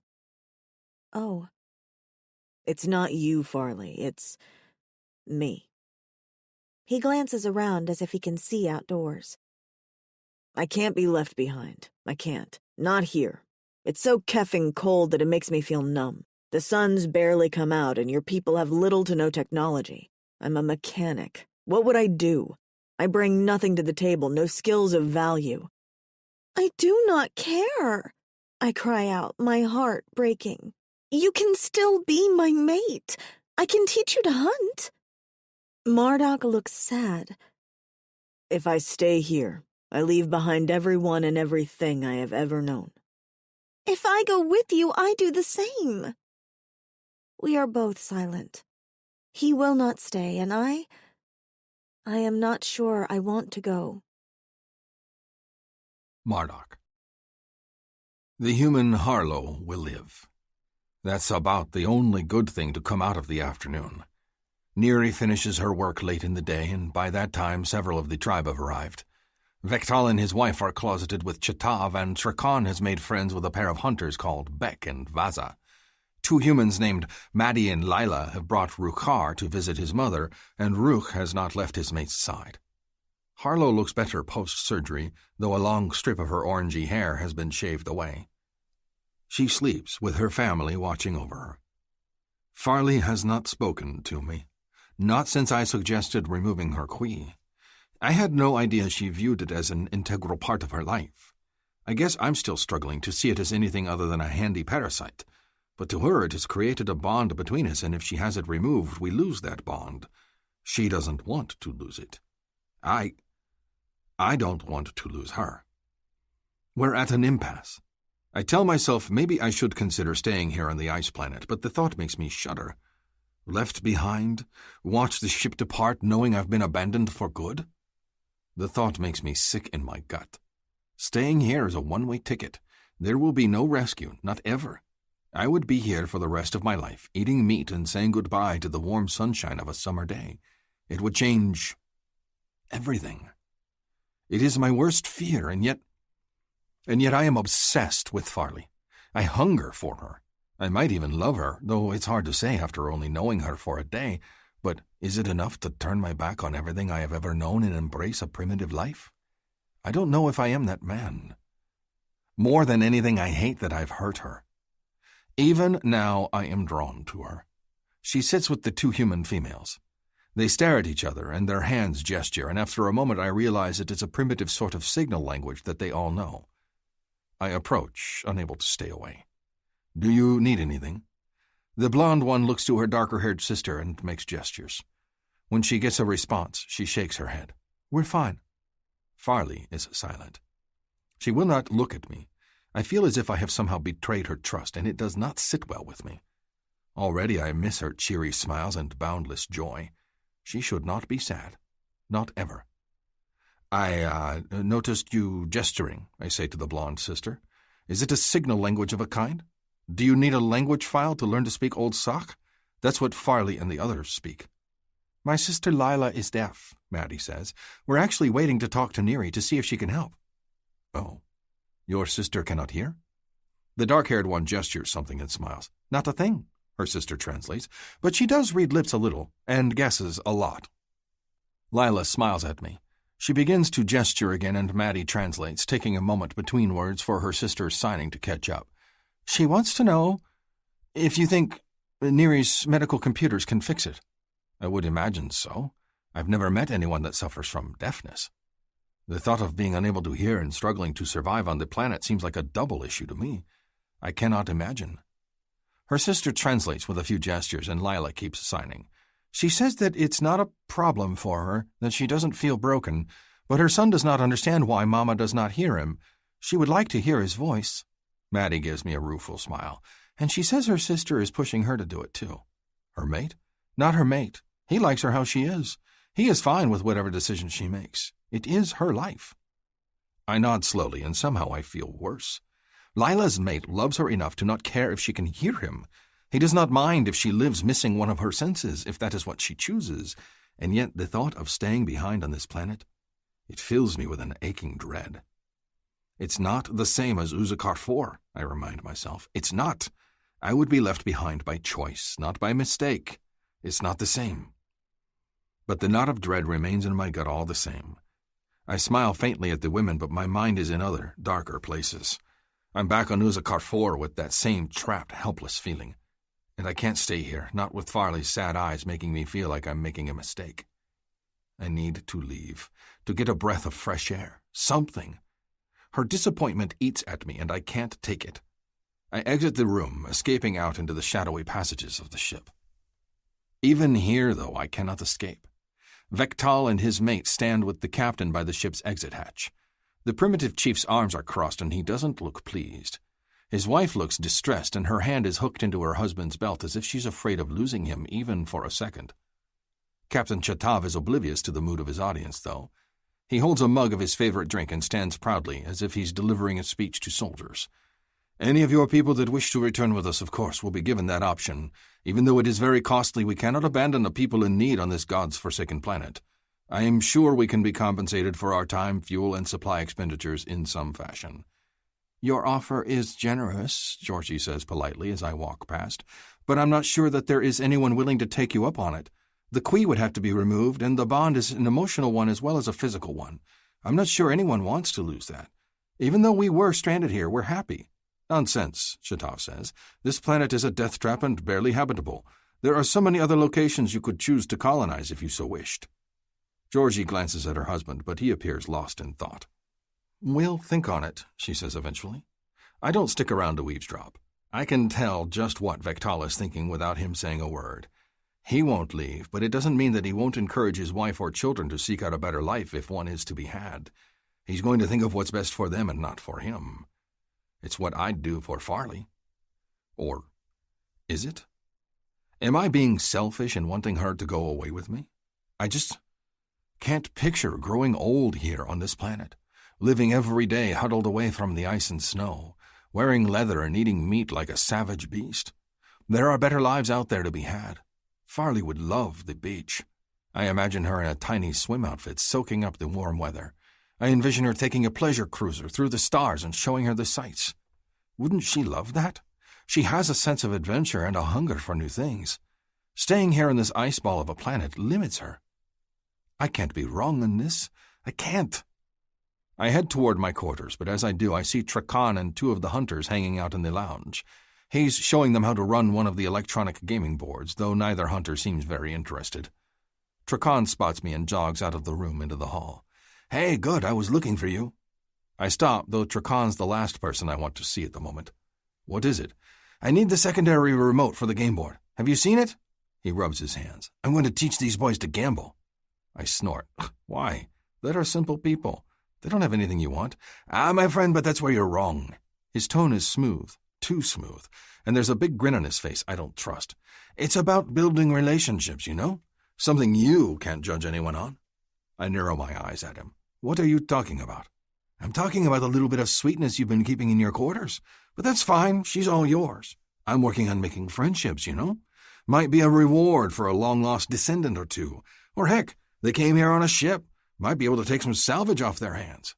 He winks at me. Rage burns in my mind. Is that all these people are to him? A money-making scheme? Is that why he's teaching them to gamble, so he can fleece them out of everything they might own that's of some value? Leave these people alone. Hey, don't get greedy. He puts his hands in the air. Like I said, you've got your target, I've got mine. I'm not touching your little piece of tail. I slam my fist into his keffing mouth. How keffing dare he? Farley isn't a piece of tail. I think of her laughing eyes and her innocent smiles. I think of Trakan taking someone like her into one of the back rooms and trying to talk circles around her to get what he wants out of her. and as Trakan staggers backward and mutters a "What the hell?" I go after him again. I fling myself onto him, fists flying. Trakan tries to land a few punches, but I'm the security expert on the crew, and he's just a skinny, underdeveloped navigator. He tries to block me, but I'm stronger than him, and I know where to hit. My fist slams into his brow, his mouth, and I can't stop myself. Over and over, I see Trakan in my mind, cornering Farley and trying to manipulate her. I can't stop because the red cloud of anger over my brain doesn't allow me to think. Farley's mine. She's mine! Someone's shouting in the distance, and then hands are grabbing me, extra sets of hands. I'm yanked off of Trakan and hauled backward several feet. I swing wildly despite the fact that I can no longer reach him. I'm snarling furiously because I want to make him regret the awful things he's saying. I'm not like him. I'm not using Farley. I'm not. But then she's there at my side. Her hands go to my face and she presses her warm fingers against my cheeks. Her eyes are full of concern and love, and I suck in a deep breath, trying to calm myself. I'm lost in that shining, glowing blue and in her touch. The thrumming sound of her queef fills the air, and I focus on it and the soft, breathless sound of her whispering my name. My Farley. What is the meaning of this? Chetov says stiffly. I reluctantly pull my gaze away from hers and see that the captain and the chief are standing in the doorway, both of them frowning in my direction. The elderly hunter, Vaza, is pulling Trakan to his feet. There's blood all over Trakan's face and his lip is swollen. My hand throbs with a silent reminder of what I've just done. I don't care. If they let go of me right now, I'd attack him all over again. But Farley keeps touching me, and somehow I manage not to lunge at Trakan once more. Kochal? Chetov demands, glaring at Trakan. Speak! Kef, if I know what's going on with him, Captain. I was just asking Vendasi here where the game board remote was, and he lost his cool. Started attacking me. Think he needs a psych evaluation, if you ask me. He presses his hand to his split lip and winces. Been in space for too keffing long without a meds adjustment. I growl low in my throat. It is all right, Farley murmurs, her hand stroking my shoulder. Do not look at him, Marduk. Look at me. Vendasi? Chetov asks, wanting my side of the story. I remain silent. Everyone's staring at me, and I don't want the others to feel humiliated at the thought of Trakan trying to take advantage of them. I sure don't want to repeat what he said about Farley, because I don't ever want her thinking that I would use her. So I say nothing. Guilty, like I said, Trakan says to everyone. Kochal, I somehow doubt very much that you were innocently asking for the remotes and nothing more, Chetov says to Trakan, tone cold. That being said, I do think it wise if both of you spend some time apart. Everyone is under a lot of stress right now, and this ship isn't large enough to hold two hotheads in close quarters. I'm barring both of you from the common areas for the rest of the day. Spend your time in your quarters and think about what you've done. It sounds like he's scolding children and not grown adults. Come stay with me tonight, Farley says softly, stroking my cheek. Come back to the village. You can return in the morning. Vektal nods. We will take Marduk with us. The other can stay here. Very well, Chetov says, clasping his hands behind his back. I'm sorry you had to see this shameful display.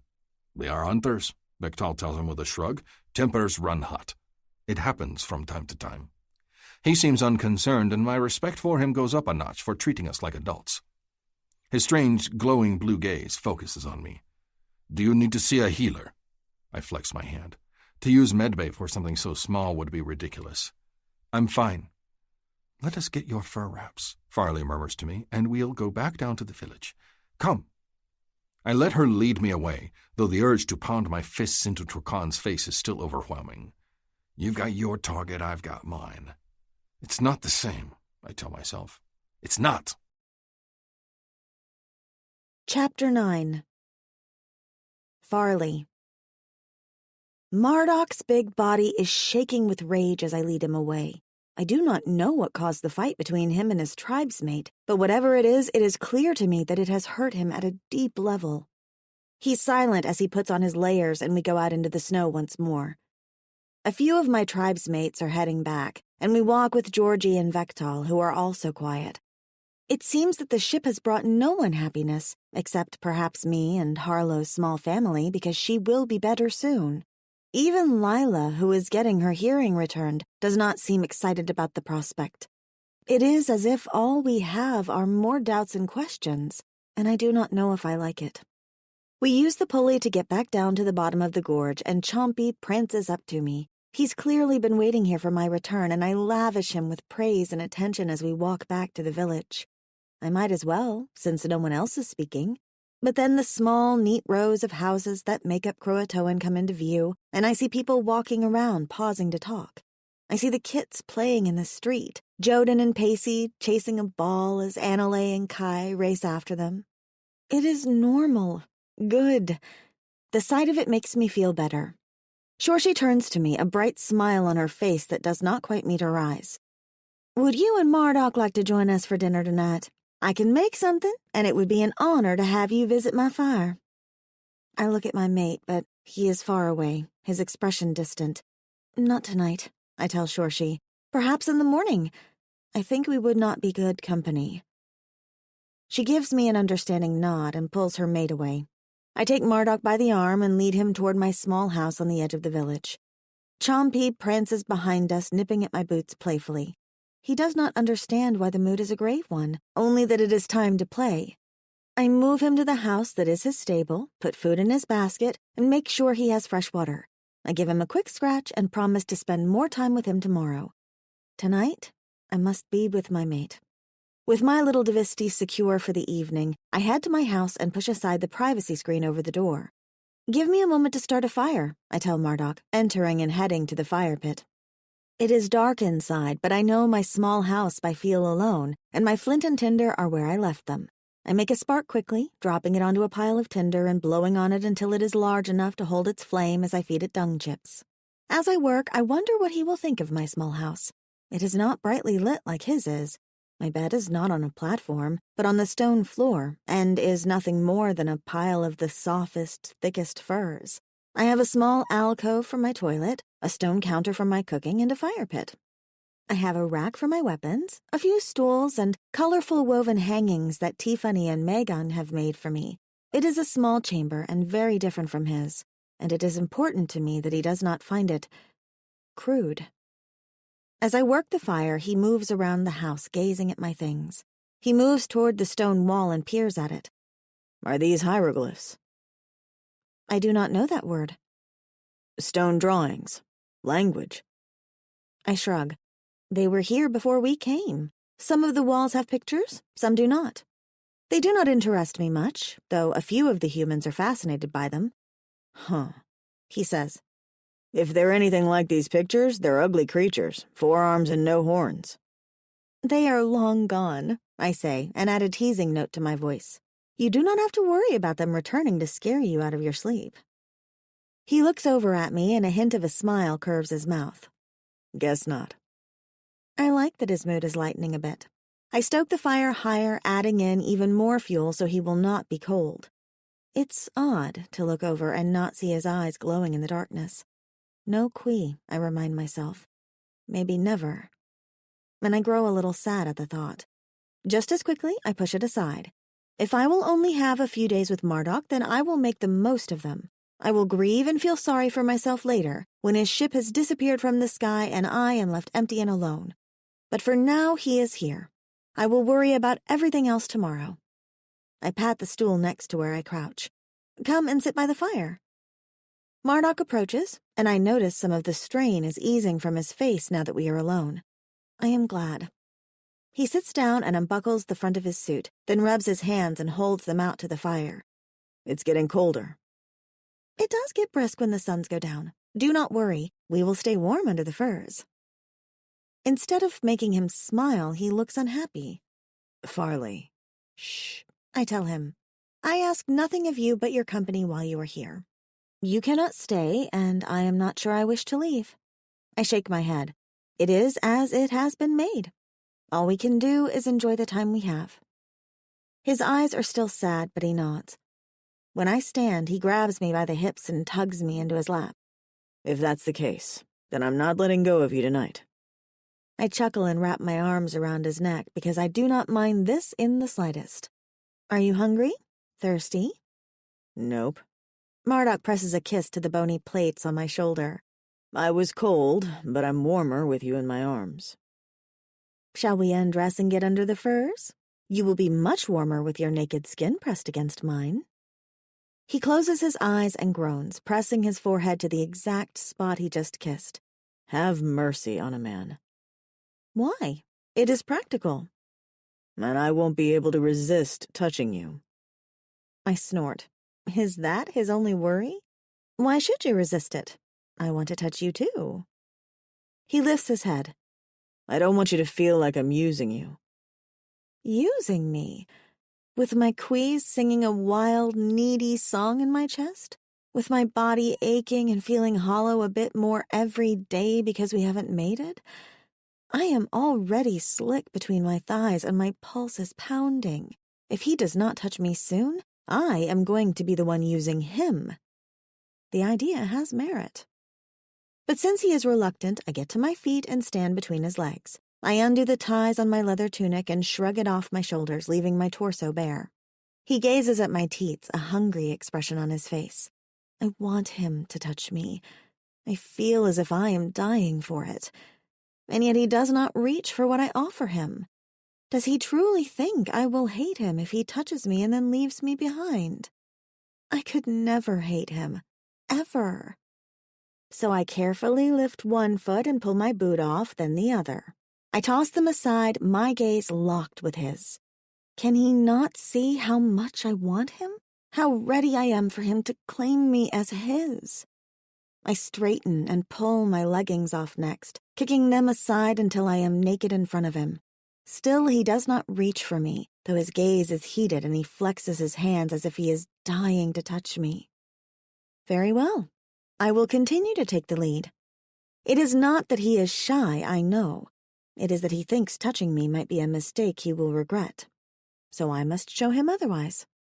I take his hand and guide it to my teat, like I did when we first met. Will you not touch me?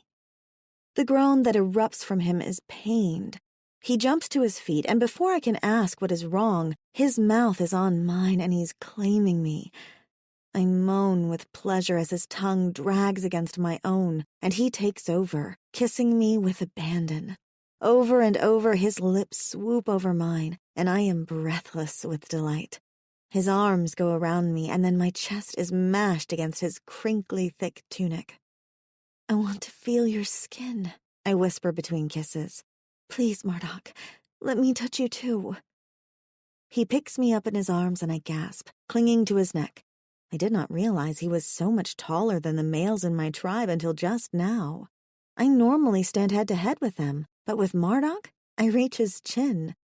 I like it. It makes me feel small and dainty next to him, almost like a human. The thought makes me giggle. What's so funny? He asks as he carries me over to my furs. I was just thinking you make me feel small in your arms, like a human. He makes a face.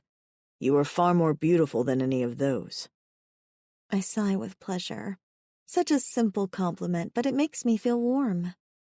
Marduk kicks open my furs and gently lays me down in them. I stretch out, feeling sensual, and am pleased when he begins to strip off his layers. It's keffing freezing, he says as he tosses aside his thick suit.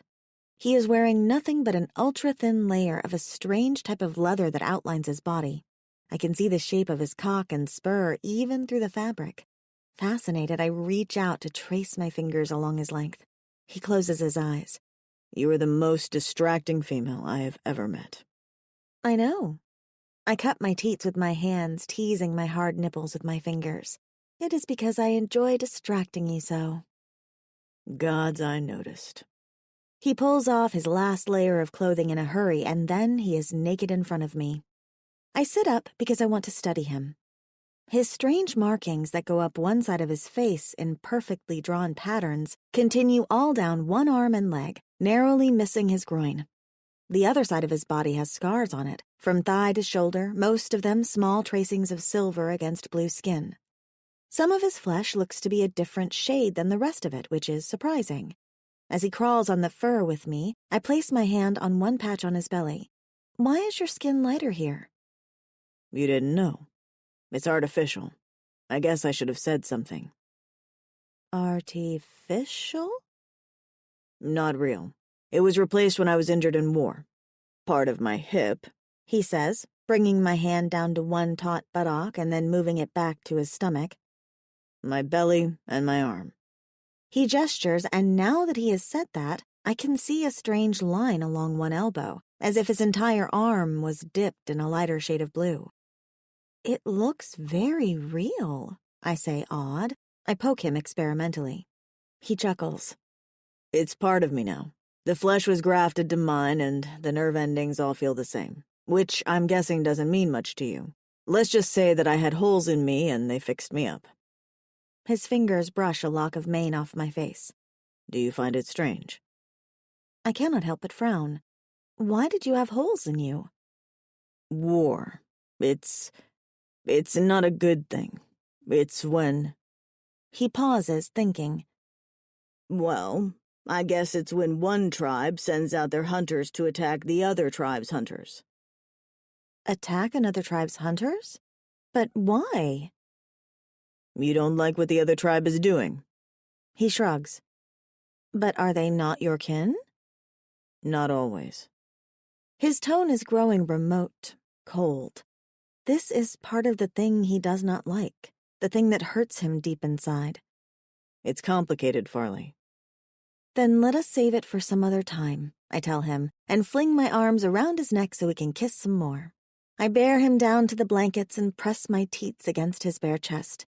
Now he feels good and warm against me, and I moan again because I like the sensation of my skin against his, our bony plates rubbing up against one another. This is much better than before, do you not agree? You're so soft, Marduk murmurs. Funny how you're so soft and yet such a badass at the same time. Badass? Never mind. We can leave that for some other time, too. His hand slides down to my flank and he caresses my buttock. I have to admit, this is a lot warmer. Is it not? And we can explore each other, I tell him happily. I want to touch all of you. He leans in and nudges my nose with his.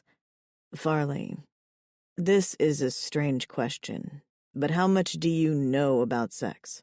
Mating? I giggle. Do you think I do not know what mating is? His chuckle feels warm against my skin. It's not that. I mean, when I met you, you were naked. But sometimes I think you know about something and you surprise me. So just humor a guy on this, all right? I don't want to make you run away screaming if I try to touch you. Am I screaming with pleasure? I ask, trailing a finger across his hard chest. And am I running slow enough so you can catch me? Woman, you are entirely too much of a tease. Be serious for a moment. Be serious? He is already far too serious for the both of us. Besides, I like making him smile. If you are asking where kids come from, I know already. He relaxes against me, and so I cannot help but add, they come from the magic basket. What? Yes, I say firmly, doing my best not to laugh. I avoid looking him in the eye as I trail my fingers up and down his abdomen. Such a nice, firm, flat abdomen. When a queen sings to another queen, it tells the mated pair that it is time to make a magic basket. They work for many days and nights to make the basket as perfectly woven as they can, and when they are done, they put the basket out in the snow. They wait for the suns to fill the basket up with light. Gods help me, he whispers. I smother my giggles, continuing in a choked voice. Then, when the basket is full, the male suckwe takes out his cock and fills the basket with his seed. What? A giggle snort escapes me because I cannot hold it back any longer. Oh, I see how it is. There's laughter in Marduk's tone, and he grabs the hand I have on his chest and tugs it over my head, pinning me down to the furs. He leans in close, an amused smile on his face. You little tease. I flutter my lashes at him. You do not think I believe in a magic basket? I think you are a minx. He leans in closer again. So I guess it was a dumb question, huh? I chuckle, wiggling under him. There is much I do not know, but I know how to do that. I just have not practiced it myself. So I'm your first. He looks proud, and I am suddenly glad I waited. I nod. Am I your first, too? A look of chagrin crosses his face. Not exactly. I wish you were, though. He presses a light kiss to my mouth. Are you disappointed? I shake my head. Nothing about you disappoints me. I could not have asked for anything more in a mate. He kisses me lightly again, and I flick my tongue against his lips as he does, encouraging him to kiss me deeper. He does, and for the next while we are lost in a tangle of tongues, our mouths mating over and over again. Heat pools in my body, focused between my thighs, and I raise my hips to rub up against him. The feel of him is driving me wild, and I roll him onto his back, kissing him hard before I break free. I want to touch you everywhere. Can I? Of course. I sit back on my haunches, my tail flicking with excitement. His tail grabs mine and wraps around it, and I gasp. It feels as if he's touched me in the most intimate of spots with that small gesture. Tails have taken on quite an appeal suddenly. Did I distract you? He asks, putting his hands behind his head. His body is long and lean like this, and I cannot help but admire the breadth of his shoulders and the finely muscled arms, and the way his cock juts, thrusting upright from his body. I will play with it soon enough, I decide. Is there anything you do not want me to do? He shakes his head. I'm yours, Farley. I like the sound of that. I lean forward and decide I will start at the top. I skim my fingers along the bristles of his shaven scalp. With his mane cut away, it makes his horns look even more prominent than usual, and I decide I like it. It is different, and I like all the changes he has that make him unique. I rub his head for a moment, and he closes his eyes with pleasure. It makes me smile, but I move on, because there is so much to explore. I let my fingers glide up the length of his horns, moving over the shiny stuff. What is this that covers them? Metal. I guess you guys don't have it here. How very strange. Does it hurt to have your horns covered? Not at all. It's just a trend, kind of like piercings. These? I touch his earlobe, where a small ring has been pushed through the flesh. Is it just because it is pretty?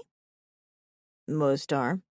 Some are useful, like the one on my cock. I blink. Did I not look close enough? I let my gaze travel down his long, lean body and focus on his cock. Sure enough, there is a metal bump on the head of his cock. What is that for? He rubs a hand over his face. So, when I was younger, I was a bit of a ladies' man, or so I thought. I got a piercing there because it's more pleasurable for the woman. I am suddenly fascinated. I poke the piercing there, and it feels warm to the touch, the metal heated by his skin. It is? How? Well, the female, Miss Sokka, has a knot just inside her, located on the inside wall. So if you rub against it, it feels good. If the piercing hits it, it feels really good. Better than normal? Way better. Can we take it out and try it both ways? No. Once it's in, it's in. So I only get him with the better than normal? I guess I can handle that. And you had it pierced because it gives females more pleasure? I beam at him. You are so thoughtful, Marduk, hurting yourself so you can please your partner more. He rubs a hand over his face again and looks embarrassed. I'm not a saint, Farley. I did it because I liked hearing the girls scream my name. I frown, because hearing him say it like that makes me jealous. Have a lot of females screamed your name? Do they use your full name or just Marduk? This is seriously awkward, Farley. He strokes my arm. I haven't been with a woman in well over 3 years. Haven't wanted anyone to touch me. You're the first person I've wanted in forever. Does that help? A little. I cannot help but pout a little, imagining him in the arms of other females.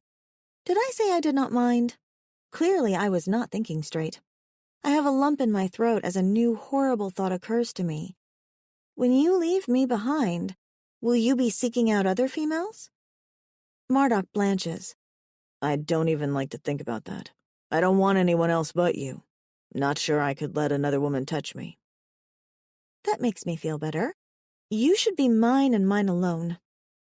A smile curves his mouth again. I agree. I touch the piercing again, and when he gives a little shiver, I decide to skip exploring the rest of his body with my fingers and move straight to the interesting parts. I stroke his spur, fascinated by the hard stem of it.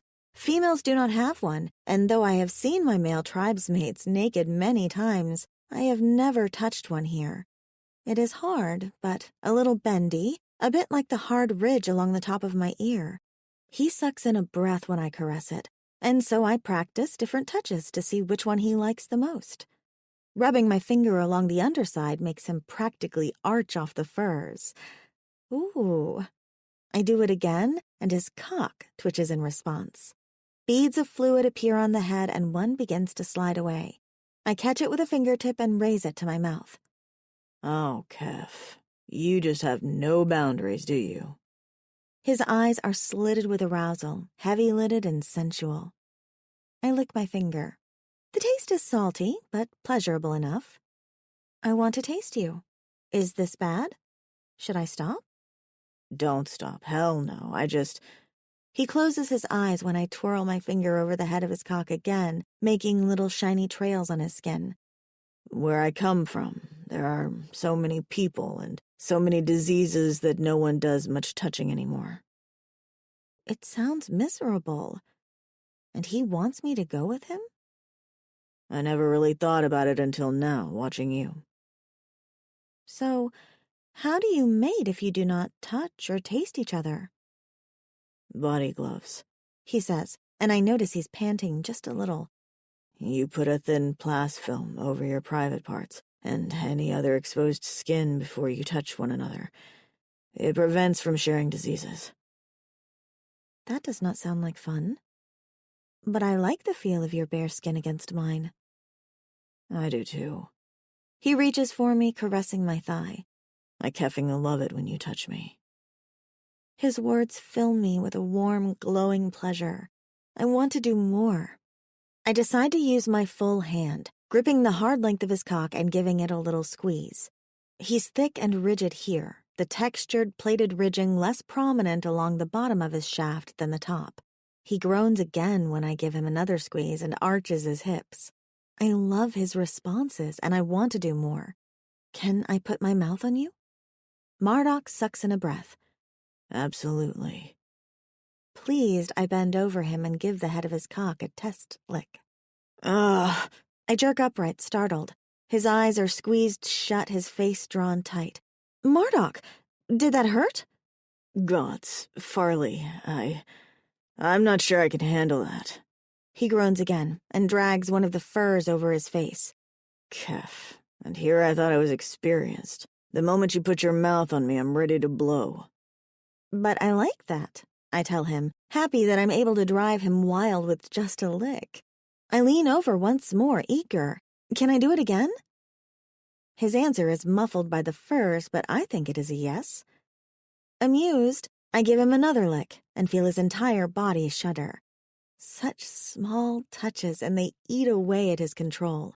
It is fascinating to me. I love being the one to bring him this much pleasure. Another droplet beads up on his cock, and I lick it away, then swirl my tongue over the head.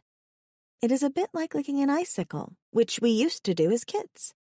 I grip him in my hand to hold the length of him steady, and then drag my tongue over him once more. The ridges on my tongue catch on the little pierced bead near the tip, and he makes another choked sound. I love touching you, Marduk. I breathe, and it is almost like I am telling his cock and not him, because my head is down between his thighs. I like seeing how you respond. It makes me wet between my thighs. Marduk's breath hisses out again. Dirty talking too? Gods, Farley, you are my every dream come to life. I like that. It makes me want to do more. So I lick him again, imagining that icicle when I was a kid, and let my tongue drag up and down his length. He snarls, and then in a flash he is upright in the furs. His arms go around my torso, and he drags me down into the bedding, and I am underneath him. His handsome face is beaded with sweat, and he is panting hard. No more, he rasps. I can't take it. I'll spill all over your pretty face. I would not mind, I tell him boldly. You can do that. Farley, He says, and buries his face against my neck. You filthy, gorgeous thing. I don't want to use you like that. Not yet. I wrap my arms around him and shrug. It is not using if we both enjoy it. I liked licking you, very much. I did not even get to lick you everywhere yet. You've licked me enough, he says, and presses a kiss to the side of my neck. It sends shivers through my body and an ache through my nipples. Then he lifts his head and grins at me. Now, it's my turn. Chapter 10. Marduk. I like her this way, underneath me and naked. I grin down at her, and she smiles brightly back up at me, just as eager for her turn as I was for mine. I love that there's not a hint of shyness in Farley. She'll put her mouth on my cock and prance around nude just because it makes her happy. She doesn't care what anyone else thinks. There's a freedom to her that makes me envious, even as it shocks me just a little. When did I, the jaded, world-weary ex-soldier, become the prude? Yet I can't be as free as Farley. It's hard to wrap my brain around it.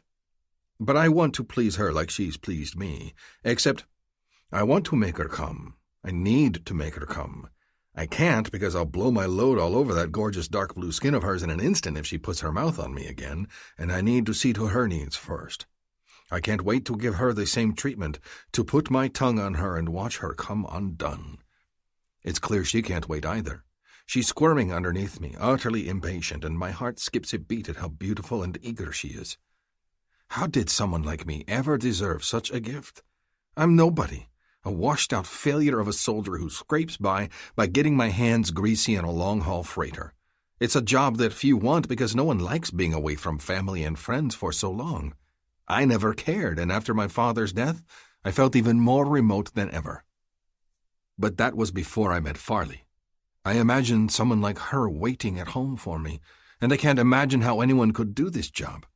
I'd be insane to leave her side for a moment. Then stay, the little voice whispers in my ear. Stay with her forever. I'd be left behind. The thought fills me with unholy terror and annoying dread. The thought of watching the lady fly away without me on it makes me want to vomit. I am here, Farley says, breaking through my dark thoughts. Her fingers caress my cheek. You are safe with me.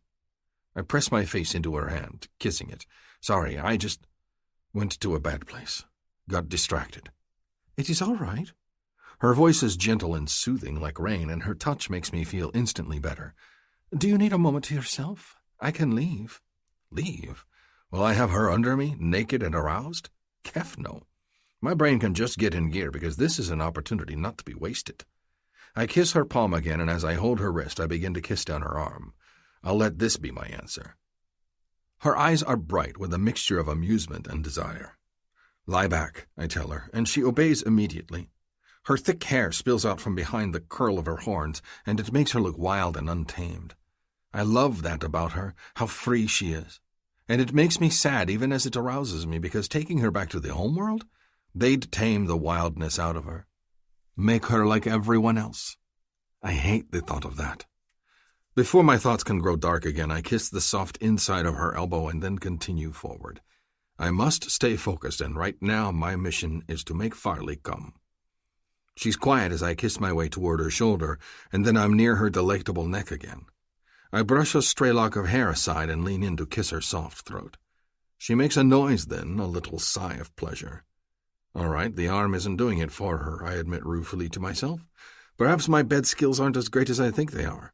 Or maybe Farley just isn't into pretending to appease my ego. I prefer that. I want to know when I'm pleasing her and when I'm not. I press another kiss to her neck and let my tongue drag along her collarbones. That earns me an inhaled breath and a squirm. Excellent. I continue to kiss her neck, moving up to her ear because I know she likes that, too. My hand moves to her breast, and I cup the dainty, firm globe of it. The humans had large, prominent endowments up front, but I like Farley's compact, lean form. She's just big enough for a handful, and that's perfect.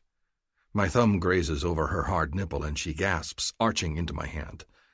Tell me if I do something you don't like, I murmur as I nip her ear.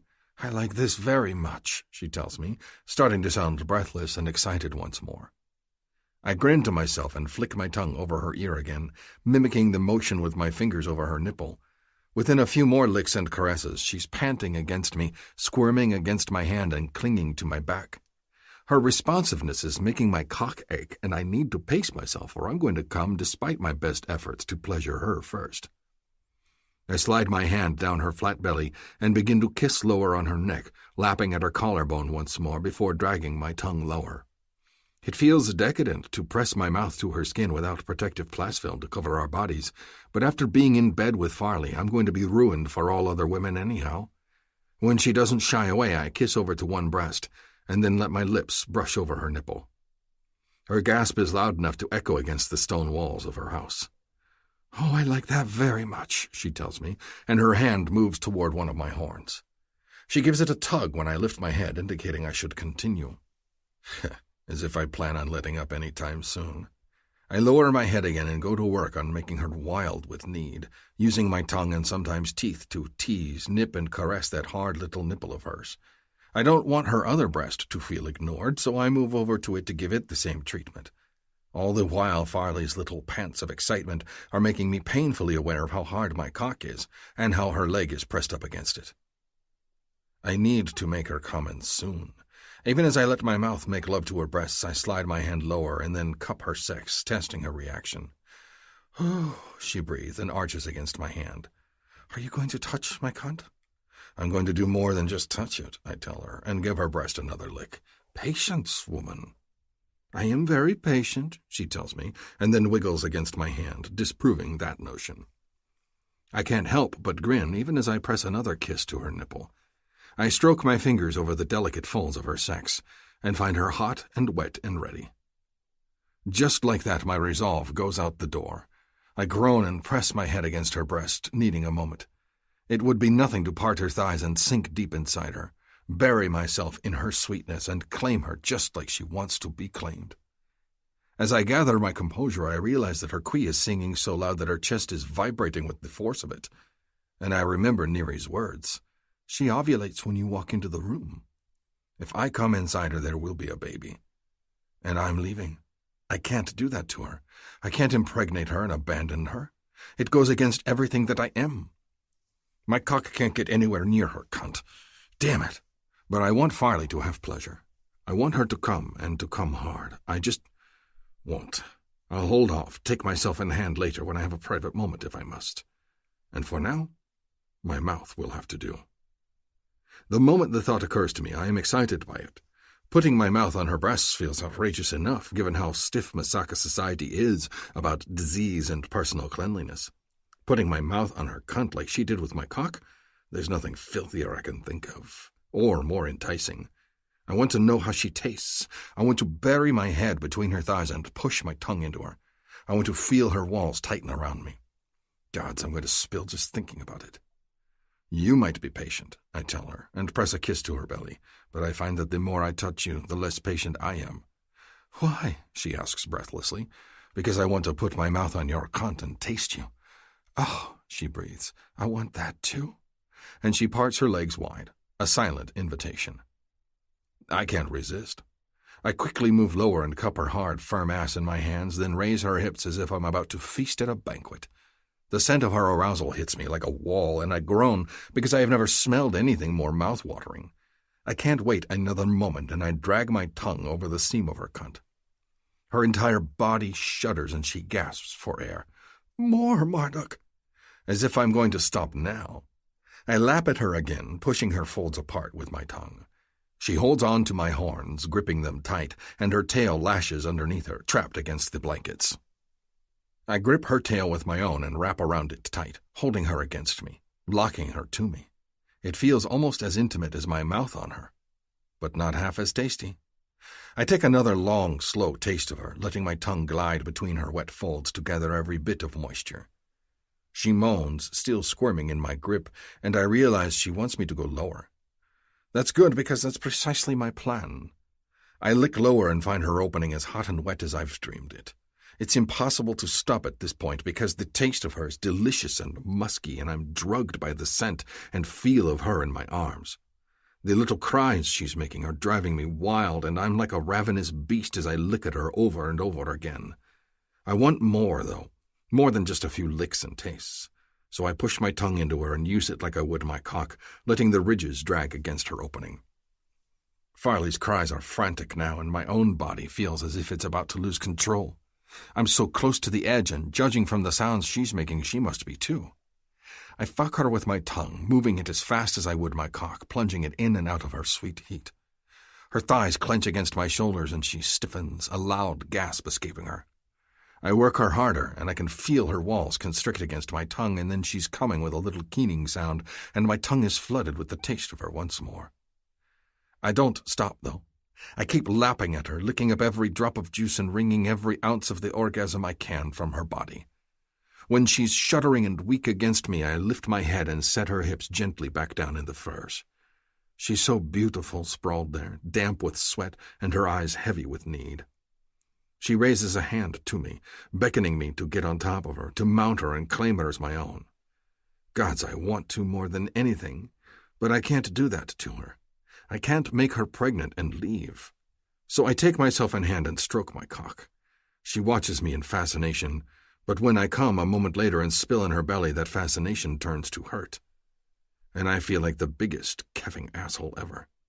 I've ruined this moment, failed her. I'm sorry, Farley. Her smile immediately brightens.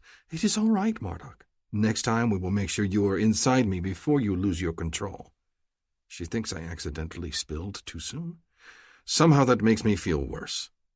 I take my discarded undershirt and wipe my spend off her gorgeous flat belly and then toss it aside. Her arms are immediately around my neck, and she's pulling me against her, tail still locked with mine. I should pull away, let her sleep in peace.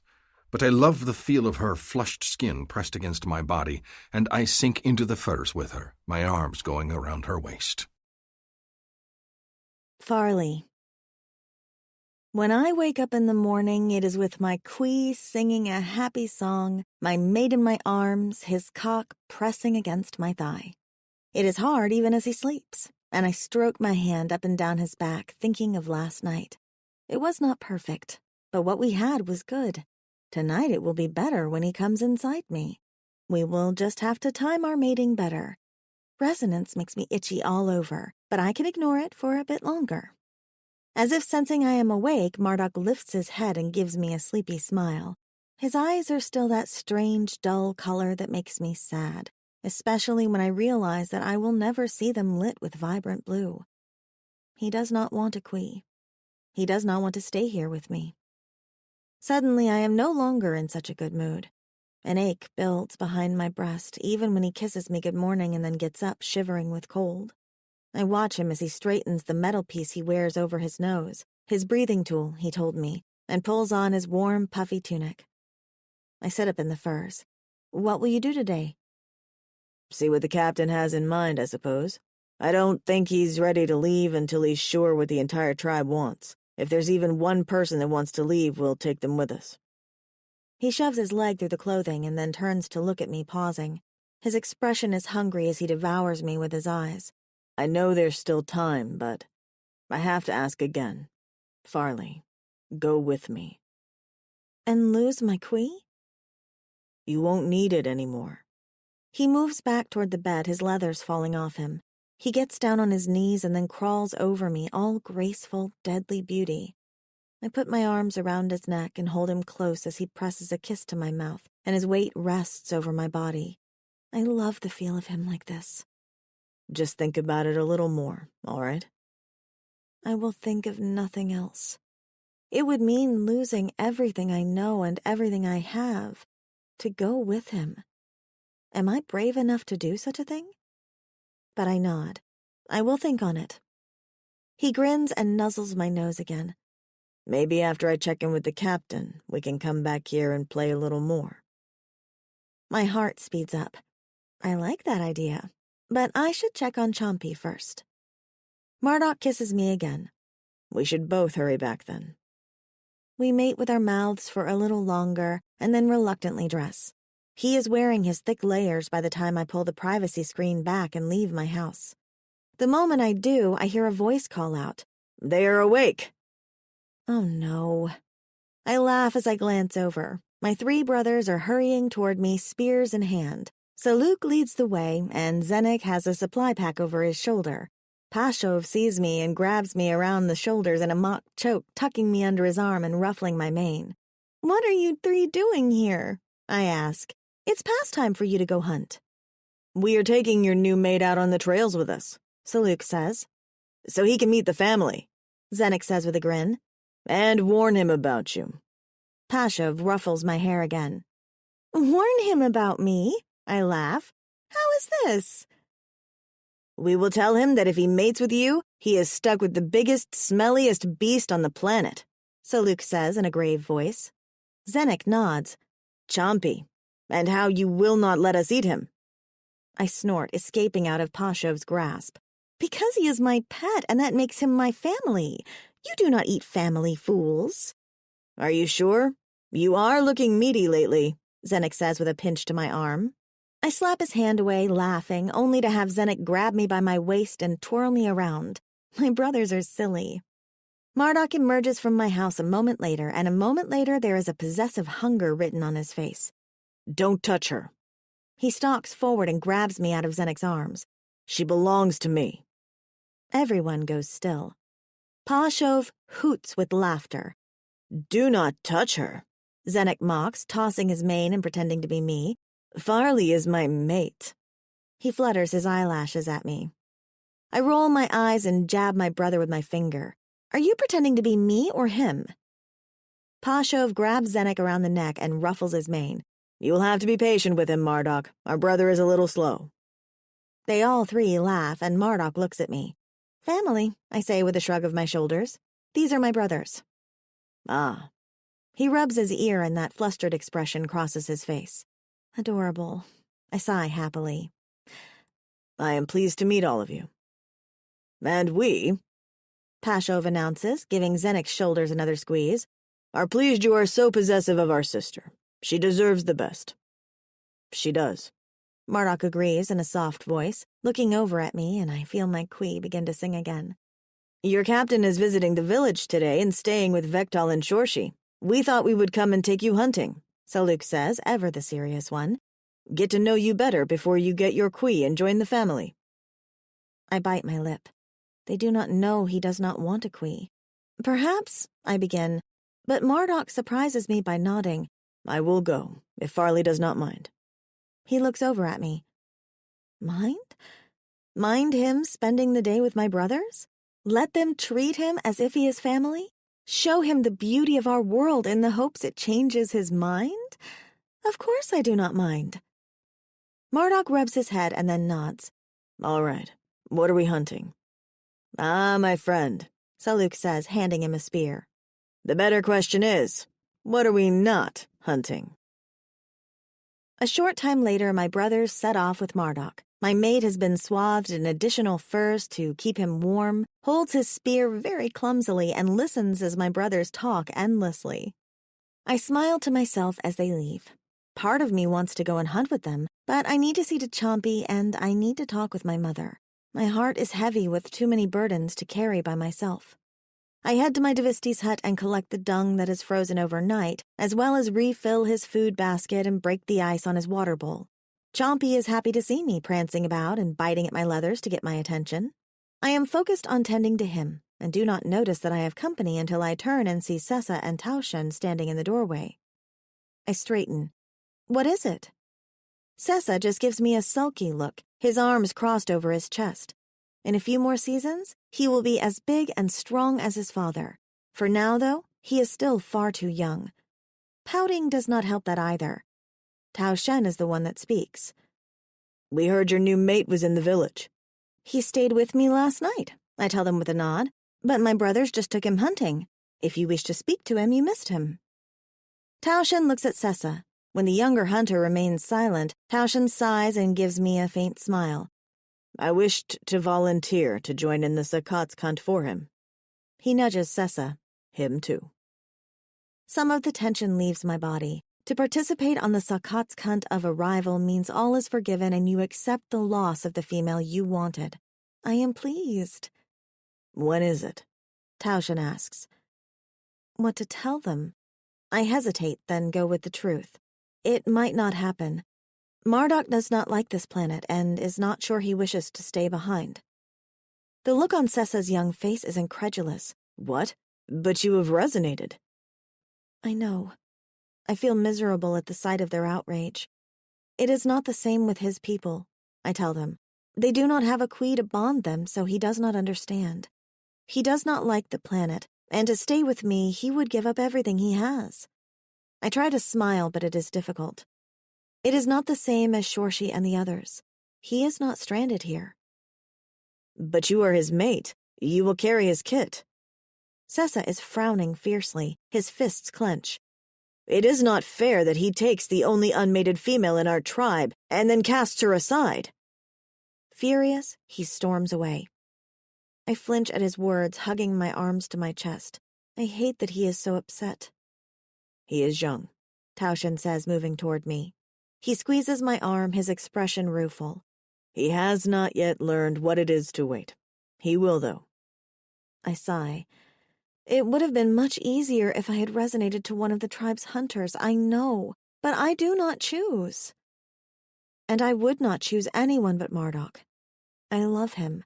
The moment he appeared, I knew he was mine. The Qui chooses. Taushen agrees. He rubs my arm and then pauses. If he does not stay, and you need a father for your kit, I will be that hunter for you, Farley. I blink in surprise. What? It does not have to be pleasure mating, though I would take that in time. It would be enough for me to know you are cared for. You and your kit. I feel like crying. You are a good hunter, Taushen. You are going to make a female a very good mate someday. His smile is sad. Someday. He gives me a pat on the shoulder and then leaves. My heart feels as if it is breaking. I do not want Marduk to leave. I do not want to leave with him. But what do I do? What can I do? Choking back the sob rising in my throat, I push my way out of Chompy's hut and race through the village, heading toward a place I know there will be comfort. My mother's house does not have her privacy screen up, and inside I can smell her favorite spicy tea. I give a polite scratch at the doorway to let her know I am here, and when she looks up, I fling myself inside and into her arms, sobbing. "Oh, Farley," Kemley says, surprised. She strokes my mane and holds me close. "What is it, my sweet one?" "Why is resonance so awful?" I weep, and then I think of Marduk's mouth on mine, his smiles, the way he touches me, and so wonderful, too. It feels as if I am being torn apart by the thing I love the most. My mother just gives a knowing chuckle. Because it is resonance. It does not ask how your heart feels. It just chooses. She clucks and holds me close. Come sit with me. Unburden your heart. She sits in her furs and I put my head in her lap like I did when I was a kid. She strokes my hair and waits patiently. I sniff. Resonance is not as easy as I thought it would be. I imagine yours is different than most, my mother says. Your mate is a stranger. Is he kind to you? He is, but he does not wish to stay. The tears start to flow again. I want him to stay here, and he says he does not want to be left behind. She strokes my hair again, making a soft humming noise of acknowledgement. It is a hard place to live. Look at how much of an ordeal it was for Shorshi and her people. When they arrived, little Ariana cried for 2 seasons straight, remember? I do. Some of the humans were miserable. Only their mates and now their kids made them happy. They still talk about the weather and the cold and the lack of things they used to have on their planet. He would be giving up a lot to stay. But am I not enough? That is a question you must ask him, my kit. Her hands are soothing and her presence calm. Does he like anything here? He likes me. I sit up suddenly, looking Kemley in the eye. He asked me to go with him, Mother. She is surprised. Is such a thing possible? Their machines can remove my Qui. I could go with him. The idea terrifies me, because I know nothing of his world or his people, and what I have seen so far with his companions, they are not as warm and friendly as my own people. Mother's eyes widen. What does that mean for resonance? I spread my hands. Without a Qui, we have no bond other than how we feel. And a kit? She asks gently. I do not know that either. I am not sure what to do, Mother. I clasp her hands in mine and beg her. Help me. Oh, Farley, this is not something I can decide for you. She pulls me into her arms and hugs me tight. If it will make you happy, go with him. If it will not make you happy, stay. If I leave, I will never see you again, I tell her fretfully. And if you stay, you will never see him again. She cups my face in her hands. Only you can decide where your path will take you. Do I choose my mate or my family and my tribe? I have no answers. I only know that if Marduk leaves, he takes my heart with him. Will I ever be happy again if he is gone? I think of old Eklund, who grieved his mate every day until he died. How can I let my mate leave? I rest my head on my mother's shoulder, torn. How can I leave my family behind, though? My mother and my father? My brothers and their mates? And their adorable kits? My friends, both human and Saqui? I will never see another kit join the tribe, never participate in another Sakotsk hunt, never celebrate another pair's resonance. I will never see Taushen and Sessa mated with kits at their hearths. I will never see anyone ever again. But how can I lose my mate now that I've found him? If it is truly as simple as saying yes and following him to his ship, why do I not jump at the chance? Have I not always wanted adventure? Is this not the greatest adventure to be had? My mother smooths my mane away from my face. If you worry over Chompy, we will take care of him. No one will eat him. He will live to a very old age and be fat and happy. I feel my eyes fill with tears again. You are wonderful, Mother. I am your mother. I will love you and honor whatever decision will make you happy. Her eyes shine with tears of her own. Even if it takes you far, far away from me. Chapter 11. Marduk. For 3 days we stay with the tribe with no answers from Bektal or his people. Captain Chatav is growing upset at the delay. I don't blame him. Every day we linger is another day that our delivery window gets a little narrower. From the sounds of it, this delivery will break him and the crew of the Lady if it's not delivered on time. He's agitated, but his soldier's code won't let him leave without an answer. Leaving someone behind would be the wrong thing to do, and Chatav is a man of his word. He won't leave until he gets a definitive response. Neri and Trakan are restless. Neri spends most of her time at the ship, sometimes running scans on the villagers when asked and mostly keeping to herself. Trakan spends his time with the hunters and Farley's father, Boran, who is the tribe's brewmaker. Trakan's already traded a couple of trinkets for several skins of the stuff called sasa. He'll have to drink it before the next port, though, because I'm pretty sure it'll never pass a single quarantine law. As for me, every day seems to be too short. There are always new faces to meet, tasks to be performed, and food to be cooked.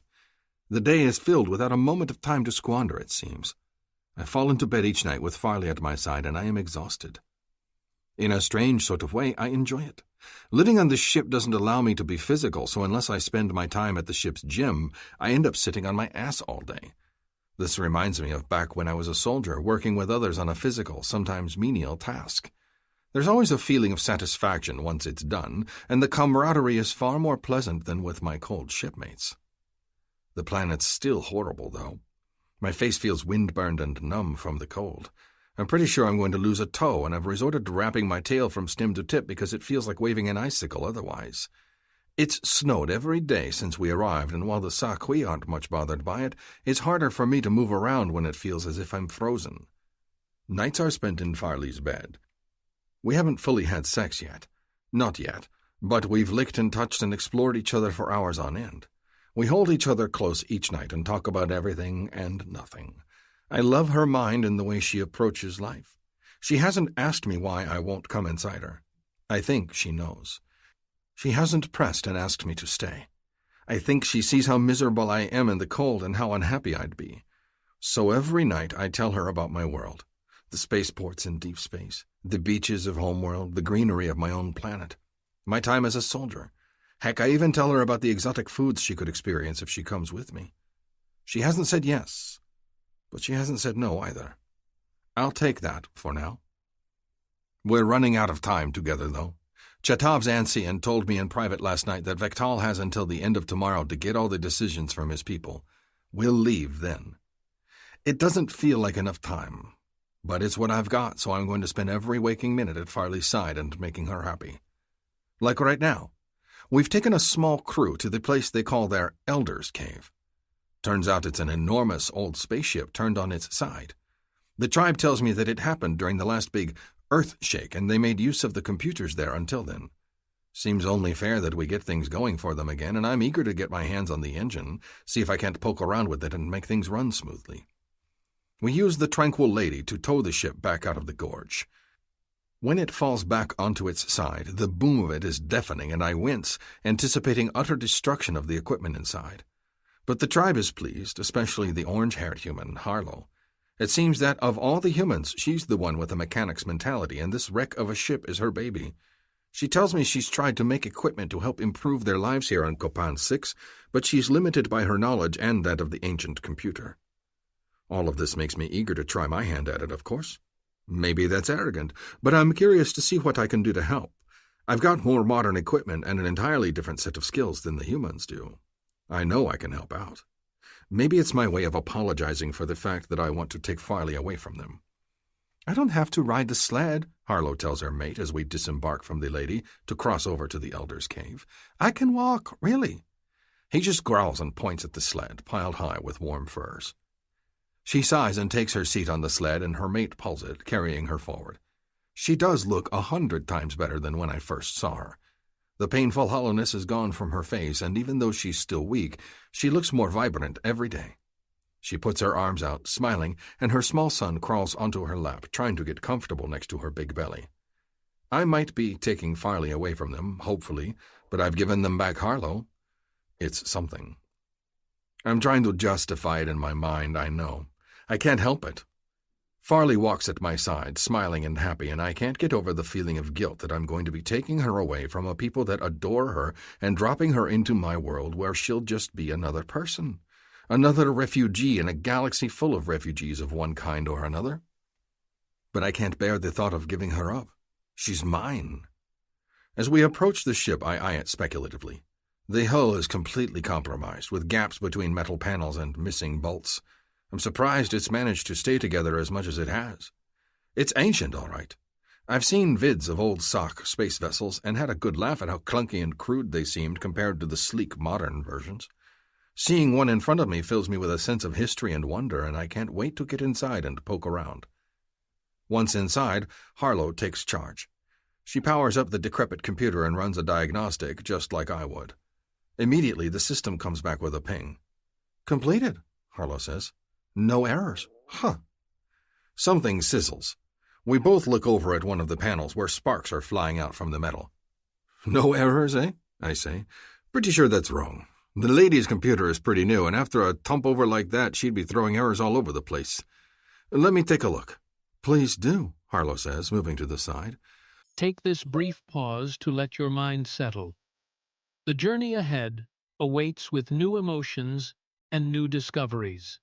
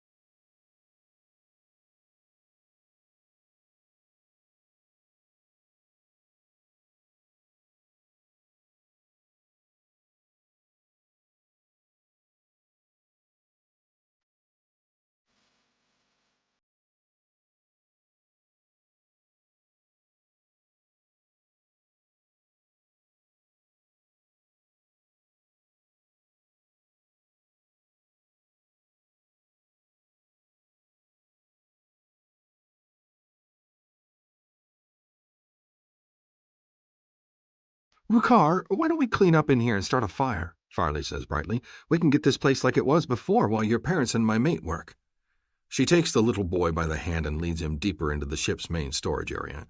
It's full of debris, most of it tossed to the far end of the bay. I remember this place from many seasons ago. Do you? You were just a tiny kid then. I put my hands on the input terminal for the old computer. It doesn't have an intuitive interface, where I can direct it with a few flicks of my hand or a strong, pointed thought from my cranial implant, so I'll direct it manually. I decide to start with a simple scan of all functional areas of the ship just to see what it comes back with. Might take me a few to get up to speed on this thing, I tell Harlow. It's a little older than what I'm used to. Oh, I'm sure it's a dinosaur compared to yours, she says with a grin. It's what, almost 300 years out of date? I give her an odd look. 300? Try over 1,000. She frowns at me, her pale brow furrowing. It can't be. The computer's given us detailed accountings of the crash here, and it happened 286 years ago. Well, okay, that was when we first arrived, so I guess it's been... She pauses and counts on her fingers. 294 years total. Not 1,000. It's been at least 1,000, I correct her. Probably more. The language you're speaking is Old Sach. This type of ship, I say, pointing at the terminal I stand in front of, hasn't been in use for millennia. Harlow seems troubled. I know there are things that don't add up timeline-wise. Like, how is it that the oldest of the Saqui don't remember anything about the crash if they're so long-lived? They've been here for generations upon generations, but if I math it out, it should only be 2 or 3 generations max. Someone should remember this being a ship and not a cave. She shakes her head. But computers can't think for themselves, so when it tells me 286 years, I believe it. Plus, it knows human languages. Specifically, it knows human English, which has only been around for a few hundred years. So the crash couldn't have happened that long ago. I shake my head. I think I'm starting to understand why Harlow is so convinced that the crash is more recent than it truly is. I know I'm right, though. These people have been here longer than a mere 300 years. That doesn't make sense at any level, not when I'm looking at just how ancient this ship is. I know my Sach history. Let's test a few things, I say when the computer comes back with another clear diagnostic. All right, Harlow says and crosses her arms. Go ahead. Computer, can you hear me? I can. May I be of assistance? I glance at Harlow, then speak aloud to the computer. What is the current year? The current year is 9,546, day 18. Is that right? Harlow wants to know. I shrug. We don't reckon things by old sock calendars anymore. It could be. I'd have to math things out. According to the lady, and by current reckoning, this is Drujal year 742. It's just a number. I think for a moment and continue. Computer, tell me, what model is this ship? This ship is a Zentali 16. All right. And how old is it? The computer pauses for a moment as if processing, then continues. This Zentali is 286 years old. Harlow gasps. And how long ago did you land on Copan 6? The system malfunction that caused the captain to set the ship down occurred 286 years ago. I nod to myself because I'm starting to see the problem. Do you have a history database, computer? I do. When was the old Sak Empire established? The Sak people were the ruling government of the planet Kes. Sak governance was established in the year 7,989. And the current year again? 9,546. I rub my chin, thinking, and how many years has it been between the establishment of the Sak governance and the current year? It has been 286 years. Son of a bitch, Harlow breathes. I begin to type, sending commands to the computer's database, requesting different diagnostics on specific systems. That's what I suspected. I've seen these kinds of processing loops in older systems before. There's probably corruption in the database somewhere. It can process information fine, but when it's required to calculate something, it keeps spitting out the same number, 286. I crack my knuckles and then continue typing. It'll take some time to determine where the corruption is, but that's why you're getting that answer. The computer thinks it's correct when we know it's not. But I don't understand, Harlow exclaims. How is it that it picked up English if it's been crashed here for 1,000 years, like you said? Or longer? It's entirely possible that it's been picking up distant satellite signals. That could explain how it's got more modern information than it should. Wow. I never thought about the computer being corrupted. It happens on Earth, too, but our technology isn't even close to what you have here. She shakes her head, amazed, then pats my arm. Well, that answers a question that's been burning in my mind for a while. Thank you, Marduk. Too bad you're not staying. I could use someone like you to help me get this old girl running and see what we can salvage out of her. My pleased grin slowly dies.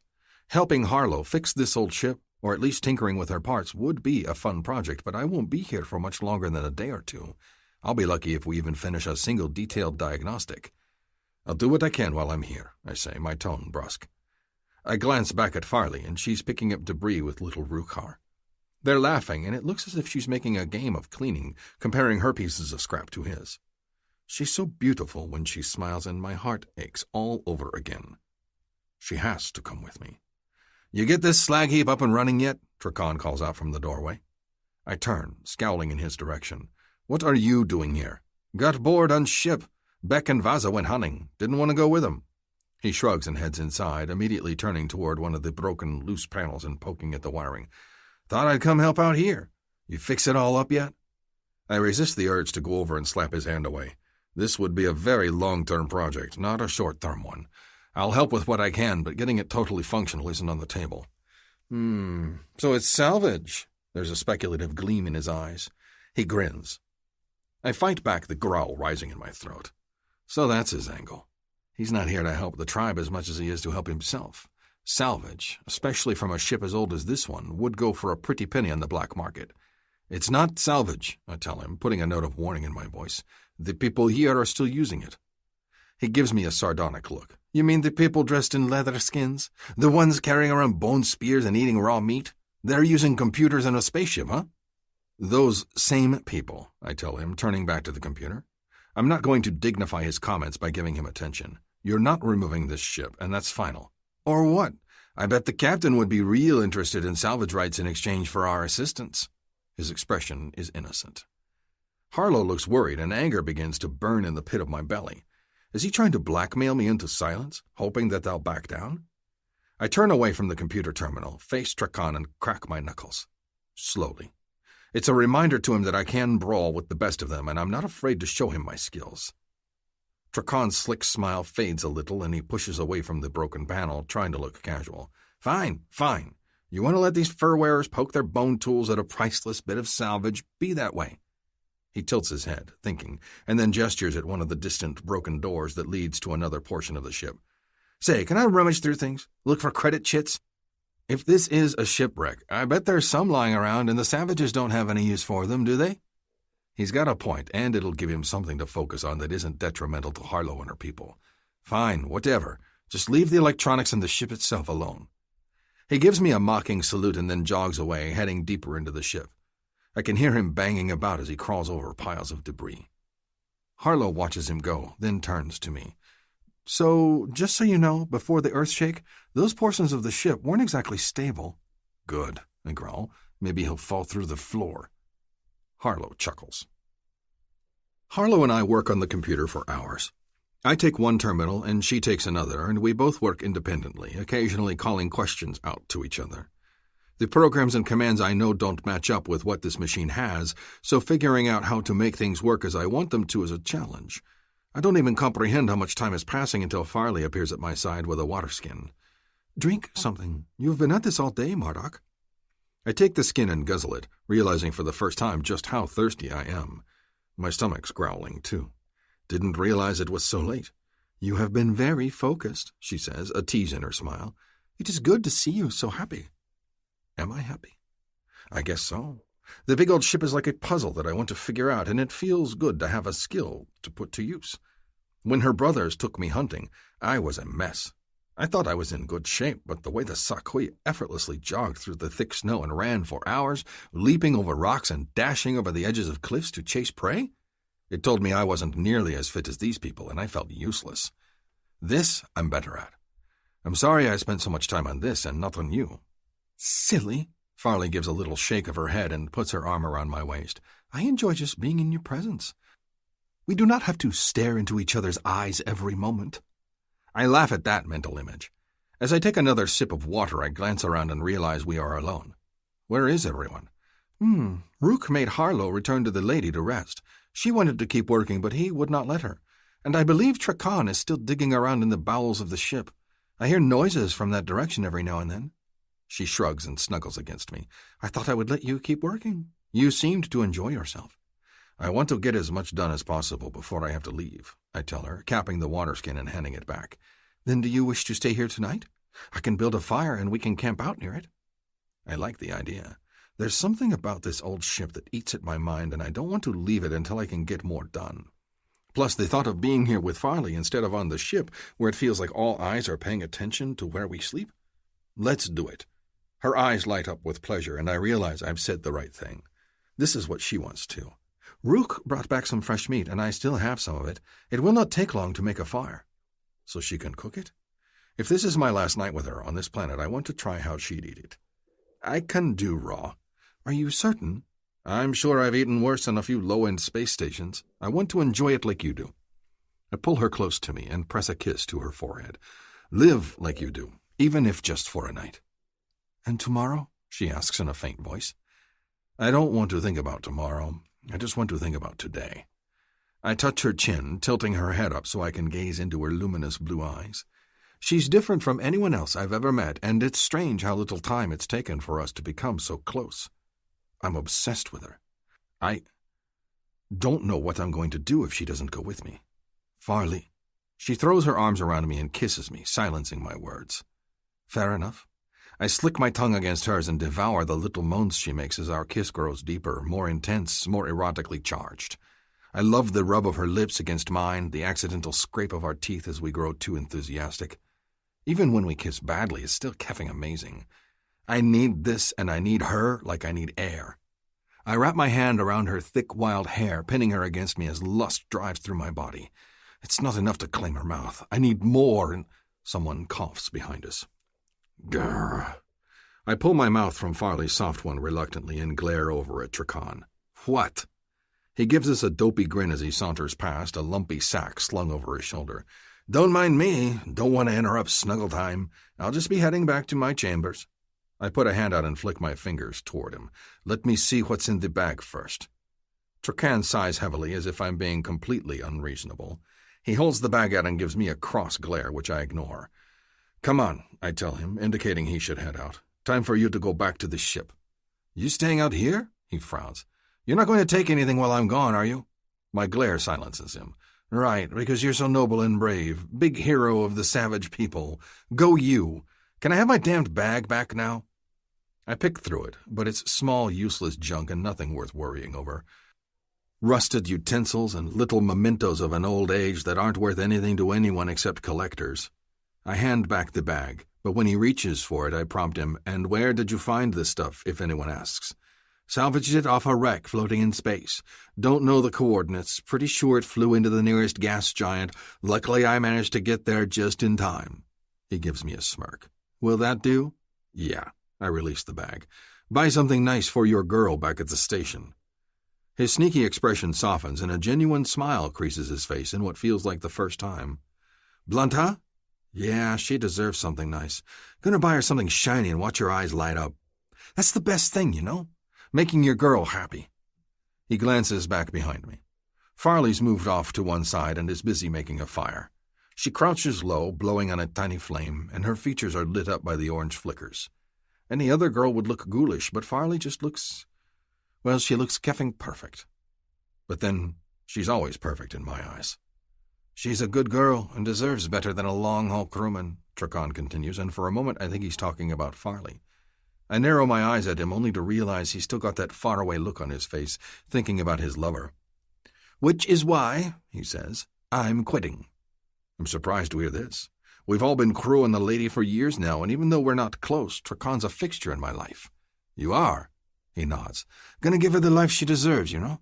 Settle down, have a few kids, get a place. Talked to a buddy of mine, and we're going to do local deliveries. Planet hops in the same system. Not much of a stretch for a navigator, but I'll be home more. This haul's my last one. He glances back at Farley again, and then over to me. Can I give you a piece of advice? Uh-oh. Is it going to piss me off? Trakan chuckles. Nah, man.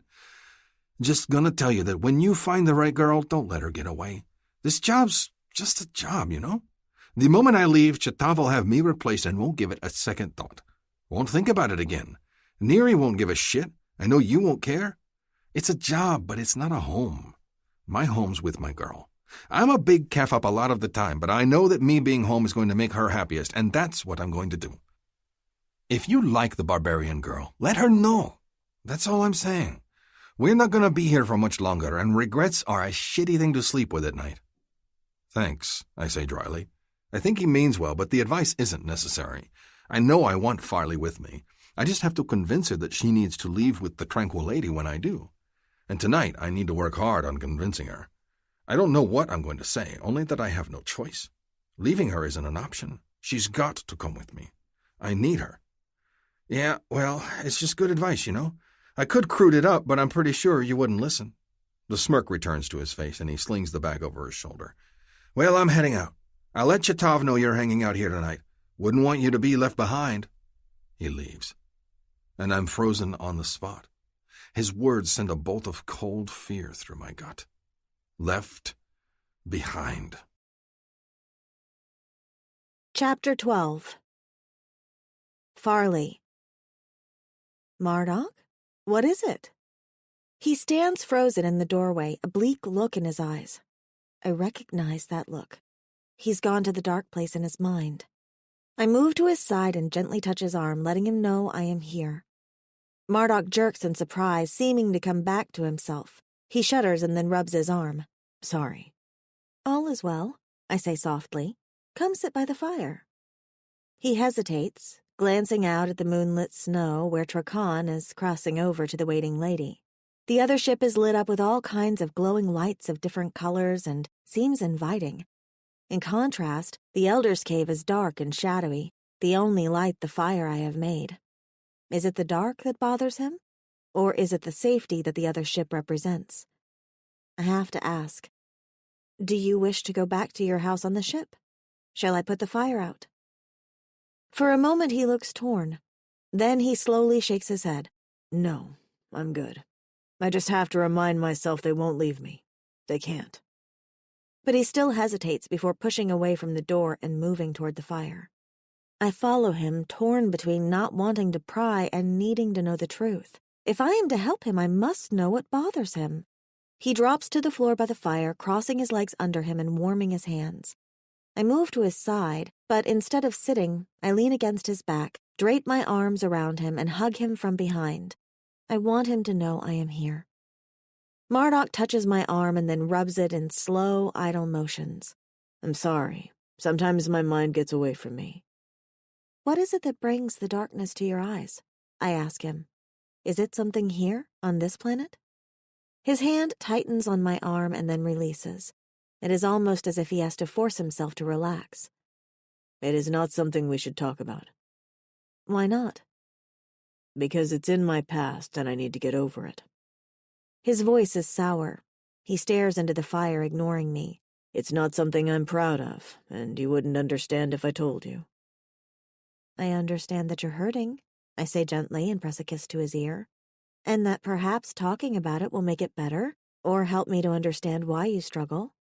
I rub my nose against the bristle of short hair on his scalp, loving the scent of him and aching for him at the same time. But if you do not want to speak of it, I will not force you. He sighs heavily and focuses on the small fire for so long that I worry about him. I've never told anyone. It's difficult. He rubs his mouth. All anyone knows is that I left the military with an honorable discharge. And that is bad? I do not know what this is, but it clearly distresses him. Not bad, just not the truth. The truth is too hard to talk about. But the truth is what makes your heart hurt. He squeezes my arm again. Yeah. Then tell me about it, I encourage him. Help me understand. I want to know why he is so determined not to stay on my planet. I love it here, and it hurts me that he cannot see its beauty. Marduk is silent for a long moment again. I wait patiently because I can feel his heart hammering in his chest.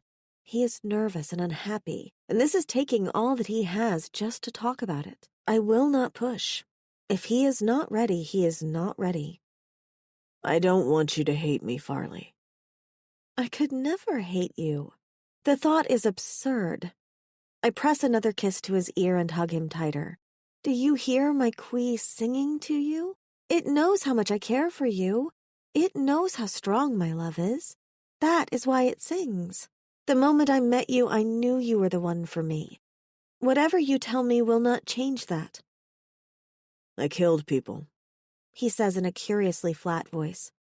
When I was in the military, I killed people and I got them killed. I go very still because this is not what I expected. Hunters kill prey, and they do it because they must eat. Were you hungry? Is that why you killed? He jerks, startled. A horrified laugh escapes him. Gods, no. I didn't kill them to eat them, Farley. I killed them because they were the enemy. Or I thought they were the enemy. Because you were military? I say, trying to piece this together. My mind cannot comprehend killing a tribesmate, much less hunting them. It's complicated, and probably very hard to explain to someone who doesn't know what war is. His sigh is heavy. I envy you that. But let me try to explain so you can understand.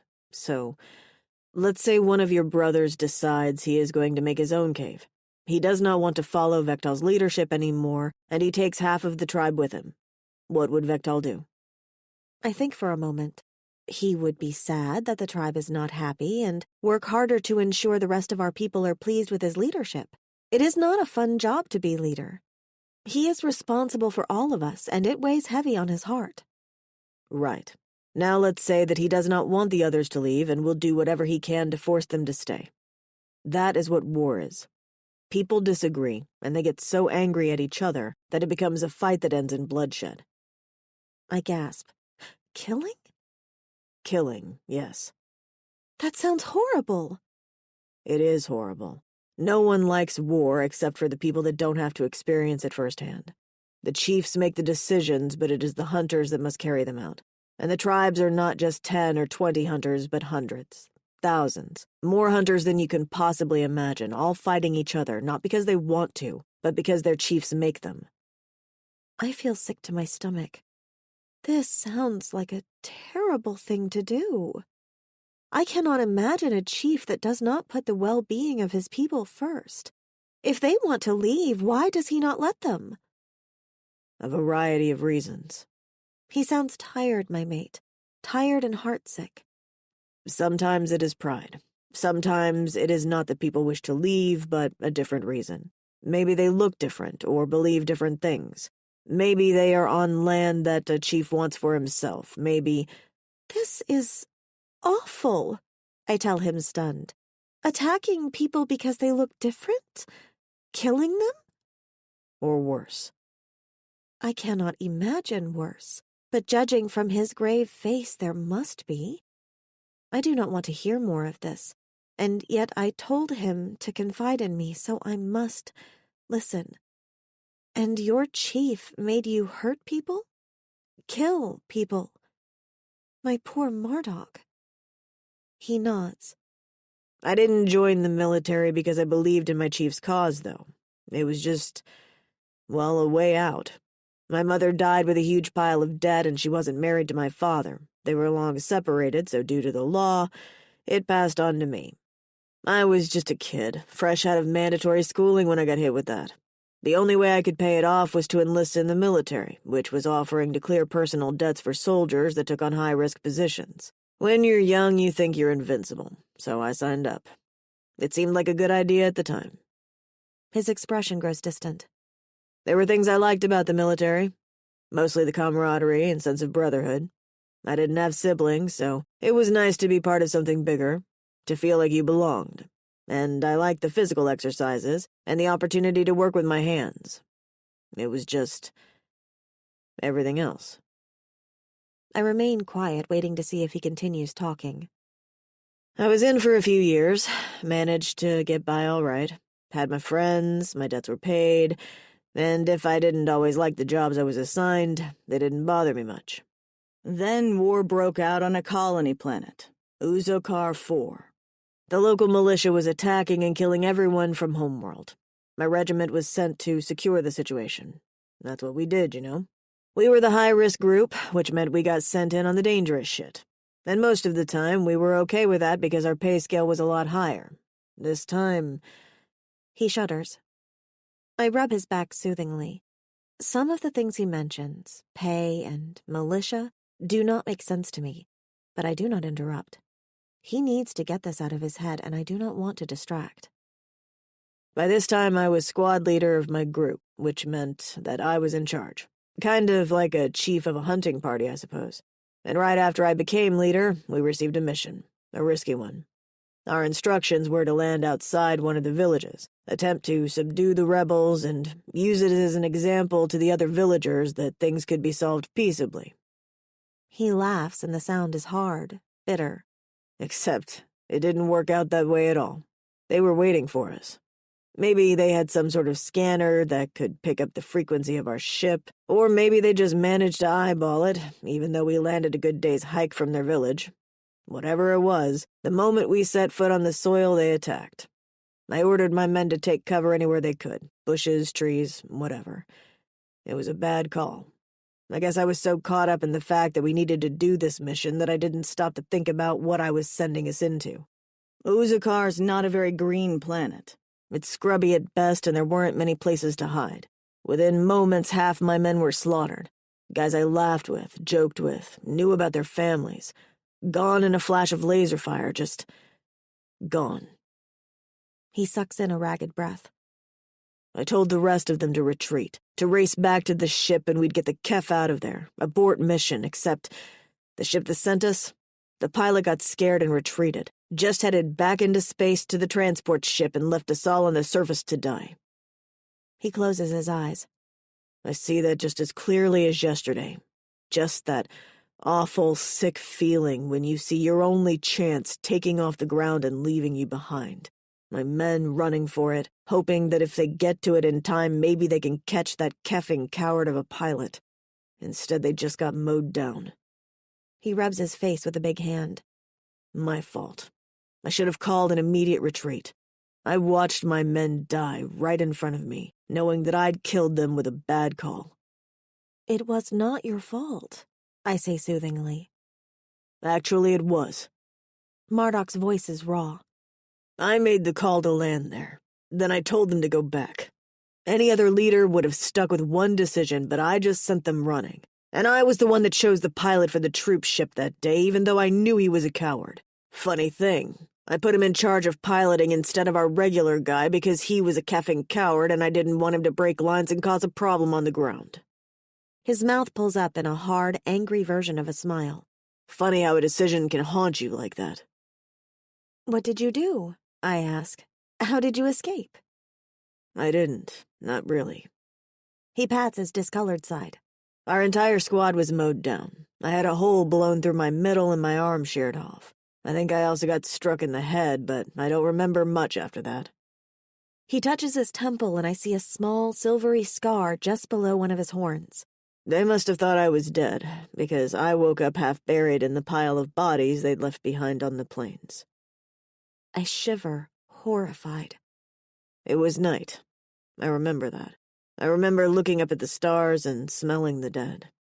There's no smell quite like it. I remember lying there too weak to move, stuck between the rotting corpses of my friends. He closes his eyes and gives a small shake of his head. Oddly enough, that wasn't the worst part about it.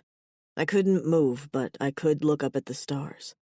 And as I did, I saw the transport carrier overhead.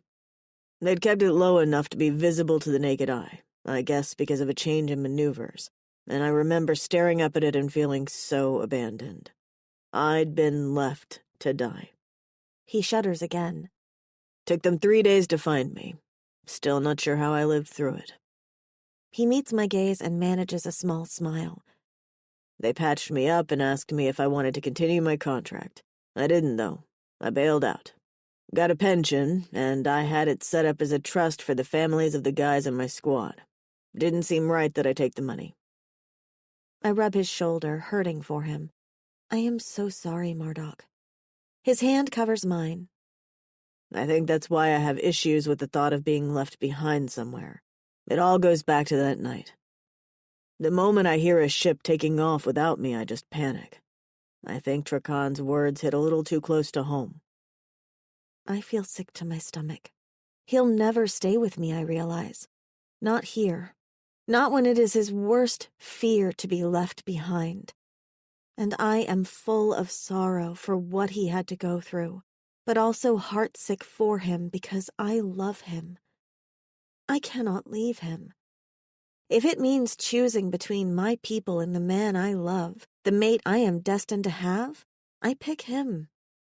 I touch his face, gently turning him toward me. I will go with you when you leave. Marduk's eyes widen in surprise. You will. At my nod, his smile fades.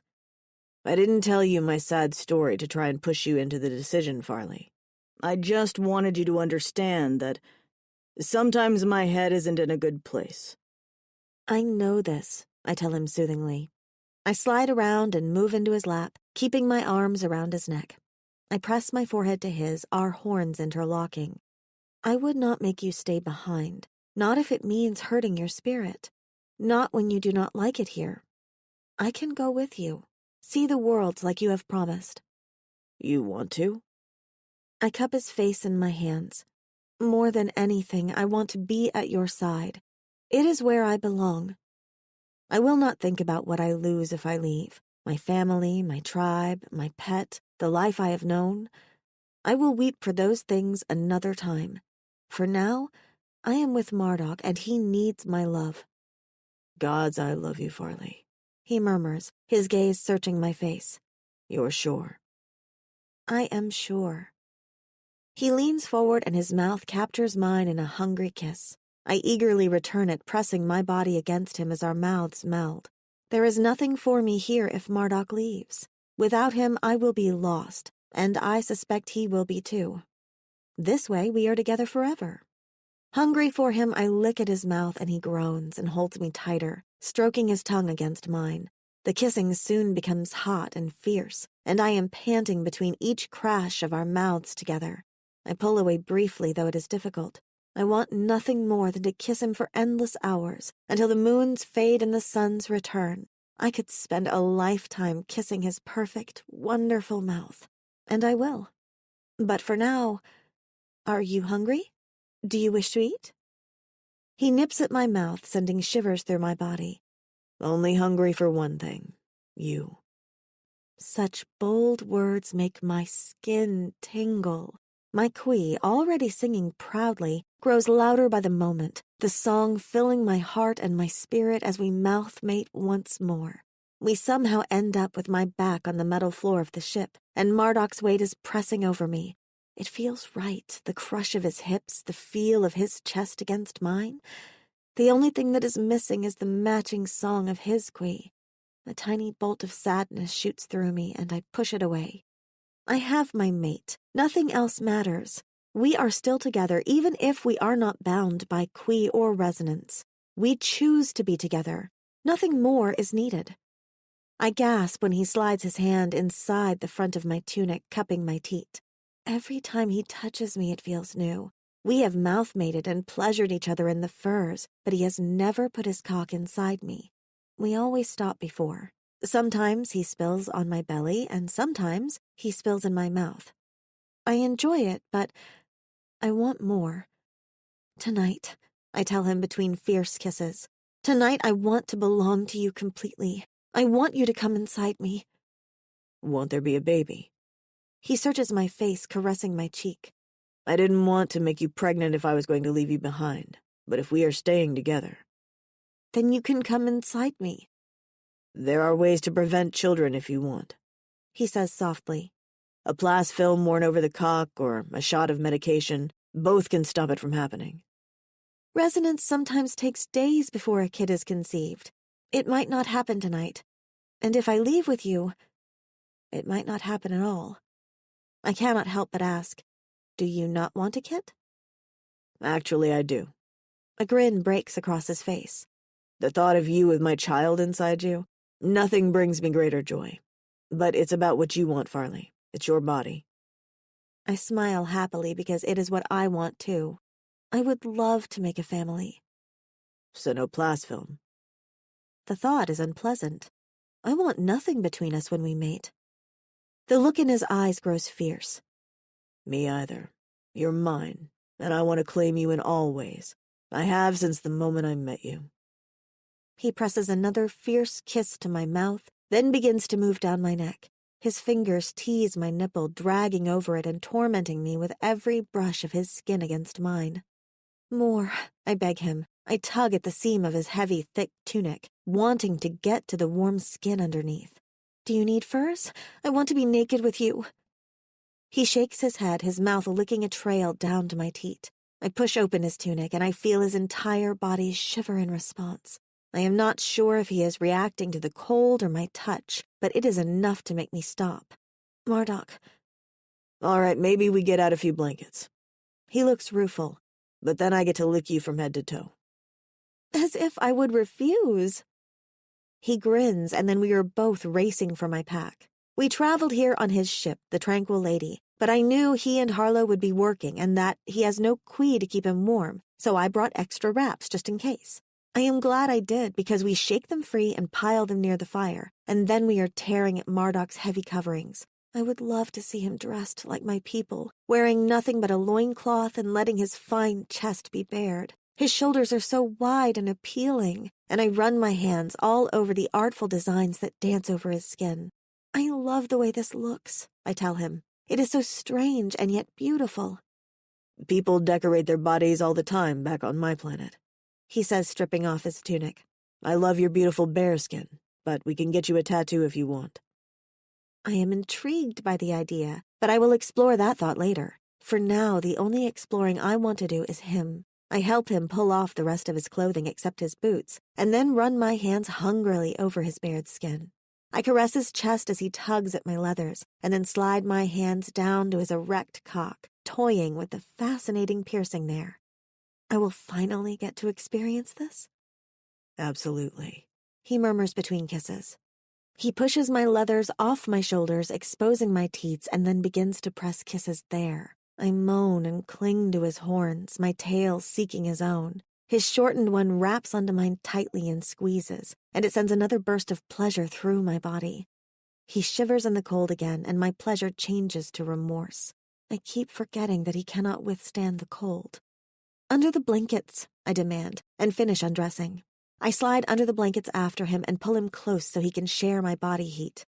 The old ship is protected from the wind, but not much else, and I imagine it is bitterly cold to him. Better? Always better when I'm touching you, he says, nipping at my breasts. His tongue drags over one nipple and I whimper. I can't wait to taste you, he tells me. Been thinking about it all day. You were thinking about computers all day, I tease him. Between thinking about computers, he amends. I pictured sliding between your thighs and licking you until you shudder. I shudder now because I love that image. He craves the taste of my juices, he has told me, and loves to lick me to climax. I am happy to let him do so, though I want more than just that tonight. As long as you do not forget the other parts. He chuckles and kisses lower on my belly. Never. I try not to wiggle as his mouth moves between my thighs. It is difficult, though. The anticipation builds inside me, and I am practically coming out of my skin by the time he kisses down my mound and parts the soft folds of my cunt. When his tongue strokes along my skin, a high-pitched sigh escapes me. Hush, Marduk says, and then gives me a long, thorough lick. I'm concentrating. I shall be quiet, I promise, and then promptly squeal when he thrusts his tongue into my core. So damn wet and juicy, he groans. Love it. Can't imagine how I've gone so long without you, without this. And he pushes his tongue into me again, teasing. I bite my knuckles, trying to hold back the urge to rock my hips against his face. He licks and thrusts his tongue, driving me wild until I cannot hold back. I pant his name. Marduk, please, I need you. What do you need? He asks, and then drags his tongue through my folds again. Your cock, I want you inside me. He lifts his head and grins at me. I think that's the first time I've ever heard you demand my cock. I squirm underneath him. I have been waiting forever to have you inside me. I do not want to wait any longer. The look in his dark eyes grows heated, and he glides up over me again, the weight of him pressing against the cradle of my hips. He braces one arm next to me and puts his hand to my chin, our eyes meeting. I love you, Farley, he says again, and I am filled with the glow of happiness. I love you, Marduk. He brushes his mouth lightly over mine, and I gasp because I can taste myself on his lips. Spread your legs wider, he murmurs. I do, and I feel the shaft of his cock drag through my folds as he rocks his hips. I moan at the delicious sensation, hungry for more of that, and just more altogether. The head of his cock pushes against my core, and I suck in a breath, shocked at how invasive and yet scorchingly delicious that felt. I close my eyes, drowning in sensation. No, Marduk murmurs and grabs my chin in his hand. Open your eyes, Farley. I want you to be with me when I come inside you for the first time. It feels as if all the air has been pushed from my lungs as I open my eyes and gaze into his heated ones. His face looks different when he is aroused. More intense, more sexual, more everything. I hold on to him as he pushes deeper inside me, stretching my body. I feel too full, and as if he can sense it, he stops. Let me know when you want me to go on, he tells me, and strokes my chin with his thumb. You're so tight. I wait a few moments, and then my impatience takes over. I rock my hips a little. I want you to move again. Demanding little thing, he murmurs, and leans in to mate his mouth with mine again. Sensation ripples through me. I feel as if I am being pierced by him, and yet when his tongue flicks against mine, I feel it deep inside. My moan of desire encourages him, and he thrusts deep, sending a sliver of discomfort through me. But he waits, his gaze locked on mine. It feels intimate and intense to gaze at each other as he is settled within me, his body covering mine. Our breaths mingle, and when I bite my lip, he rocks his hips forward. I claw at his back, nearly coming out of my skin. Oh! That's the piercing, he tells me, and then captures my mouth in another heated kiss. It hits you in just the right spot. Oh, by the twin suns, it sure does. He strokes into me again, and I feel as if I'm coming undone. This is different than the intense build of sensation as when his mouth is on me. This is like striking stones to make a spark, except it is nothing but a pure blaze of heat. I whimper, clinging to him, because I do not know how to handle it. It is too much. It is not, he whispers. I've got you. Stay with me. My eyelids flutter, and it is the most difficult thing possible to keep my gaze locked to his. But somehow I manage. I make a soft, needy noise with every pump of his cock into me, each time stroking that fire brighter and brighter. My entire body feels as if it is clenching and knotting together. He moves faster, breathing my name. Come for me, Farley, he tells me in a low, urgent voice. I cannot look away, pinned by his gaze, and it feels as if every bit of my body is alive with sensation. He strokes harder and faster, and I cry out, my back arching as my body stiffens. Still he thrusts into me.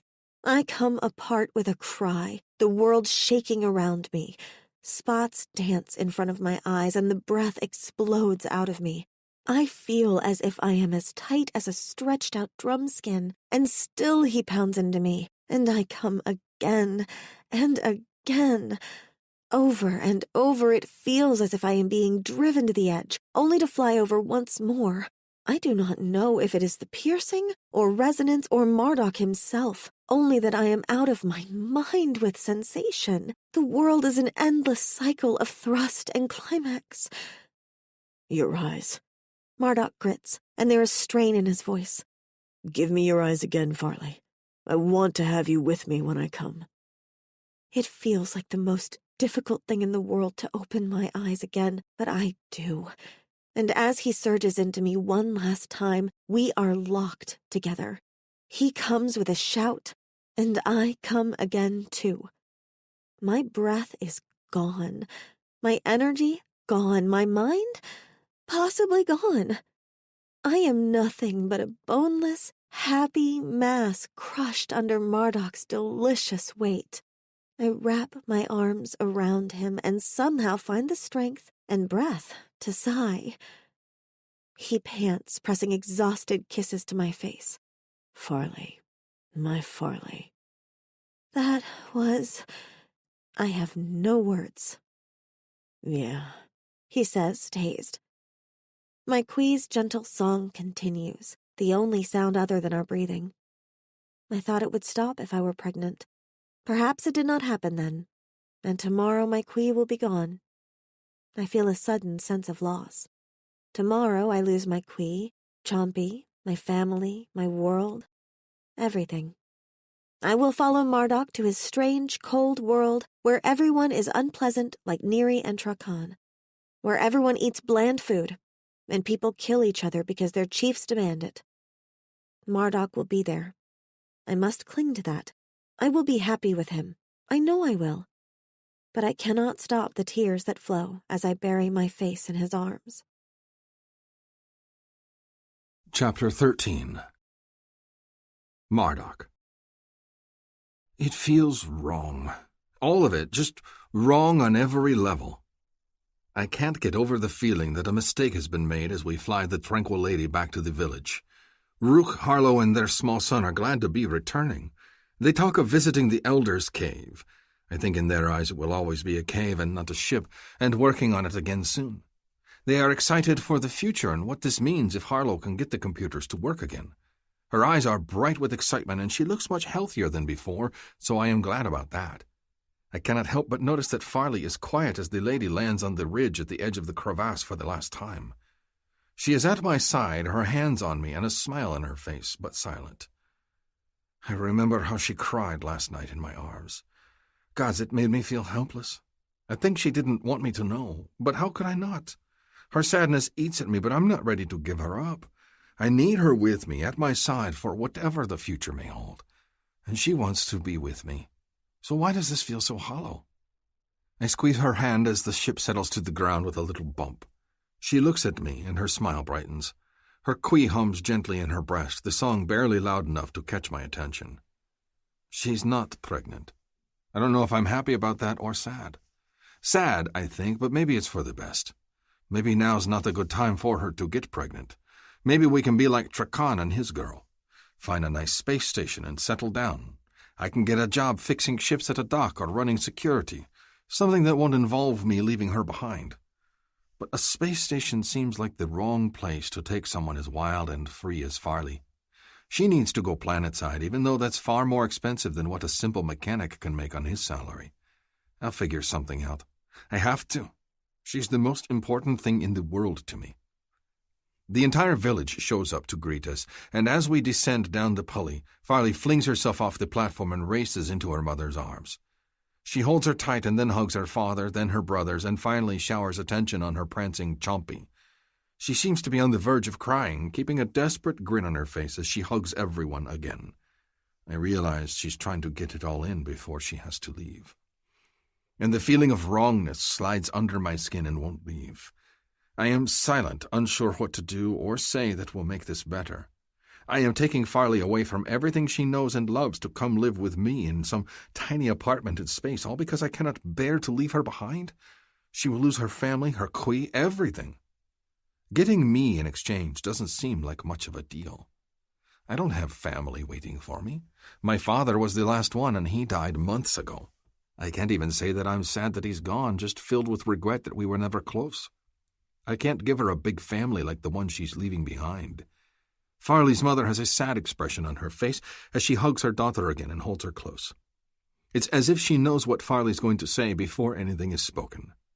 Harlow and her family are enveloped back into the tribe, showered with hugs and happy exclamations about how good Harlow looks, how healthy, and I notice that Maddie and Lila are standing close by. Lila holds her little son and he whispers something in her ear and she smiles. So perhaps our visit was not all bad then. Maybe they'll remember us with fondness instead of as just those assholes that took Farley away. Doesn't give me much comfort, though. Chitav moves forward, and Vektal and Georgie do too. "We cannot wait here any longer, Chief Vektal," Captain Chitav says. His posture is stiff and formal, as if meeting the most respected of dignitaries, and I admire the guy for that. However I feel about Chitav, he knows to do the right thing. "Your people have welcomed us graciously," he continues. "In exchange, we have offered to take anyone that wishes to return to civilization back with us. You said you needed time to think. Have you made your decision?" Vektal looks at his mate and then back at Chitav. He nods gravely. "I have spoken with each of my tribesmates in private. No one wishes to leave." Chitav is utterly still, as if he isn't sure he's heard correctly. "Are you quite certain?" Vektal nods. "No Sakui wishes to leave their home, and the humans are happy here." Chitav turns to Georgie, as if in disbelief. "Even the humans do not wish to leave? But you have not been here except for a handful of years. Surely you wish to return home?" She shifts and moves closer to her mate, her younger child in her arms. The other clings to Vektal's leg, staring up at Chitav with big, worried eyes. As if she can sense her child's distress, Georgie puts a hand on her daughter's curls to comfort her. "There are things that I miss about Earth, I'm not going to lie. I think we can all agree that life isn't the same here that it was there. But I have a mate and children. I will not leave them behind. Humans are not accepted on your planet save as oddities, and it would be the same at my home world. To them, aliens don't exist yet, and if I showed up with a blue husband and blue children, I'd be hidden away by the government so fast our heads would spin. We would be freaks. Here, we're normal." She looks at Vektal, and her gaze is full of love. "And we have resonance that bonds us together. I love what we have, and I wouldn't threaten it for anything. Earth might have been my home once, but this world is my home now." "You are thinking too negatively," Chitav says in a placating tone. "If you do not wish to return to Earth, I am positive you would be welcomed on Homeworld and made comfortable there, both you and your family. It will not matter if you are human." "But why change a good thing?" someone says, speaking up. It is Lila, the dark-haired one that had her hearing restored. Her mate has his hands on her shoulders, and she holds her son tightly. "I thank you for what you did for me and for saving Harlow, but I want nothing to change. I don't want to leave the people here, and I don't want to leave this place. It might not look much like Earth, but I like the snow. I like the culture. Most of all, I love the people. Nothing offered on either Earth or your home world is worth leaving that for. I'm sorry, you're not going to find many takers." "And you all agree?" Chitav glances at the crowd of gathered people. "Every one of you?" Farley pulls herself from her mother's arms. She gives Kemley a sad look, but her mother just nods and squeezes her shoulder, as if telling her she understands. "I am going with you, Captain," Farley says. "I wish to stay with Marduk." Someone gasps. Her brothers look incredulous. "You are leaving, my daughter?" Boran says. He looks devastated. The sick feeling of wrongness in my gut continues. She turns to her father and clasps his hands. "Marduk is my mate, father. I resonated to him the moment we met. But if you leave, you will not have resonance to bind you together." "I know, but it does not matter. We love each other and wish to be together regardless."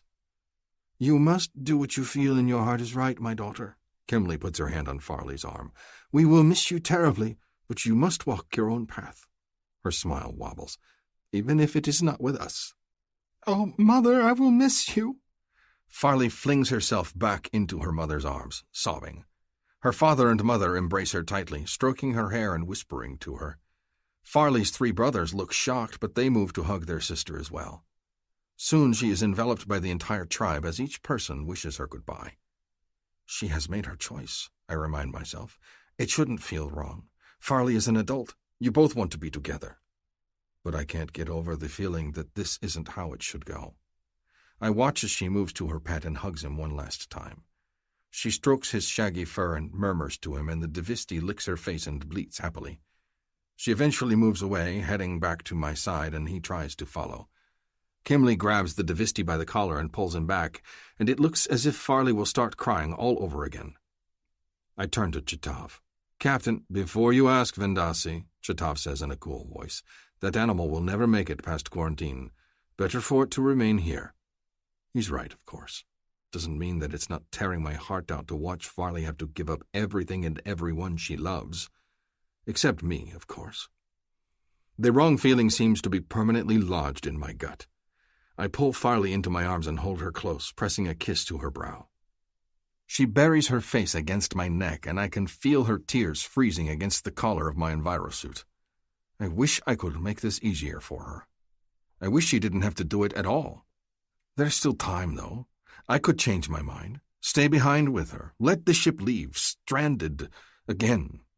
The thought fills me with endless, deep terror, and I hold Farley tight. If you wish to remain, then I must honor your choice, Chetov says.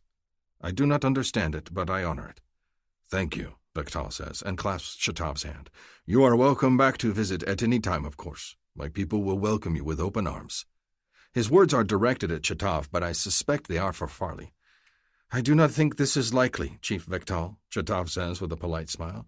Your planet is out of the way of most shipping lanes, but I thank you for the offer. If there is nothing further, then we must be on our way. There's nothing more to do or say. Farley gives her family another quick, tearful goodbye, and Chompy bleats miserably as we head back to the lady. We are all silent as we ride up the pulley platform, the only sound that of Farley's quiet crying. Neri makes an impatient sound, and I shoot her an incredulous look. Is she truly so heartless? Farley is losing everything. But the medic only rolls her eyes at me and crosses her arms over her chest. And these are the people I am bringing Farley to live with. Gods help us both. They are cold and unfeeling down to a man, and Farley's warmth will be lost on them. Am I dooming her to unhappiness? She takes my hand as we move toward the lady, and her fingers are cold against mine. Her hand is trembling, and it is the first time I have ever felt Farley be afraid. I hate this. I hate everything about it. It feels wrong, just flat-out wrong. Farley and I are the last ones in the ship. She watches as the door closes slowly, her last glimpse of her icy home falling away to metal. Then the doors are closed, and there's nothing more to see. Farley turns to me, and she tries to smile brightly, but I can tell she's hurting. I cup her face and kiss it gently. I love you. Enough of that, Neri says, heading toward medbay. I'll warm up the machines. Send her my way, and I'll get that parasite out of her in no time. Farley flinches. I do too. A parasite. That's all it is to everyone else. To them, the Kui isn't a helpful thing or something that chooses a mate. There's no reason to think there's a connection between two people other than biological. And yet, everyone in the village is happy with their Kui-chosen mate. And Farley's Kui has chosen me, and I've fallen in love with her in an incredibly short amount of time. It's like the thing wants what is truly best for her. And she's giving everything up to be with me. The thought of being left behind fills me with a sick terror, but the thought of letting the warmth and light inside of Farley be destroyed by taking her away, that decides it. The engines start to power up. Trakan has to be starting the ship. There's no reason to delay, not any longer. I need to act now. I move to the wall and grab the emergency alert handle and twist it. A klaxon sounds through the ship, alerting the bridge to abort the takeoff. Farley looks at me in surprise, rubbing her ear at all the noise. What is it, Marduk? I turn back to her, grabbing her by the shoulders. Do you want to stay, Farley? Panic crosses her face. I do not want to leave you. I correct her quickly. That's not what I'm asking. Do you want to stay? Because if you want to stay, I'll stay with you. She sucks in a breath, her eyes wide. But that is your greatest fear, Marduk. Being left behind. I would not do that to you. I take her hands in mine and bring them to my mouth, kissing her knuckles. I think it would be worse to take you away and watch you be forced to change. I love who you are, Farley. I love that naked wild girl that I met a few days ago. The one that put my hand on her breast and kissed me. The one that's carefree and unbroken by society's rules. And I think leaving would be a mistake. I think it would crush who you are, and I love you too much for that to happen. Tears shimmer in her glowing blue eyes. But what about you? I try to laugh, even though I'm choking with panic. I'm gonna need my hand held for a few days, I think, until I get used to the concept of being left behind. But I think I can handle it as long as I'm with you. She flings her arms around my neck and kisses my face over and over again. Oh, Marduk, you would stay? Truly? For you, I'll do anything. What's going on? Neri comes racing into the corridor, followed by Trakan and Chetov. She's got a fierce frown on her face. What the kef, Vendasi? I'm staying, I tell her bluntly. I'm not taking Farley away from her world. Neri gives me an incredulous look. You can't be serious. I gotta second that, Vendasi, Trakan says. You'd be crazy to stay. It's nothing but ice and snow. No cities, no nothing. There's nothing here.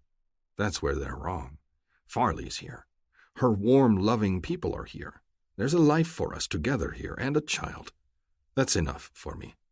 I turn to Farley and smile, decided. Shall we rejoin the others and give them the news?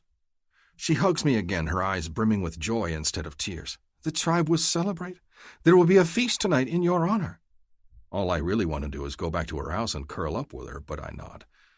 Feast sounds good. As long as I'm with you, everything's good. Her hand clutches mine tightly, and she's radiant in her happiness. This is the right thing. I know it is.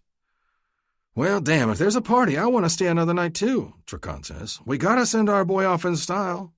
Shatov just sighs and rubs his brow. Another delay? The last one. I won't be around for the next. I swallow the fear in my gut and hold Farley tightly. In the end, there is a party. A big party. The Saqui tribe is overjoyed at Farley's return and my status as the newest tribesmate. I'm showered in hugs and given tunics and food, and everything under the sun is housewarming presents. Plans are made for the morning. We'll be up early to hunt some big creature and get a kui for me. For some reason, I'm calm. I'm no longer panicked like I was before at the thought of being left behind. I'm not really. Everything's here. With Farley at my side, I'm never truly going to be alone ever again. And while it's a little worrying to think about staying on this primal planet for the rest of my life, there are things to look forward to. I'll get to tinker with the Elder's Cave some more. I'll get to go on more hunts with Farley's brothers, and I might actually get good at it someday. If nothing else, I'd love to be half as athletic as them. More than anything else, I'm looking forward to being with Farley, now and forever. And, all right, I'm looking forward to impregnating her. What man in his right mind wouldn't? The celebration is a rowdy one, and people drink lots of sasa. Trakan's got his head together with his buddies Beck and Vaza, I guess getting a few last-minute bootleg liquor deals in. Neri remained only briefly, then returned to the ship with a cursory hug for me. I wonder if we were ever friends or if I've just imagined it. Maybe Neri truly does need no one. The thought makes me a little sad. Captain Chetov moves to my side and comes to sit next to me by the fire. He's silent, and I wait for him to reproach me, to lecture me on leaving him without a mechanic for the rest of the haul. But when he finally looks over at me, he nods. You're doing the right thing. I am. I'm surprised to hear that coming from him. Indeed. Look at how happy you've made her. He nods to Farley, who is sitting with her mother, painting a replica of my tattoo on her mother's arm. She glances over at me and gives me a radiant smile full of promise. I can't help but grin back at her. I'm stupidly happy, too. I don't ever remember being quite so happy. It feels like the right thing, you know? I don't have anyone waiting for me at home. Seemed wrong to pull her from everything she loves just because I don't like snow. I'm downplaying it a bit, of course, but Chetov doesn't need to know about my hang-ups. Whatever the reason, I'm glad. You shouldn't end up a lonely old man like me. And again, I'm surprised. Did you have someone you left behind, Captain? His smile is faint. Why do you think I made a career of the military? Once upon a time, there was nothing left for me either. He gets to his feet and straightens his clothing. I'm cold. I'm heading back to the lady. Send Trakan up when he's done drinking, will you? We'll leave at first light in the morning. He extends his hand to me. I get to my feet and take it. You're a good man, Captain. It's been an honor to serve with you, Vendasi. He smiles, and then adds, Marduk. And Kef, I'm getting choked up. I grip his arm, full of respect for this man. I've got a few years' pay saved up in my cabin, box of credit chits stashed under my mattress. I want you to take it. It's not much, but it'll help pay for any problems with this shipment. I think for a moment, and then add, and might want to give some to Neri. She's probably pissed that the tribe cleaned out some of her medbay supplies. The captain nods. Thank you. He turns and leaves, and I watch him go. Like Neri, I wonder if I truly knew the man, or if I've just been so wrapped up in my own head that I've pushed everyone away. Everyone except Farley. Too late to mend that now. Maybe I'll see the captain again someday. Probably not, but if I do, I'll buy him a drink and a meal.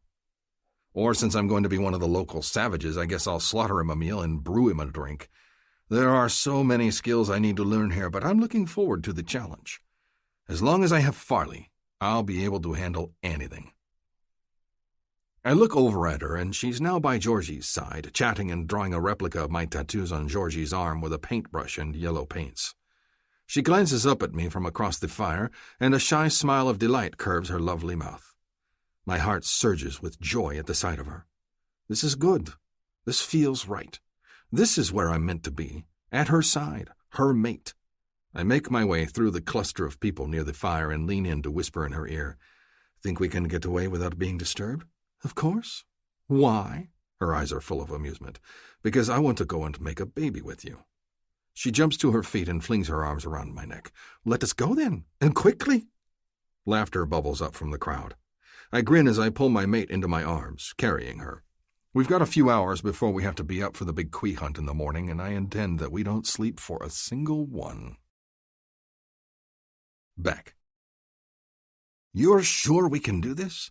Trakan asks, as I lead him through the thick snow toward the flashing red light in the distance.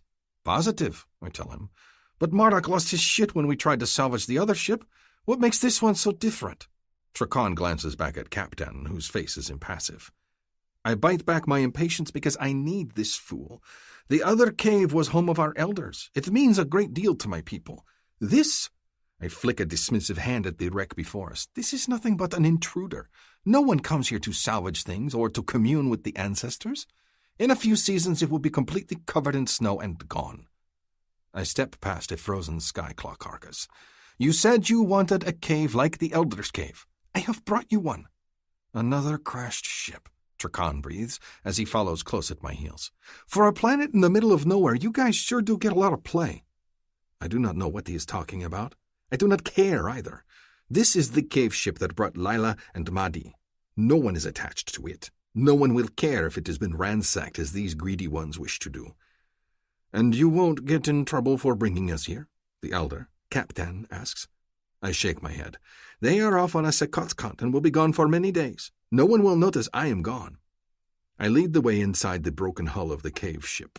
Snow has drifted inside, but I can see the remains of an old fire from many seasons ago.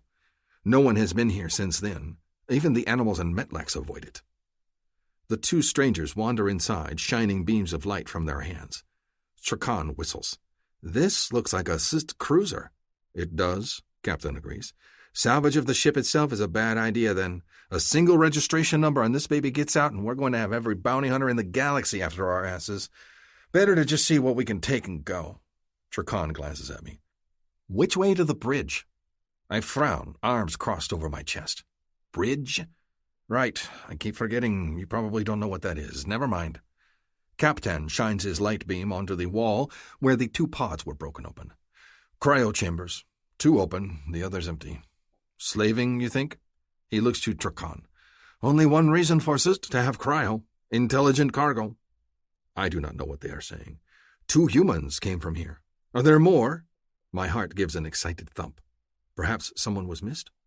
But Captain shakes his head. Not likely. I bite back my disappointment.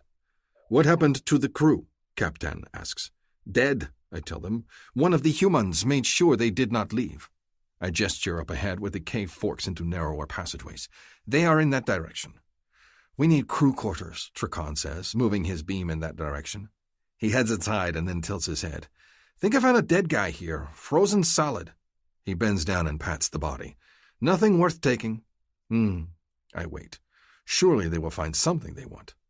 They do, some time later. They find a room with 2 strange chairs staring at a wall that is cracked into many pieces. Tiny buttons and sticks are laid out in front of them. The bridge, Captain murmurs. And look, under the station itself. Trakan's light beam shines on a square on the floor. Kef, yeah, a blast safe. Their excitement is palpable, and mine rises. I wait silently as they poke and prod at the thing for the next while, until one of them attaches a small square to the front and pushes buttons. New lights shine, and something chirps a sequence. What is that? Captain asks, and his voice is disapproving. Best if you don't ask, sir. Captain snorts. I had better not see that used on the lady ever. No, sir. It chimes, and Trakan grins. It's open. Both men lean forward as the lid hisses up, and they shine their light beams there. My curiosity rising, I look too. It is full of small boxes.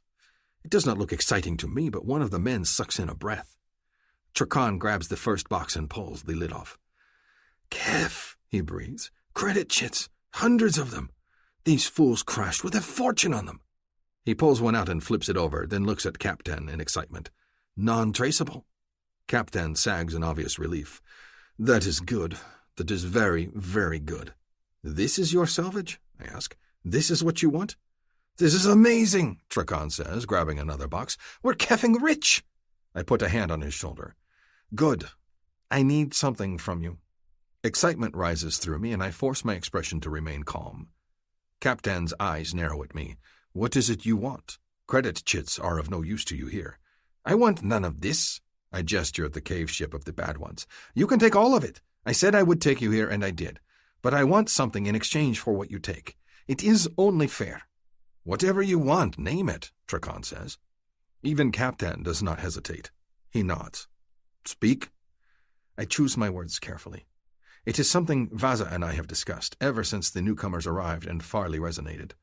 There is still a chance out there for us. This ship carried humans.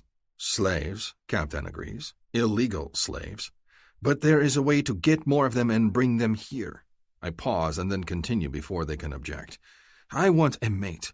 There is no female of suitable age for me. Not in our tribe, not for myself, and not for the 4 other hunters that still wish for mates. I want you to bring back humans, these illegal slaves you speak of, and bring them here. 5 of them. We will take good care of them and make them good mates. They will be happy with us, like Shorshi and the others. They exchange a look. What you ask is not easy, Captain says. That is my price. He nods. I will see what I can do. Epilogue. Marduk. I don't feel any different, I tell Farley as we lie in our furs the next night. We are out in the open, our sleeping pallet piled close to the others. There is no fire because all of the hunters who came with us are Sakhui and the symbiont keeps them warm. And for the first time since arriving on this planet, I'm not cold. It's keffing amazing. The snow doesn't bother me. It just feels like damp powder, not icy hell. I curl up with Farley under the furs and pull her against me, and she doesn't feel hot to the touch, just pleasant. I like your eyes much better this way, she tells me, snuggling up to my chest. Such a nice blue. Not dead like before. Dead, I say with a laugh. Really? Very dark and no spark of life in them, she says with a nod. Her fingers trail up and down my chest. And I am glad you have a Kui. I am too. I thought I would feel strange, but I don't. I don't feel much of anything except for the steady drumming song in my chest that started the moment I woke up and looked at Farley. Resonance. I expected it to fill me with a surge of emotion for her. I didn't expect for it to make my cock stand at attention constantly. I guess it's the symbiont getting me ready to make babies with her. I guess we didn't try hard enough last night. I grin and pull her closer. I'm willing to give it as many tries as we need. Not right now, of course, not with the others sleeping close nearby. Plenty of time for that when we return to the village and her cozy little house. I gaze up at the stars overhead, my mate tucked against my shoulder. Somewhere up there, the tranquil lady is soaring away from this planet and toward her shipping destination. My seat is empty. Braun Marduk Vandasi will be listed as missing in space. My flight suit has been sent out the airlock by now, and the others will do their best to cover my trail and make it seem like I'm just gone. No one will come looking for me. Accidents happen in space all the time, and someone like me with a sad history, it wouldn't be too much to assume that I just went out the airlock while the others were sleeping. I watched the ship leave earlier during the hunt. The chaos of the moment and the chase of the enormous, dangerous creature meant that I didn't have time to focus on it leaving. There was no time to be anxious, no time for my mind to fray at the edges and think back to those awful days on Uzakar. No time to feel like I was left behind because Farley was at my side, encouraging me to shove my spear, however awkwardly, into the flanks of the Sokotsk as it tumbled to the ground. It was the first kill I participated on, and I felt a sense of pride when the others slapped my back in approval. Then there was no time to focus on anything except the Kui itself and receiving it. The moment the glowing filament touched my skin, I blacked out. I woke up later, warm and strangely content, and purring to Farley. Of course, now that I have time to stare up at the sky and panic at the thought of being stranded here on Kopan 6 forever, I'm oddly calm. The worst has happened, and I'm fine with it. I'm not on an enemy planet. I'm not forgotten. I'm here by choice. I've got an entire village of people who are warm and friendly and giving. I've got an ancient wreck of a ship to tinker with. Most of all, I have the woman I love at my side. With her, I'm never going to be alone again. This concludes Barbarian's Choice by Ruby Dixon. Narrated by Holly Jackson and Mason Lloyd. Copyright 2016 by Ruby Dixon. This unabridged audiobook is published by arrangement with Ruby Dixon, care of Root Literary, and was produced in the year 2019 by Tantor Media Incorporated, a division of Recorded Books, which holds the copyright thereto. Please visit tantor.com for more information on our growing library of unabridged audiobooks.